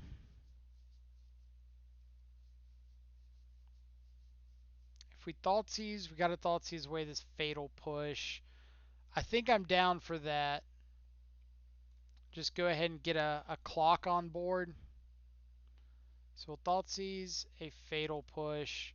We'll play out Shadow. So if they Assassin's Trophy our Shadow, we get value off of it. So that's a positive for us. They they did draw an Ashiok last turn. Uh, Mystical Pot sounds good. Yeah. So I just want to make sure people know that the option is there. Like I said, donations are never um, expected or required or anything like that. It's just I know some people like myself are impatient um, and really want to see something now. So it's nice to have the option there if people so desire. All right, so let's go ahead and play out this Tarmogoyf. They have not Assassin's Trophied our Shadow yet, so there's a chance they might really just want to get this Ice Fang Coatl down. Why can't I subscribe to your channel? So we are currently in the process of getting the tax information out of the way to become a Twitch affiliate. That way we can offer things like subscription options. If you aren't currently following, I would hit the follow button because we are going to have that feature live in the next day or two. Um, like I'm not saying everybody should go out and subscribe or anything like that. So don't think I'm like pushing that or being aggressive. But we will have that option. So if you feel like you're really enjoying the content, um, enjoying the direction the channel's going, we will have that live so that people can definitely subscribe going forward. All right, so our opponent did decide to play out the Ice Fang instead of playing the Uro, which if they decide to Ashiok here, I'm pretty inclined to just Brutality, kill the Ice Fang, take a removal spell. They decide to Uro instead, which means that killing the Ice Fang and taking like the Assassin's Trophy is still pretty high up on the list of things I'm interested in doing.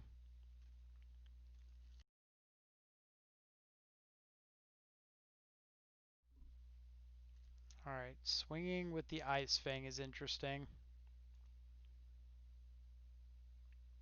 Inquisition. So this is kind of like the have your cake and eat it too play. So now we get to take something like the Ashiok or another removal spell, triple Ice Fang Coatl. Yikes. Alright. So unfortunately, If we take an Ice Fang, that means if we go for this brutality, they can Force of Negation. So we kind of have to take this Force of Negation and then brutality to escalated brutality to take the Assassin's Trophy and kill the Ice Fang that they have on board. Like, we're not casting this Kolaghan's Command. We have to draw another land. We don't want to draw another land. So we want to just play the aggressive route of turn dude sideways.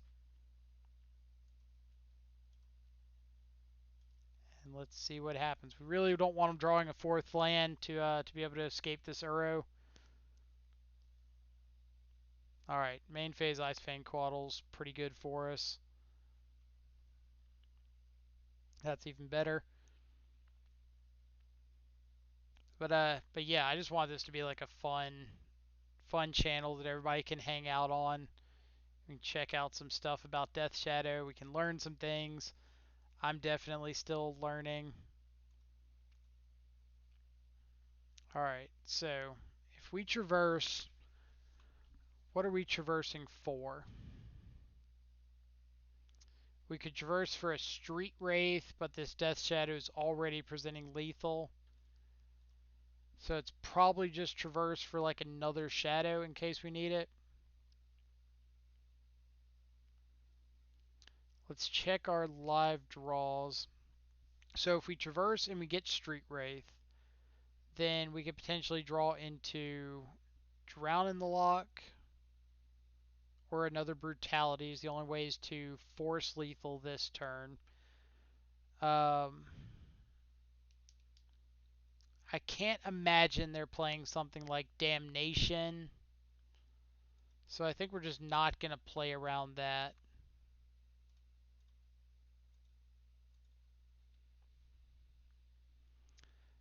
Lurrus would be a good option if we had another land. Like, if we had the ability to play Lurrus next turn and recast like a Shadow, it would be solid. So if they escape Uro, they go to 5. We're not dead. Playing Death Shadow, they could have Ice Fang plus removal. So playing out the Shadow means that we play around Ice Fang plus a removal spell. And we know them getting back Uro doesn't do anything. Ashiok doesn't do anything. They would have to have another land for Ice Fang plus removal. All right, so this should be GG's. So on to game 3 versus Sultai Uro. Yeah, I think GG as well. What do we learn from that game? Ice Fang Coatls in their deck. That's something to take into consideration.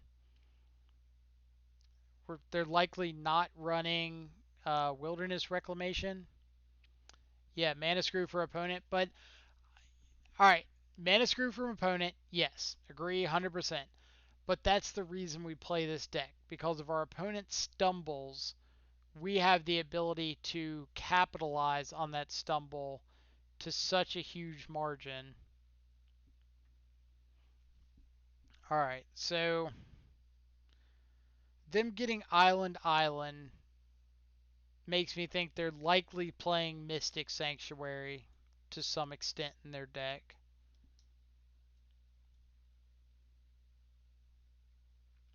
I could see maybe cutting Drown if we're bringing in Ashiok and the Spell Bombs. We could make an argument for like Plague Engineer, naming whatever snake is. Or whatever Ice Fang Quaddle is.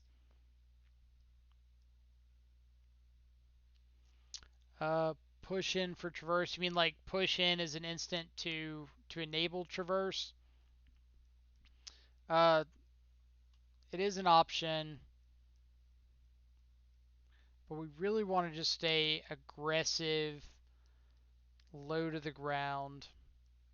I think brutality on the draw is a little bit worse for us. We could bring in like the Aether Gust instead of the brutality. Do we want to bring in Aether Gust? Nah, we could leave in a push. Let's go like that. Uh, push in and out traverse. So I think we need to keep in traverses to some, or they did show us Ashiok, didn't they? That's right. So trimming some number of traverses would be fine. All right. On the draw, a bunch of lands, shadow and plating. Well, we get to try out Lazotep plating. Is this hand good enough to keep otherwise? Probably not. I think if any of these were like a second piece of hand hate or a spell bomb or something like that, it would be good enough. But I think this hand just has such a high propensity to just flood out. This is significantly better. So we've got turn 1 Thoughtseize, turn 2 Double Shadow. So if we're doing that, are we going to have time to play this Spell Bomb?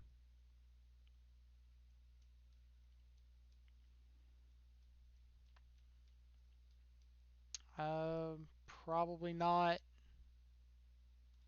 So we'll bottom Spell Bomb, plan on fetching with this Polluted Delta. Maybe we shuffle, draw back into it. But that's kind of like the awkward spot in this hand. We've got our turn 1 play, we've got our turn 2 plays. Now we've got something to hold up after that. Alright, so let's cycle a Street Wraith first, get a little more information for this Thoughtseize. Tarmogoyf is good. We'll go ahead and get our fetch out of the way now. We don't want to lose to like second land Spirit Guide Ashiok or something just insane from them. They could force of negation this, but that means we just get to play down our Tarmogoyf next turn. I want to take one of these Ice Fangs since they do have duplicates. I don't want the first one getting Death Touch when they play out the second.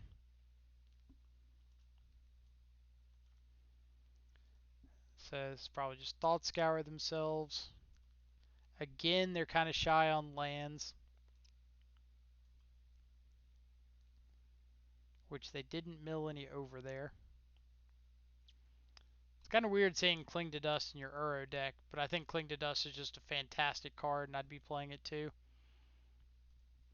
Alright, so our options are Double Shadow or play Tarmogoyf. I think Double Shadow has more upside for us. If we just draw like a fetch land off the top, then um, these are showing significantly more damage over the next couple turns than the Tarmogoyf is. Like, obviously the Stubborn Denial, or the Tarmogoyf would be able to have a live Stubborn Denial up, but if they're playing the Ice Fang Coatl on this end step and the Uro on next turn, then Stubborn Denial is not going to be live anyway.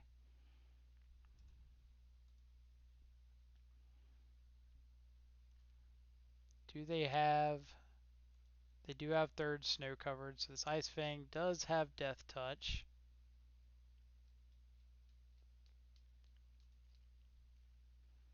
Don't want to swing.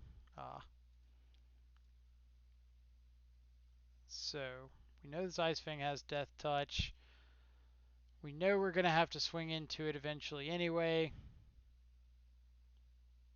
So I think we're just playing Tarmogoyf and jamming into it.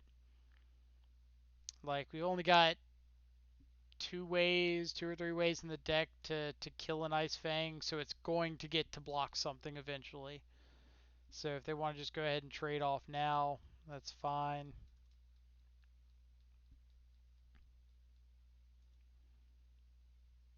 They just have like Ice Fang plus Fatal Push. That's what it looks like. Yep. Alright. Tarmogoyf v Uro.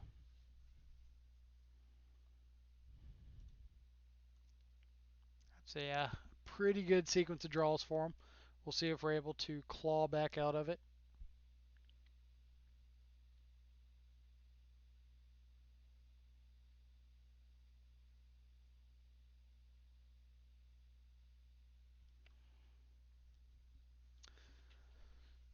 So we have got creatures, sorcery, land. So they could exile all their instants, but that would mean exiling Cling to Dust. I'm not sure that's really where you want to be. So they leave in nothing but instants. Alright. We do get to use this Inquisition and potentially take something out of hand that might have been troublesome. Another Uro. Double Shark Typhoon. These are magic cards. So nothing is growing, so we just want to take the Snapcaster. Play this Overgrown Tomb tapped and pass. Probably not in a good position here. Like we're assuming they're just going to be able to swing freely with this Uro. If they hit us and we're able to play Lurrus next turn plus Shadow, maybe there's a chance. But if they just play another land, then they're going to be able to Shark Typhoon. Are we stubbing this? No. So they grow our Goy for us. Maybe this was a test stub. See if their next thing was going to resolve. Yeah, we are going to stub that. So we know Typhoon, Typhoon. Ugh. Stop it, opponent. We have a family.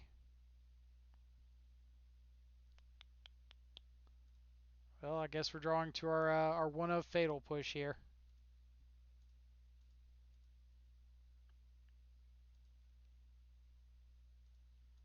Let me tap my mana. That is not our one of fatal push. Oh well. Uh, so let's see. Going back to the push in for Traverse thought. Let's think about that one real quick. Um, so if we knew Ashiok, we could have trimmed probably like 2 Traverse. I don't think we want to cut them completely. Because if we see one before Ashiok comes down, it is still live. We could think about boarding in like Assassin's Trophy. It's not great, but it does deal with Ashiok, Uro, something like Jace the Mind Sculptor. Or we could look at bringing in the Plague Engineer just as another way to interact with the Ice Fang Coatls. I guess interact with Ice Fang does have Death Touch for Uro. It's not fantastic, but we're not really geared towards beating Sultai Uro. That's kind of like worst case scenario for us. I'd argue that Sultai Uro might actually be worse than uh, or a worse matchup for us than Bant Uro. But that does bring our Sultai Uro record to 2-2.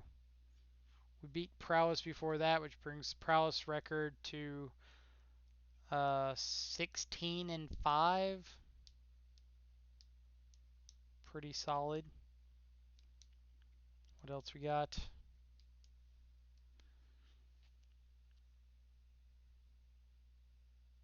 Uh, for those of you who are new to the channel or just now checking it out, this is our handy dandy matchup tally.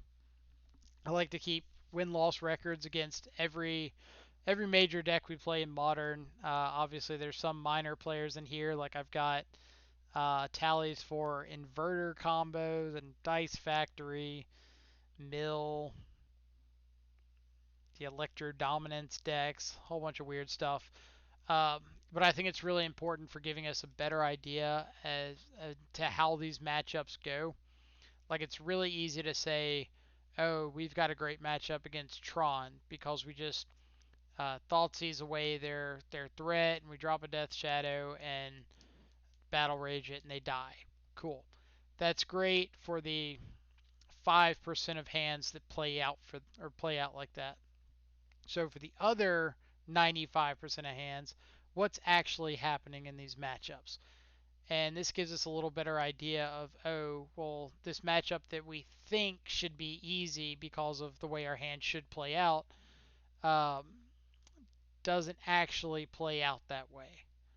So keeping a little bit of an updated record is great. Let's see.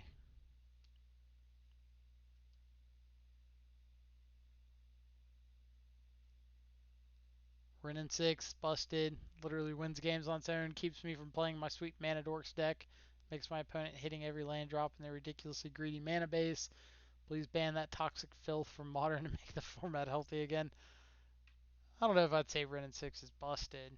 Not without, like, wastelands. Unbanned Faithless Looting. Thank you so much for the follow. Hope you're having a fantastic day somewhere or wherever you're at in the world. Just a random copy pasta I'm spamming everywhere. I mean, it is pretty funny. I'll give you that one. I will allow it. Um, yeah, I've heard a bunch of people say that Renin 6 is busted. It probably is in Legacy, but if you can't play your greedy Manadork deck, then you deserve it. I agree, Steven. It is great copy pasta. That copy pasta deserves a thumbs up. Every now and then you have copy pastas that don't, but that one's good by me. Um, I thought there was something else. Oh, the unbanned faithless looting. Yeah, thank you so much for the follow. Hope you're having a fantastic day wherever you're at in the world this Thursday afternoon. I don't know if I would say unbanned faithless looting. I wouldn't be completely against it, but I think there would have to be some changes here and there. All right, so Wooded Foothills, Mishra's Bauble would make me assume Jund Shadow. And if we're thinking Jund Shadow, then let's go ahead and fire off one of these here discard spells. We're going to do it off an Overgrown Tomb. I know we've got the Stubborn Denial, but we don't know if that's what we're wanting to have yet. Alright, so Renin 6, Tarmogoyf deck. We could take the Tarmogoyf as the thing that we actually care about, kind of. But I think we're just going to take the Ren. Like, I know Ren isn't a card that we're particularly afraid of, but this Tarmogoyf isn't doing anything for them either. So we can be a little greedy. Reddit has tons of those hidden gems. They really do. Like Reddit is such a great source of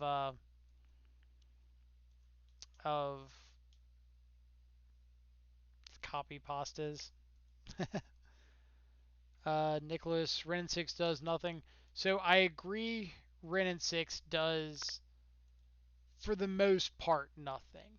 Uh, it does allow them to have a potential backdoor win condition. What I mean by that is we do have to devote like an attack to dealing with Ren, where if we just take the Ren now, we're not exactly afraid of anything else in their hand either. So now we get to just like rip some holes in their hand, take Scavenging Ooze, take Seal of Fire. If they hit us with this Tarmogoyf, we just get to play a bigger Shadow next turn.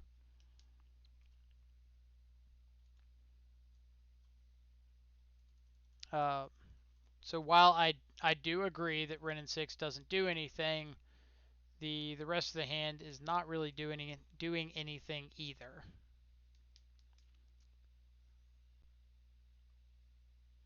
Funny that as soon as you posted that copy pasta, I just got paired against humans with 2 Ren in the opener. That's just savage. Like, why you got to do that to them? All right, so we have perfect information on their hand. We just get to play Tarmogoyf plus Death Shadow. Say go.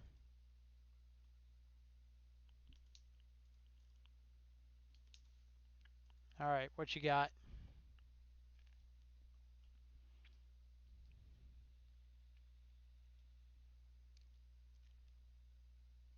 But I think Ren and Six is a pretty well designed card.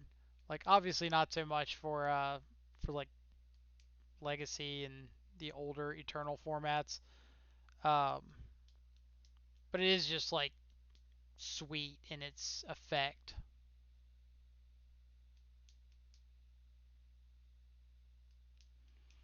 All right, let's see. Latassi, I think I disagree with your turn one. The better line might have been to bobble yourself first. If there's land on top, you pass and hold up stub. And if there isn't, then you can thought seize. They passed on turn one with no play, so you were likely to be able to stub a lot of their turn two plays. Plus, you get really punished if they had two Rens or something. All right, so first of all, I want to say thank you so much for putting thought into your reply. Like you have no idea how much I appreciate that. Just being able to put context with it. Like okay, you have this thought, this is why you have that thought. That's fantastic. Um the only issue I have there is bobbling ourselves on our first turn.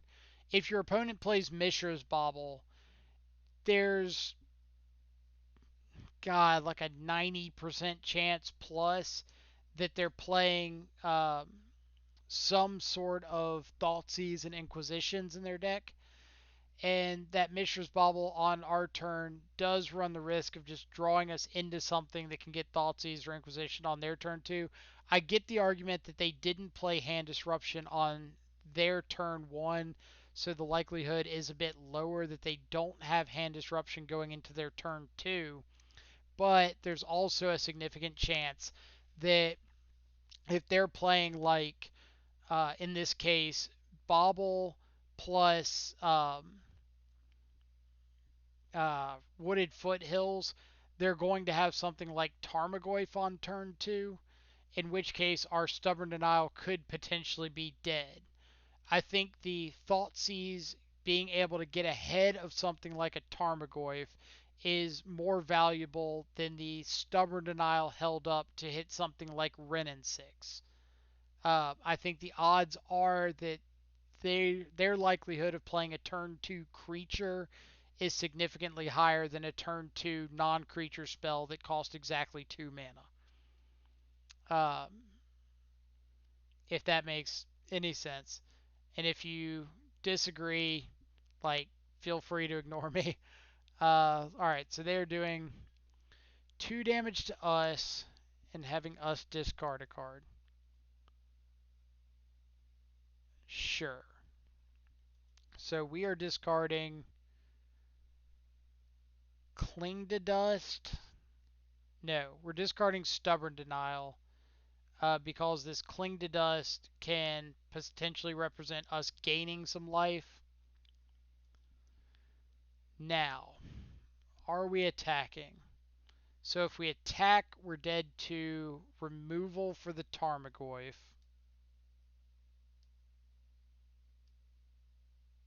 But we put them on a you have to block next turn. So Seal of Fire, Mishra's Bauble pretty well signifies like a Lurrus Jund build.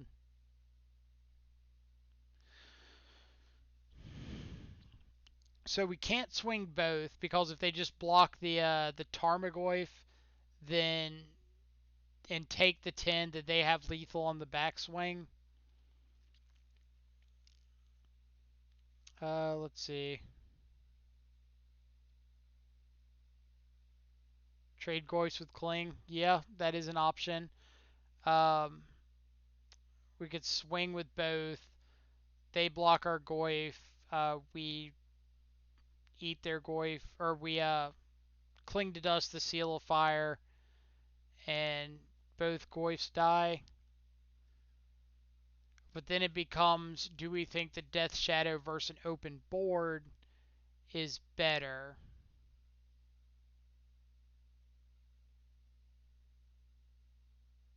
Ooh, this is a tough one.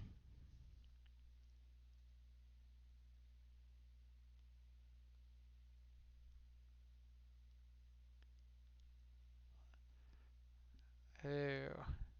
So do we put them on a removal spell, or do we put them on a like creature?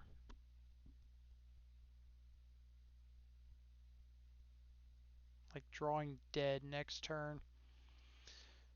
Swinging with Death Shadow or also plays around Liliana the Veil. So I think I'm just going to swing with the Shadow.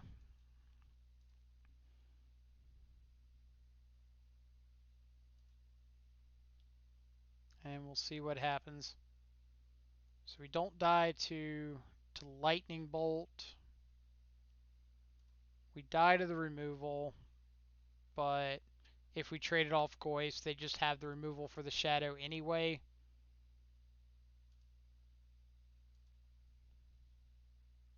Obviously, we wouldn't be dead to it, but alright. So they have the removal. Sure. Let's see. Just got back from resetting my PC, but I think Wrenn and 6 is not worth that stub. I see a lot of lands with no Wrenn and 6 on board, making the discard better than stub, but I don't know the whole scenario. Um, so yeah, that's kind of what I was thinking. Like holding up the or holding up the stub to respect Wrenn and 6 probably isn't worth it, but hand disruption now to get the threat off the board since we didn't have an answer to it, uh, I think is relevant. Mystical Pod, I have to be honest, Michael, I don't feel appreciated. No, no, feel appreciated. The other day I was watching a Burn streamer, and when I followed, he said, Mystical Pod, thanks for the follow. This next bowl is for you. This made me feel amazing, so I would really appreciate it if you dedicated your next fetch, shock, or Thoughtseize to me. So, do you want that exact sequence, the fetch, shock, Thoughtseize, or do you want me to dedicate a play that I would appreciate? There's the real question for you.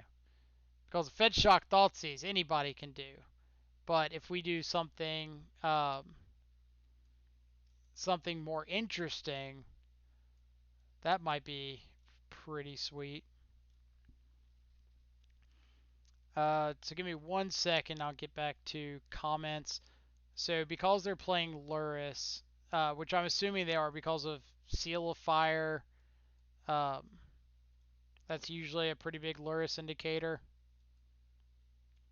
We want to make sure we're bringing in some stuff that interacts profitably with Luris. So, for those of you who are new to the channel, first time checking it out, this is our think tank spot. This isn't things that we're necessarily bringing in, but it's a good spot for us to look at our options and see how everything lines up. So, I'm pretty happy with the board outs. It's what am I boarding in? Aether Gust, I just think sometimes is weaker than we want it to be. I could very well see just like the third Street Wraith and just going like that. So let's give that a try. Voila. Let's see.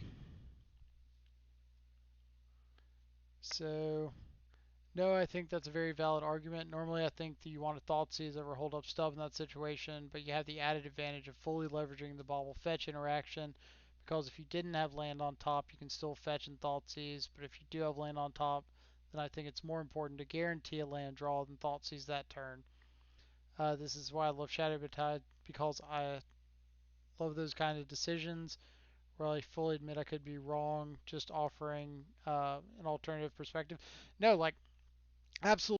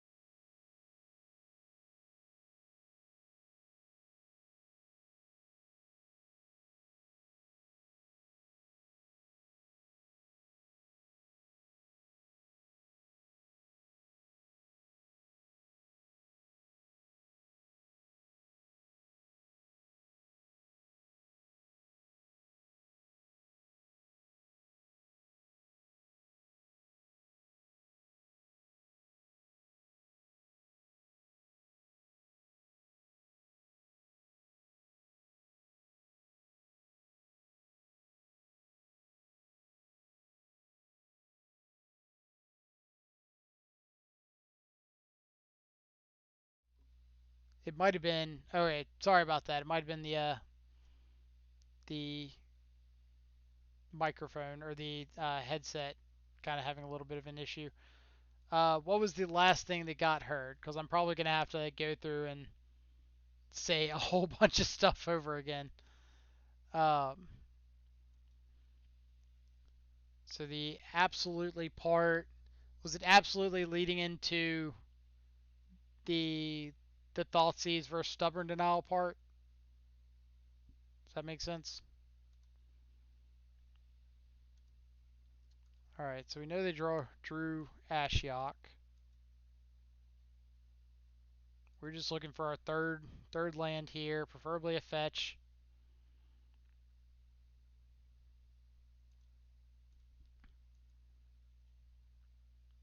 All right, so we get Liliana of the Veil. We get Maelstrom Pulse,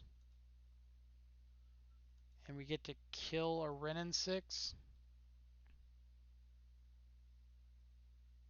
Are we killing a Renin 6? Do we care about Renin 6? We don't care about Renin 6, um, but I think just going ahead and getting it off the board is safer. All right, so answering Tassie. Um, so I absolutely think that there is merit to both lines. Uh, my argument was that we need to play with the mindset that we're going to draw that second land, because if we don't draw that second land, we're not winning that game anyway. So if we play to the idea that that next one of those next cards is going to be a land, then it makes more sense to go ahead and Thoughtseize, because Thoughtseize into Tarmogoyf is going to give us a much better chance of getting out ahead of anything that we would potentially have issues from, like Thoughtseize to take removal, Thoughtseize to take, in that case, the Ren, whatever, to smooth out their draws. Uh, Gave us much better long-term potential. If we held up Stub and they just played Tarmogoyf, we don't have removal spell for the Tarmogoyf in hand. So if they just are able to create a turn where our spells become useless, then they're able to really put an advantage on us there and put us on the back foot. Let's see. Uh, see, Mystical Pot. I also said that I will absolutely dedicate the next Fetch Shock Thoughtseize to you. Um, but I think it needs to be like a turn one, game one of a new match. I think that if you just like have it at this point, it's kind of boring, and we want it to be more exciting than that. All right, so I think we're gonna pitch the Colligan's command here. It's the only thing in our hand that we can't cast, and we want to make sure if we draw something like a fetch land next turn, we can fetch shock, play Death Shadow, hold up Stubborn Denial. So good at this. So good at calling these shots. Alright, so now we get to hit him in the face, play a Shadow, hold up Stubborn Denial, and next turn we can have access to Assassin's Trophy on a Kroxa with lethal. Seems good. Alright, let's see. Can't be that or a cool play. We'll decide. We got time.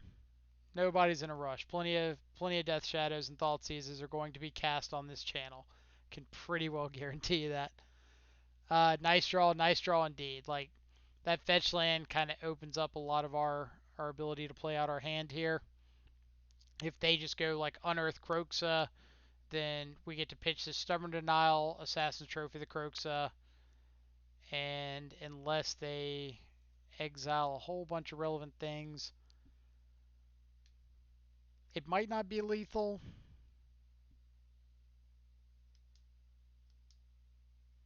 Yeah, it will be. Alright, you can't use green mana for Croxa. Gotta use black. Yep, yep. Is this like a terminate? Are you gonna make this really easy for us? They only have 2 Kolaghan's commands in hand. So we can get rid of some of those. This is your main channel right now? That's awesome. Like, so glad to hear you're enjoying your time here. Definitely appreciate the great content comment. We're trying to be as inclusive and energetic and fun as we can be. Alright, so they play this Kroxa thinking it's going to save them. Spoiler alert, opponent, it is not going to save you. Unless their last card is exactly Fatal Push. It is not exactly Fatal Push. So you can die now. Alright. So for everybody else that's hanging out, if you want to jump into chat, like feel free to jump in, give your opinions, give your thoughts, tell us a little bit about yourself. Like we're always excited to have the opportunity to meet new people. Is there anything we're changing up going into game 3? Hmm. Drown in the Lock gets a little bit worse now that we know about Kroxa. Aethergust is a consideration. Bringing in another Inquisition, it would be okay. We saw. Did we see Spellbomb that game? I don't think we did, but I would absolutely expect them to have it. Cutting Wraith is not a bad idea. Like this isn't the kind of matchup that you really want to aggressively fetch shock Thoughtseize against. You're kind of expecting the game to get into this mid-rangey haymaker slugfest, and you just kind of want to be the guy with the last threat standing. All right, so this hand's not bad. We will keep it. Oh, gotcha. So we cut the Wraiths for 2 reasons. One, like I just said, it's not a race matchup. Uh, Getting too aggressive can be a liability. And 2, things like Scavenging Ooze. So we don't want to just like deal ourselves to put damage into the yard or to put Wraith into the yard for them to just be able to Scavenging Ooze it and get value off of it. Um, let's see. All right, so we dedicating this one the Fetch Shock Thoughtseize? Um, Absolutely. So Mystical Pot, this Fetch Shock Thoughtseize is for you. So I am sorry if you felt underappreciated on the channel. I hope that this does something to help make that up.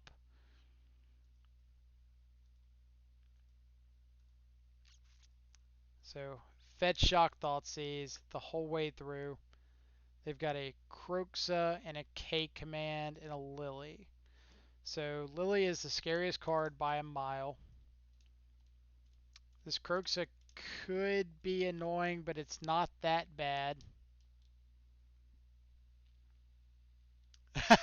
I'm glad you're feeling amazing. Like that's what we want on this channel. We want everybody to feel positive and upbeat.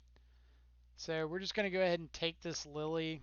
The idea there is if they play the Kroxa, they can trade it for like one of these lands. We'll get a redraw. We'll get to play our Tarmogoyf without fear of it just dying.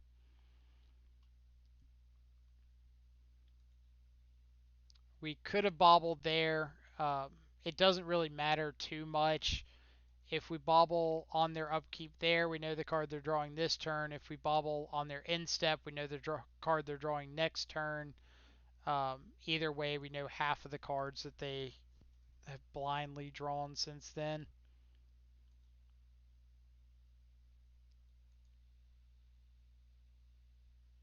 Liliana is absolutely the best card in the matchup. So now that we've drawn Stubborn Denial, we want to start getting Goyfs down. If they drew a removal spell with one of their unknown draws, like that's unfortunate, but we're not just going to sit back and not play out our Tarmogoyf. Obviously, if that one draw that we didn't see is like a Liliana the Veil, um, that's like worst case scenario for us, which it looks like it might have been. Nope, trophy. Cool. So now we get to play Tarmogoyf next turn and hold up Stubborn Denial. Ooh. Ooh, what do we think about that one? It's a pretty good draw, right? So we get to take K command, get to play out a spell bomb. We're gonna eat everything. When do we want to eat it? It doesn't really matter. We'll just eat it now. Uh, if we were the luckiest player in the world, we could pass the turn and they would play their fetch land. They would go to crack their fetch land so that they would have a chance to escape their Kroxa, and we would be able to respond to that fetch land with a Nihil Spellbomb. But like that, if they drew a non-fetch land, we would never actually get a chance for priority to pop that spell bomb. So we want to just crack it on our main phase. I know it's worse for like hand disruption, um, but giving ourselves the opportunity to get out of a situation like that is nice. We could have fallen into a pretty bad trap if we had just said like here, um, here's everything we got. So let's see. Please don't draw Lily. Absolutely, we got lucky there. We dodged the bullet. Um, what do we got? Tarmogoyf, sure. So they got one card in hand. It's unknown. So we're going to go to our turn before we Fatal Push this Tarmogoyf. The reason is we don't want to tap down off of Stubborn Denial and have their last card be something like a Fatal Push of their own. We could Thoughtseize here. Either way, Thoughtseize and Fatal Push kind of play to the same things. Like we're assuming if they've got interaction, they're going to be casting it pretty quickly. Either they respond to the Thoughtseize and we have to Stubborn Denial there, or they get to wait a little bit. It feels like they just drew another land. So now we can bobble on their upkeep to know exactly what they're drawing this turn. Inquisition's pretty good for them, so now they do get to take away this Stubborn Denial unless we just choose to counter it, which we might.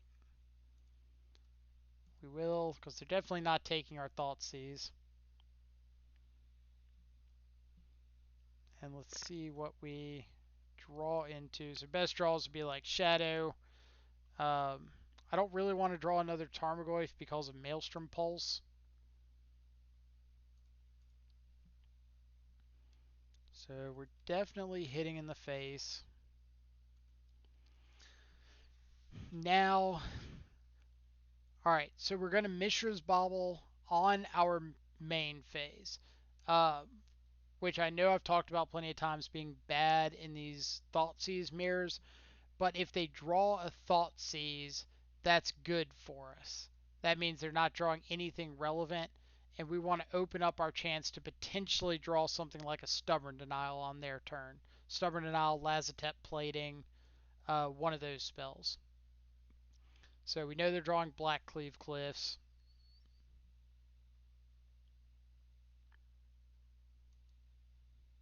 exactly bench. Like knowing the extra card now, uh,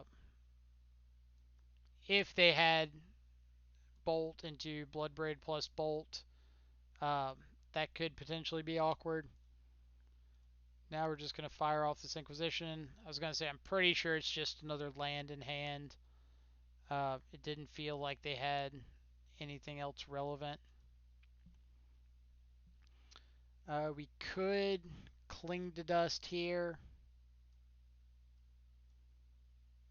but what are we looking to draw? Another threat? Another threat or mana to cast this K command? So yeah, that's probably fine. We'll cling to dust there, bobble. If we draw like a Tarmogoyf for something, we're not cast or we can't cast it anyway, so there's no reason to hold up the green mana.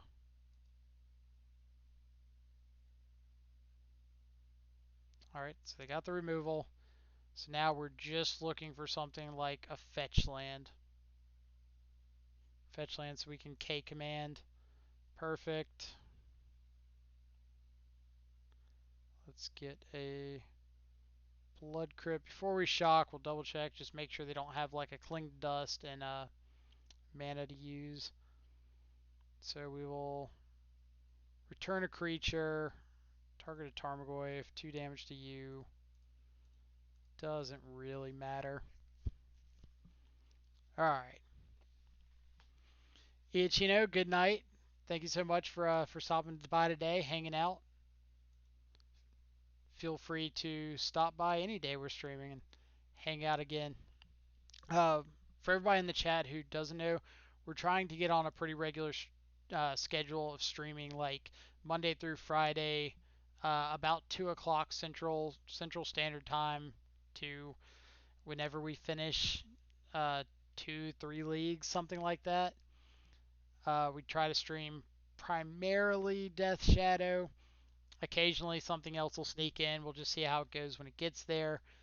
Um, if there's anything that you particularly want to see, any cards, decks, something like that, there's a suggestion box right down below. Feel free to drop a comment there, and we'll be happy to take a look at it and see if we can work it in at some time. If you're like me and you're extremely impatient and you want to see something now, there is a donation option down there where you can, I think it's like $5, and we'll play whatever card you're wanting to really test out. So that's what this channel is all about, is testing out things that might be going under the radar. Are we keeping this? On the draw, 2 of these cards could be dead. I think we're shipping it. This isn't great either, but we'll keep because we can eventually play a dude. Um, so we're going to pass with Stubborn Denial up instead of playing the Thoughtseize. The reason for that is there are far more turn 1 impactful non-creature spells than there are creatures. Let's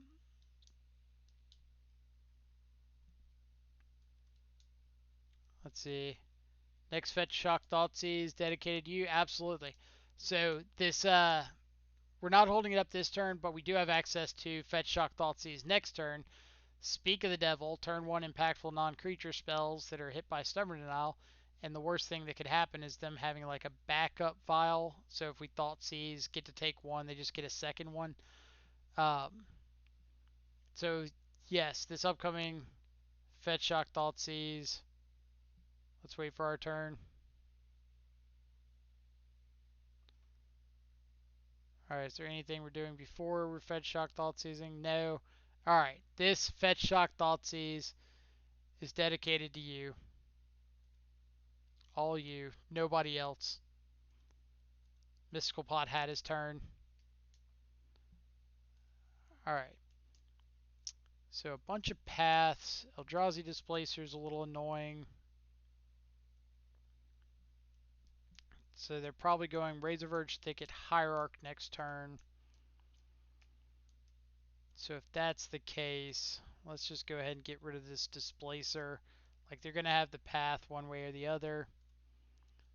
Cycle Street Wraith just in case we see another piece of hand disruption there. Let's see. What spells are you thinking about when you say that? So when I say that, typically if you have a fetch land and you have Stubborn Denial and Thoughtseize or Inquisition, uh, it's better to pass the turn with the Stubborn Denial active. The things that you can take into consideration that are so impactful on turn one are things like Aether Vial, Neo Brand, just like Neo Form out of Neo Brand, Utopia Sprawl, Expedition Map, Chromatic Star, Chromatic Sphere, um, let's see, Inquisition, Thought Seize, anything like that. Being able to tag turn one is so much better than Inquisitioning, because if you Inquisition or Thoughtseize and they just have redundant pieces, then those cards get exponentially worse. Alright, so we could traverse for a threat.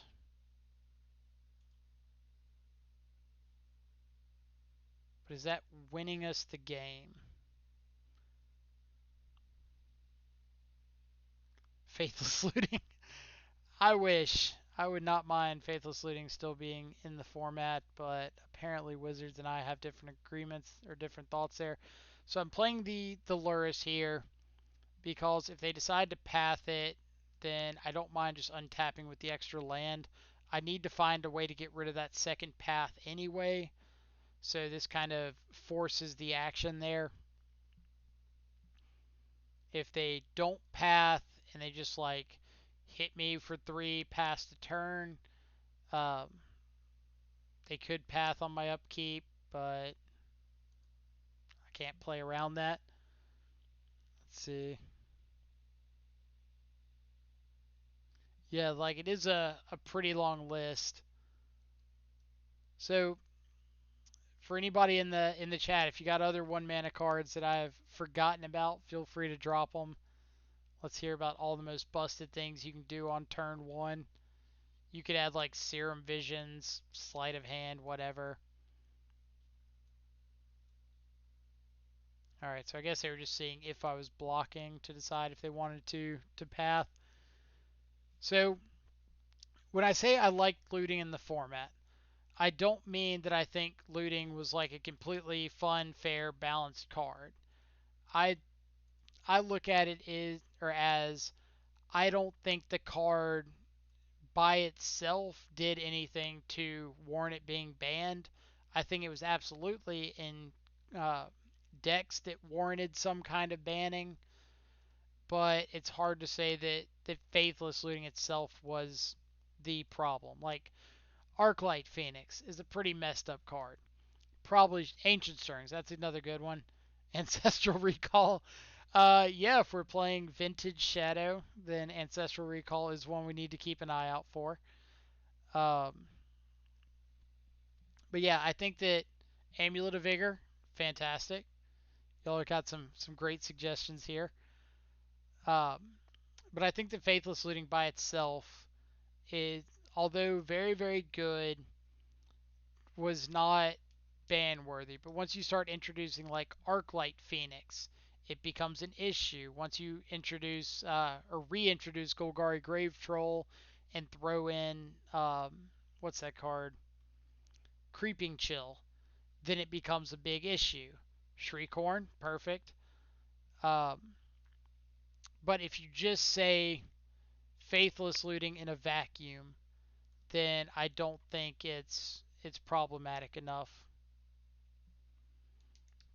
Alright, so here we could Cling to Dust to gain 3 life and stay alive, but I think we want to Cling to Dust to potentially look for a Shadow because that actually wins us the game. Either way, we're seeing the next card. And if the next card doesn't win us the game, then so be it. You could make an argument that gaining 3 life there opens up the possibility of drawing into a Traverse.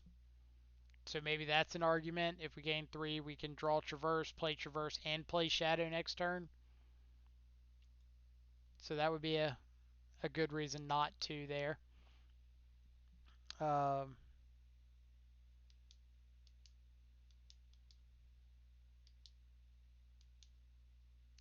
was playing a Wraith that bad? We didn't have the mana to play a Wraith, did we? We had four, and we would have had to have shocked in the fifth.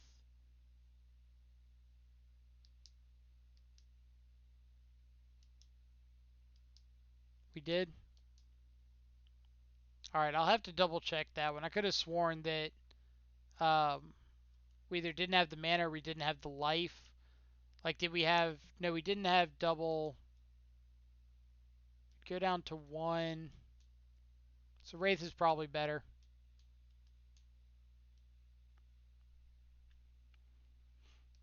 So bench. What I was thinking about was we needed to draw a shadow there. If we had exiled a creature, we buy ourselves one draw step, um, and then kind of realized like if that draw step was a um, either a Tarmogoyf or a Traverse, it would have been better to uh, eat a creature with that cling.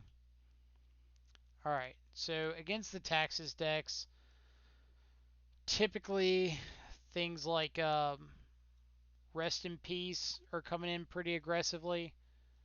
So we want to kind of cut back our reliance on the graveyard. Stubborn Denial's pretty bad. So we want to cut stuff out of this pile. This is what we're pretty inclined to bring in. Collective Brutality is a little awkward against Thalia. So if we say leave in a Traverse, leave in our Wraiths, and leave in a Stub, maybe cut like that. Uh, let's see. What did I miss? What did I miss? Drew a Peat Land, 2 life. So yeah, if we did draw a Peat Land, we were at 2. We could have played the Wraith, and that probably would have been better. Um, if we cycle a Wraith, I'm pretty sure we were at 2 life, so we couldn't cycle Wraith. Um, you were talking about if you cycle Wraith, it's also a draw, but gain 1 life. Work hard in graveyard for escape if it comes up. Um, yeah, that could have been a potential out there. I'm going to have to go back and check that one in a minute. So we're shipping this. We need lands. Also needs lands. Ugh. Needs lands, but keepable. So let's bottom. What do we want to bottom? Let's bottom the second Thoughtseize. And we could either bottom the Inquisition or we could bottom the Dismember. If they got Thalia, this is going to be rough anyway. If we keep Dismember, we have the chance of a turn 2 Shadow. So I think I'm just going to bottom this Inquisition. And we're just going to go with kind of an aggressive route of let's give ourselves the best opportunity to get down a Shadow quickly. If they have just double Path to Exile, like that's rough, but I think hedging on the side of them having double creatures is still correct. Shouldn't Ceremonious Rejection come in here? Ceremonious Rejection is an option. The issue is we're kind of boarding out so much, or we're kind of boarding in so much already that Ceremonious Rejection is on the weaker end of cards that we can board in. So it's tough to find room for something like that. Like, yeah, you can hit Thought Knot Seer, Eldrazi Displacer, but that still is pretty narrow of a list. All right. So Dismember would let us play a...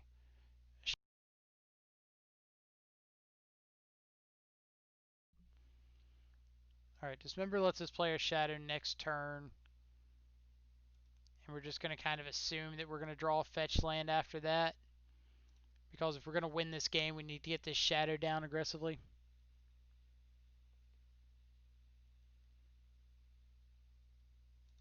So yeah, as soon as we finish this game, we'll pull up the clip and double check. Because I'm assuming you're right, but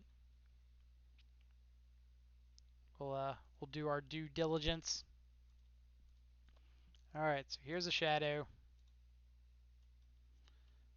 Hit me with your best shot. Our best draws here are basically like runner fetch lands.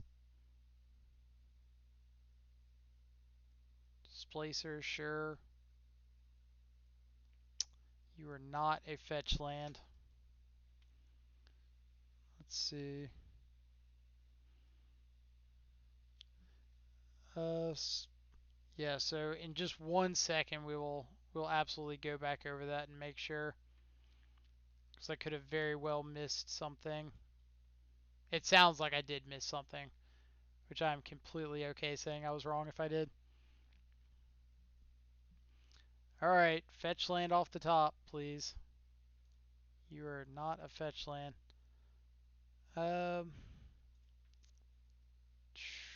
So yeah, we want to go ahead and use our mana here. There's a chance they could Ghost Quarter us. Triple Displacer. So let's get rid of a Flicker Wisp.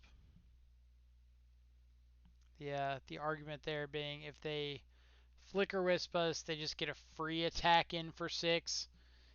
And we don't get to do anything. Obviously, they have to find the land to do it, but they could, like, float mana, Ghost Quarter themselves. Alright. Yes, please. We'll take this block all day long.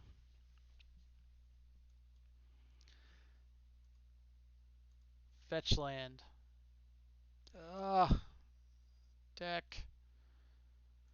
Alright. So we'll pass. So if our opponent goes to Displacer or Shadow, we at least get to take care of one of these Displacers.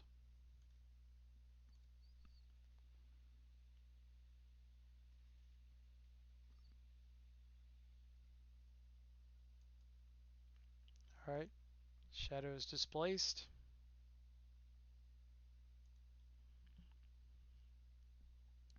They're going to swing in the most aggressive fashion imaginable.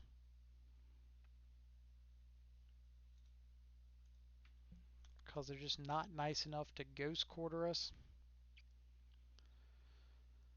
Alright. So does this do anything for us? It's probably too late.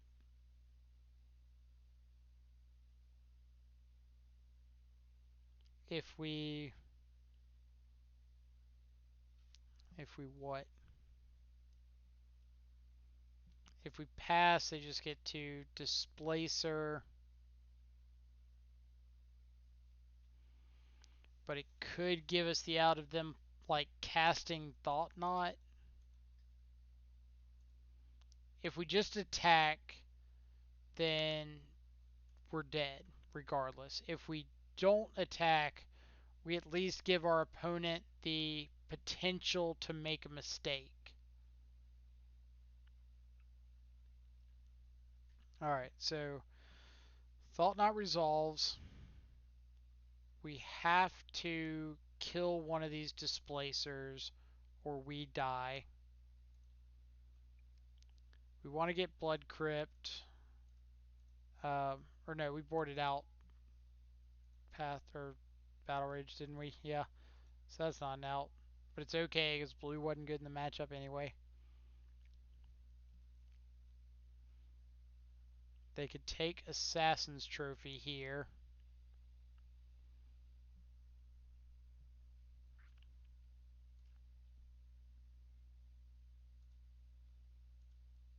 So another...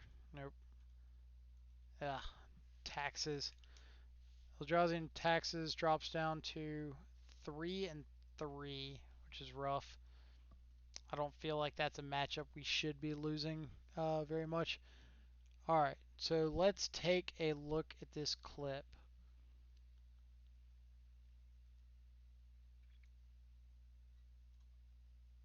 What do we got?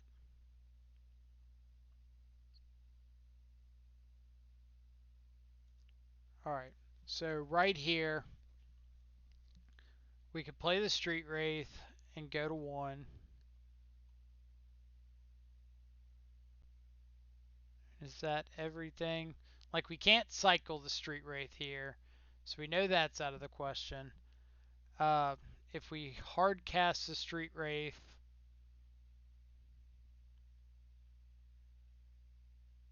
that's probably the best line.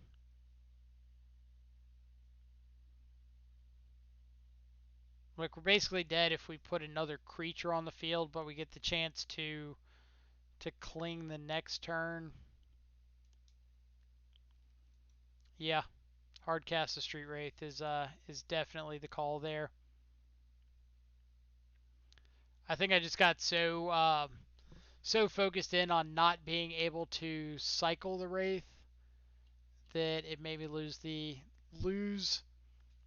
the idea that it does have power and toughness.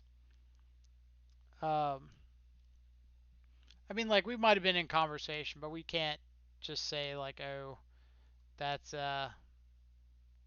that's a collective fault. Like, no, that's something I should be more attentive to paying more heed to. So we would like to play first. See, like I said, I just got back and saw it with 3 untapped land. I was not here from the start, but casting Wraith was the best play. So I just saw 3 untapped land, which Troll decided a non-creature for Shadow top deck.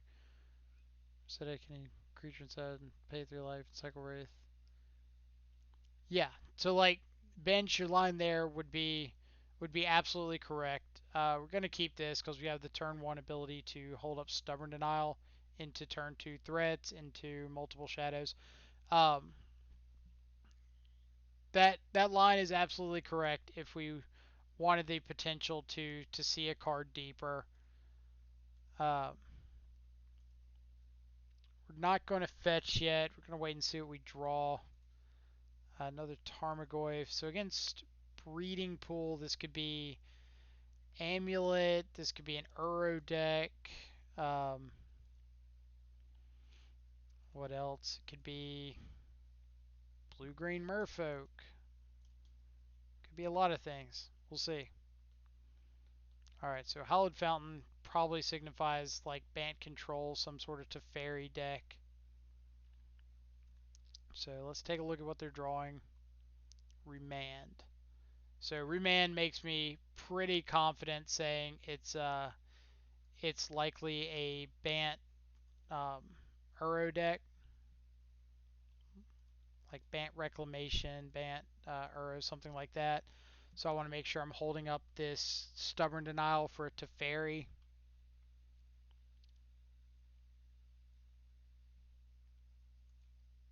Let's see. It's too hard playing Shadow plus conversation streaming. Congrats. Uh, so I mean, like my idea is if we're talking through lines, I feel pretty good regardless of how the match does. Like I want us to have a good time chatting, and if the matchup goes the right way, then so be it. But as long as we're having good discussion, talking about what's going on, then I'm pretty happy with it. All right, so we're going to bobble ourselves here because if we see something like a Thoughtseize Inquisition, we might want to draw into it.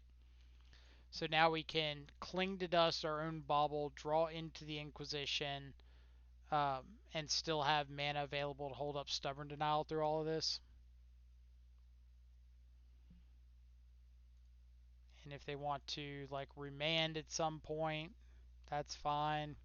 We can either recast it or just wait.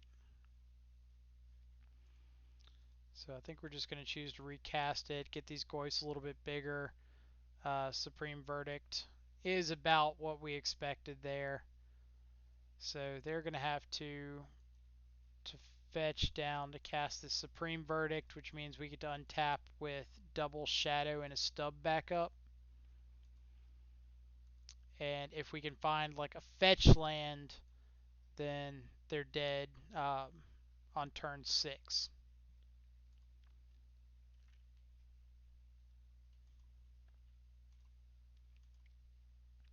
Alright, so we can't do anything through their turn. We'll let them kill off some Tarmogoyfs.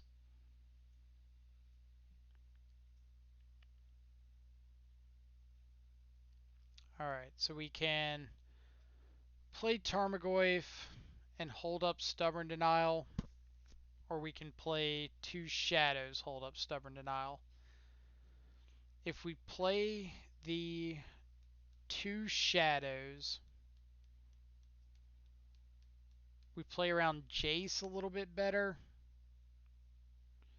Yeah, we just want to play the 2 Shadows because, or let's see, what were their lands? 6 cards in hand. We know about those. So if they're playing Mystic Sanctuary, they can get back Supreme Verdict. So if we play double Shadow and they play Jace, they can bounce a Shadow. The other Shadow can kill the Jace. Then they have to Supreme Verdict the turn after that. In which case we get to play Tarmogoyf and hold up Stubborn Denial. So if they play Jace, we Stubborn Denial. Yeah, we're just Stubborn Denying anything here.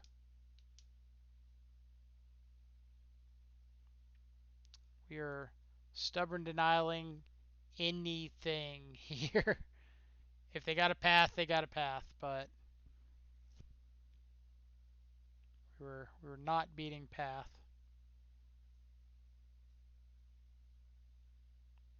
And they had the path. Ugh. So then the correct line would have been to uh, Inquisition the turn before, but we can't know that they're drawing literal nuts off the top. Alright, so this gets to 5, 6, 7. So if we can't kill them this turn, we need to start looking for like Stubborn Denial.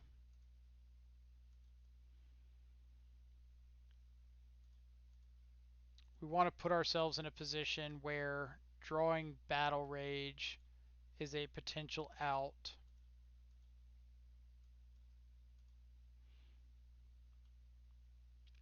Is there any reason that they would not cast Hour of Promise next turn? Like, they got to know that casting Jace just kills them. Let's see. So, have we tried brewing Blue-Black Shadow? Delver, or is Delver just too slow? So I agree with Wraith's comment. Like, Delver's a little bit slow, and the fact that it doesn't turn on Stubborn Denial is a little rough.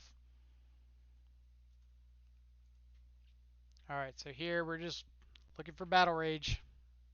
That's about our only out.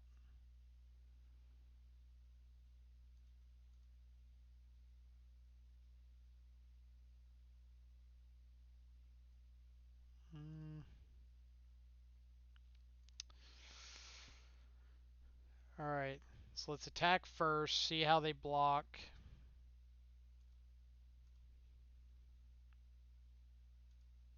Like, I have to assume this is getting Mystic Sanctuary to just get back Supreme Verdict.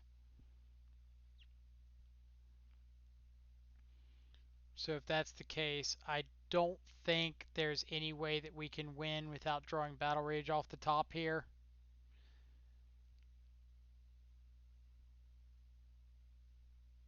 Yeah, like, we're absolutely cracking this Pete land because we're just not winning if we don't Battle Rage. Nope, cool. Um, However, Blue Black Delver Shadow is like a a really cool idea. Like it's something that I wish were a little bit more impactful. Turn on some light in here. It's getting dark. Um, Blue Black Delver is definitely a really good deck in Legacy, like Blue Black Delver with Death Shadow. Um, but you get that added advantage of just having access to like Wasteland and things that are really, yeah, really impactful there. So let's think about things we want, things we don't want. Ashiok is pretty great. This is another one of those matchups where we really want to try Lazotep plating. Um, Spell Bomb is an idea if we think that they're heavy on Uro. Assassin's Trophy can deal with like Jace's, things like that. Jace Teferi. K Command's an option if we're expecting them to just like heavily counter things early. Things that we're not as interested in. Fatal Push and Dismember for sure. You can make an argument to leave in some amount of spot removal if you're expecting like Stoneforge Mystic. Battle Rages are a little rough. So if we are going all in on the Exile Uro plan, like Spellbomb plus Ashiok, then Drown in the Loch gets a lot worse. If we don't think that they have Uro, then taking or leaving in leaving spell bombs in the sideboard is fine. Aether Gust, I think, is a little weak here. It doesn't hit like Teferi, Jace, Path. You're banking on it hitting like Uro or Hour of Promise. So if we see Hour of Promise, that might be an indicator that Uro is pretty prevalent. So let's go like that. Thanks for the insight. No problem. Like, I think Blue Black Shadow is something that would be really interesting, but the splash colors are basically free in Shadow because you're playing such a primarily black deck that you can play all black fetches. Um, so now these extra shock lands just become extra sources of damage.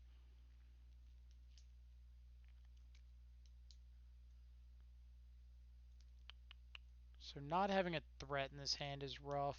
Like we've got a couple redraws to look for one, but I think we need a guaranteed threat. This is significantly worse. I still think we can win with just like early disruption and threat. This has got disruption and threat, so we're keeping this. We're bottoming traverse for sure. Ugh. Really want to turn one Thoughtseize. It's could very well just be bottom the shadow here. We've got potentially losing 4 life. A fetch land doesn't turn on shadow. We could also bottom the bauble, but we really want to give ourselves the most chances of seeing a second land.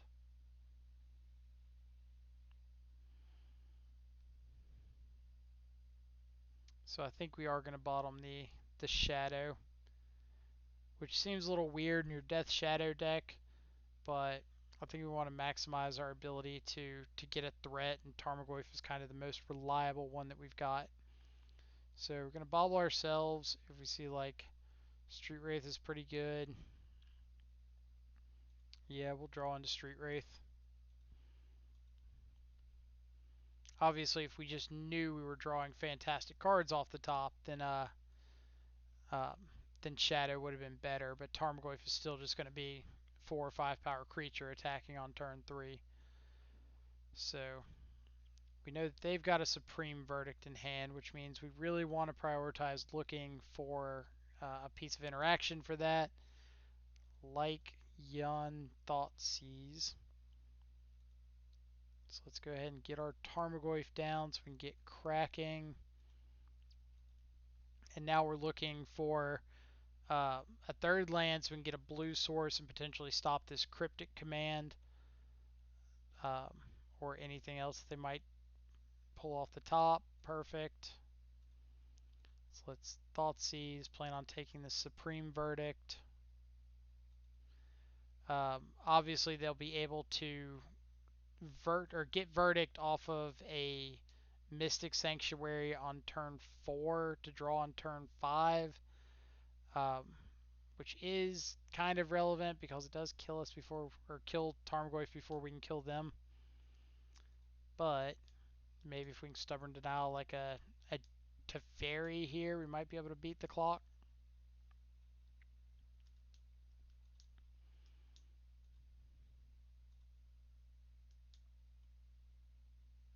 Inquisition's not really where we want to be. Alternatively, if we find a second threat, something that we can deploy after the Supreme Verdict, we could be in good shape. So this could potentially put them down to 1. Do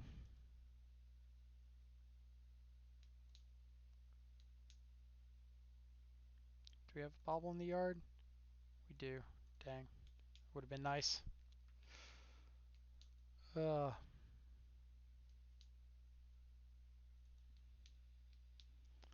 off the top one time. Alright, so with the Mystic Sanctuary trigger on the stack, are we bobbling ourselves?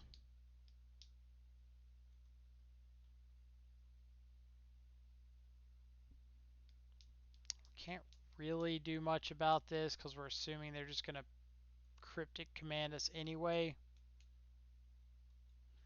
And the last thing we want to do is see they're putting path on top.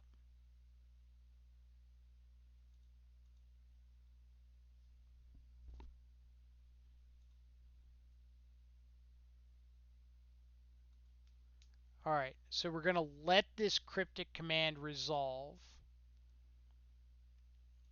because we can Inquisition away the path that they're putting on top and then have up Stubborn Denial.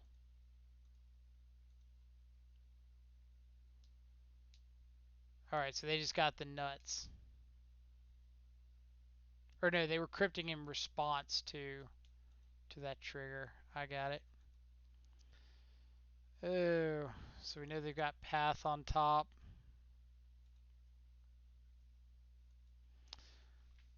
Yeah, I was thinking that they were letting the Mystic Sanctuary trigger resolve and then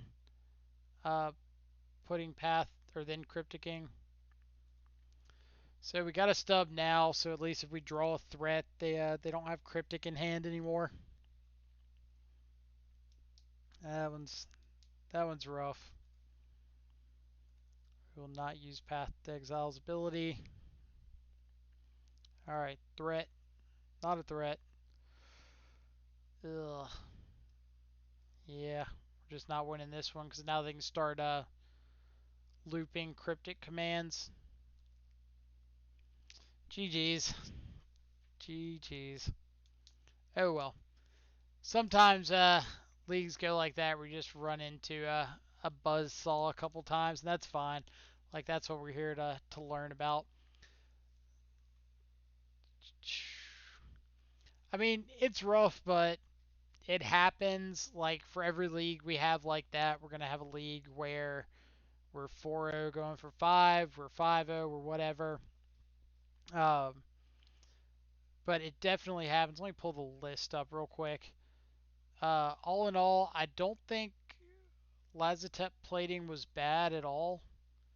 Um, I'm probably going to play another league with it at some time or at some point to see if there's any changes or if I think it's worth that slot. But it's all a personal opinion. Like, some people like Bench are really going to fall in love with that card and it's going to reflect in their win percentage. Some people like me might not be as enthusiastic about it, but that's what we're here to do. We're here to try these cards, give things a shot that might not otherwise see light, and go from there. Um, so for everybody that's like hanging out today, certainly appreciate all y'all stopping by, being part of a chat, giving all these opinions, telling me when I'm wrong, telling me when I'm right, because building up people is also good. If you're liking the content, like feel free to hit the follow button. Doesn't cost you anything. Just lets you know whenever I go live, so you can come hang out, check out everything that's going on. Um, we're trying to get in the habit of streaming like Monday through Friday, about 2 o'clock Central Time, Central Standard Time, to whenever we finish 2 or 3 leagues. Like to test out a lot of cards that other people might not be high on. Let's see. Lazotep is good against humans also. Yeah, I could see that. Like you get to stop a kite sail freebooter, you get to stop reflector mage, um, deputy of detention, things like that. So I could definitely see it having some potential in those matchups. Um, but other than that, yeah, like we'll just have to try out Lazotep plating again, see how it feels next time. We got to bring it in a little bit this time, but we didn't see a whole lot of the matchups that it would really shine against. Um, and we didn't get to see it in the matchups that it would really shine against. So I'm definitely looking forward to try it again. If there's any cards that y'all would like to see, anything that you're really interested in, there's a uh, there's a suggestion box down below. Feel free to drop some card names in there or deck lists if you'd like to see something specific. Um, and we'll be sure to check them out and try to fit them in. If you're like me and you're really impatient, there's a donation option. It's like a few dollars to get a specific card in the deck. And when I say get a card in the deck, I don't mean like we'll put a card in the sideboard and maybe draw it once. We'll put multiple copies in the deck. Like we'll try to emphasize seeing that card so we can really test it out.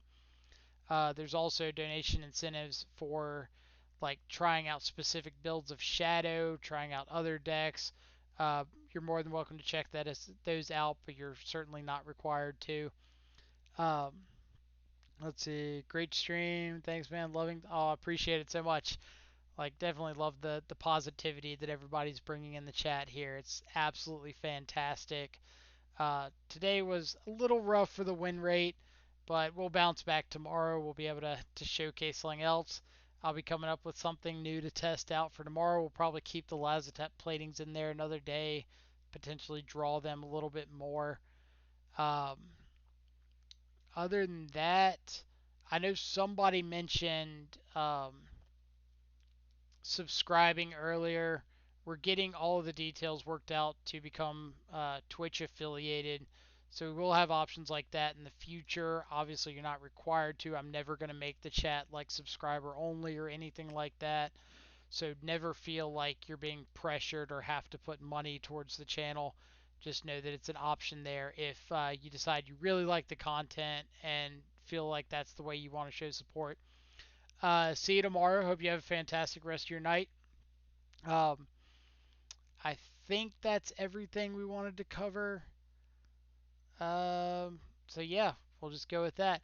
I appreciate all y'all stopping by. Again, if you haven't hit the follow button, feel free to hit it. Just lets you know whenever we go live. We will be on tomorrow about 2 o'clock Central Time.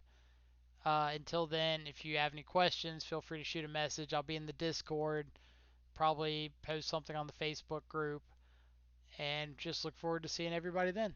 So, y'all be safe, have a great rest of your evening, and take it easy.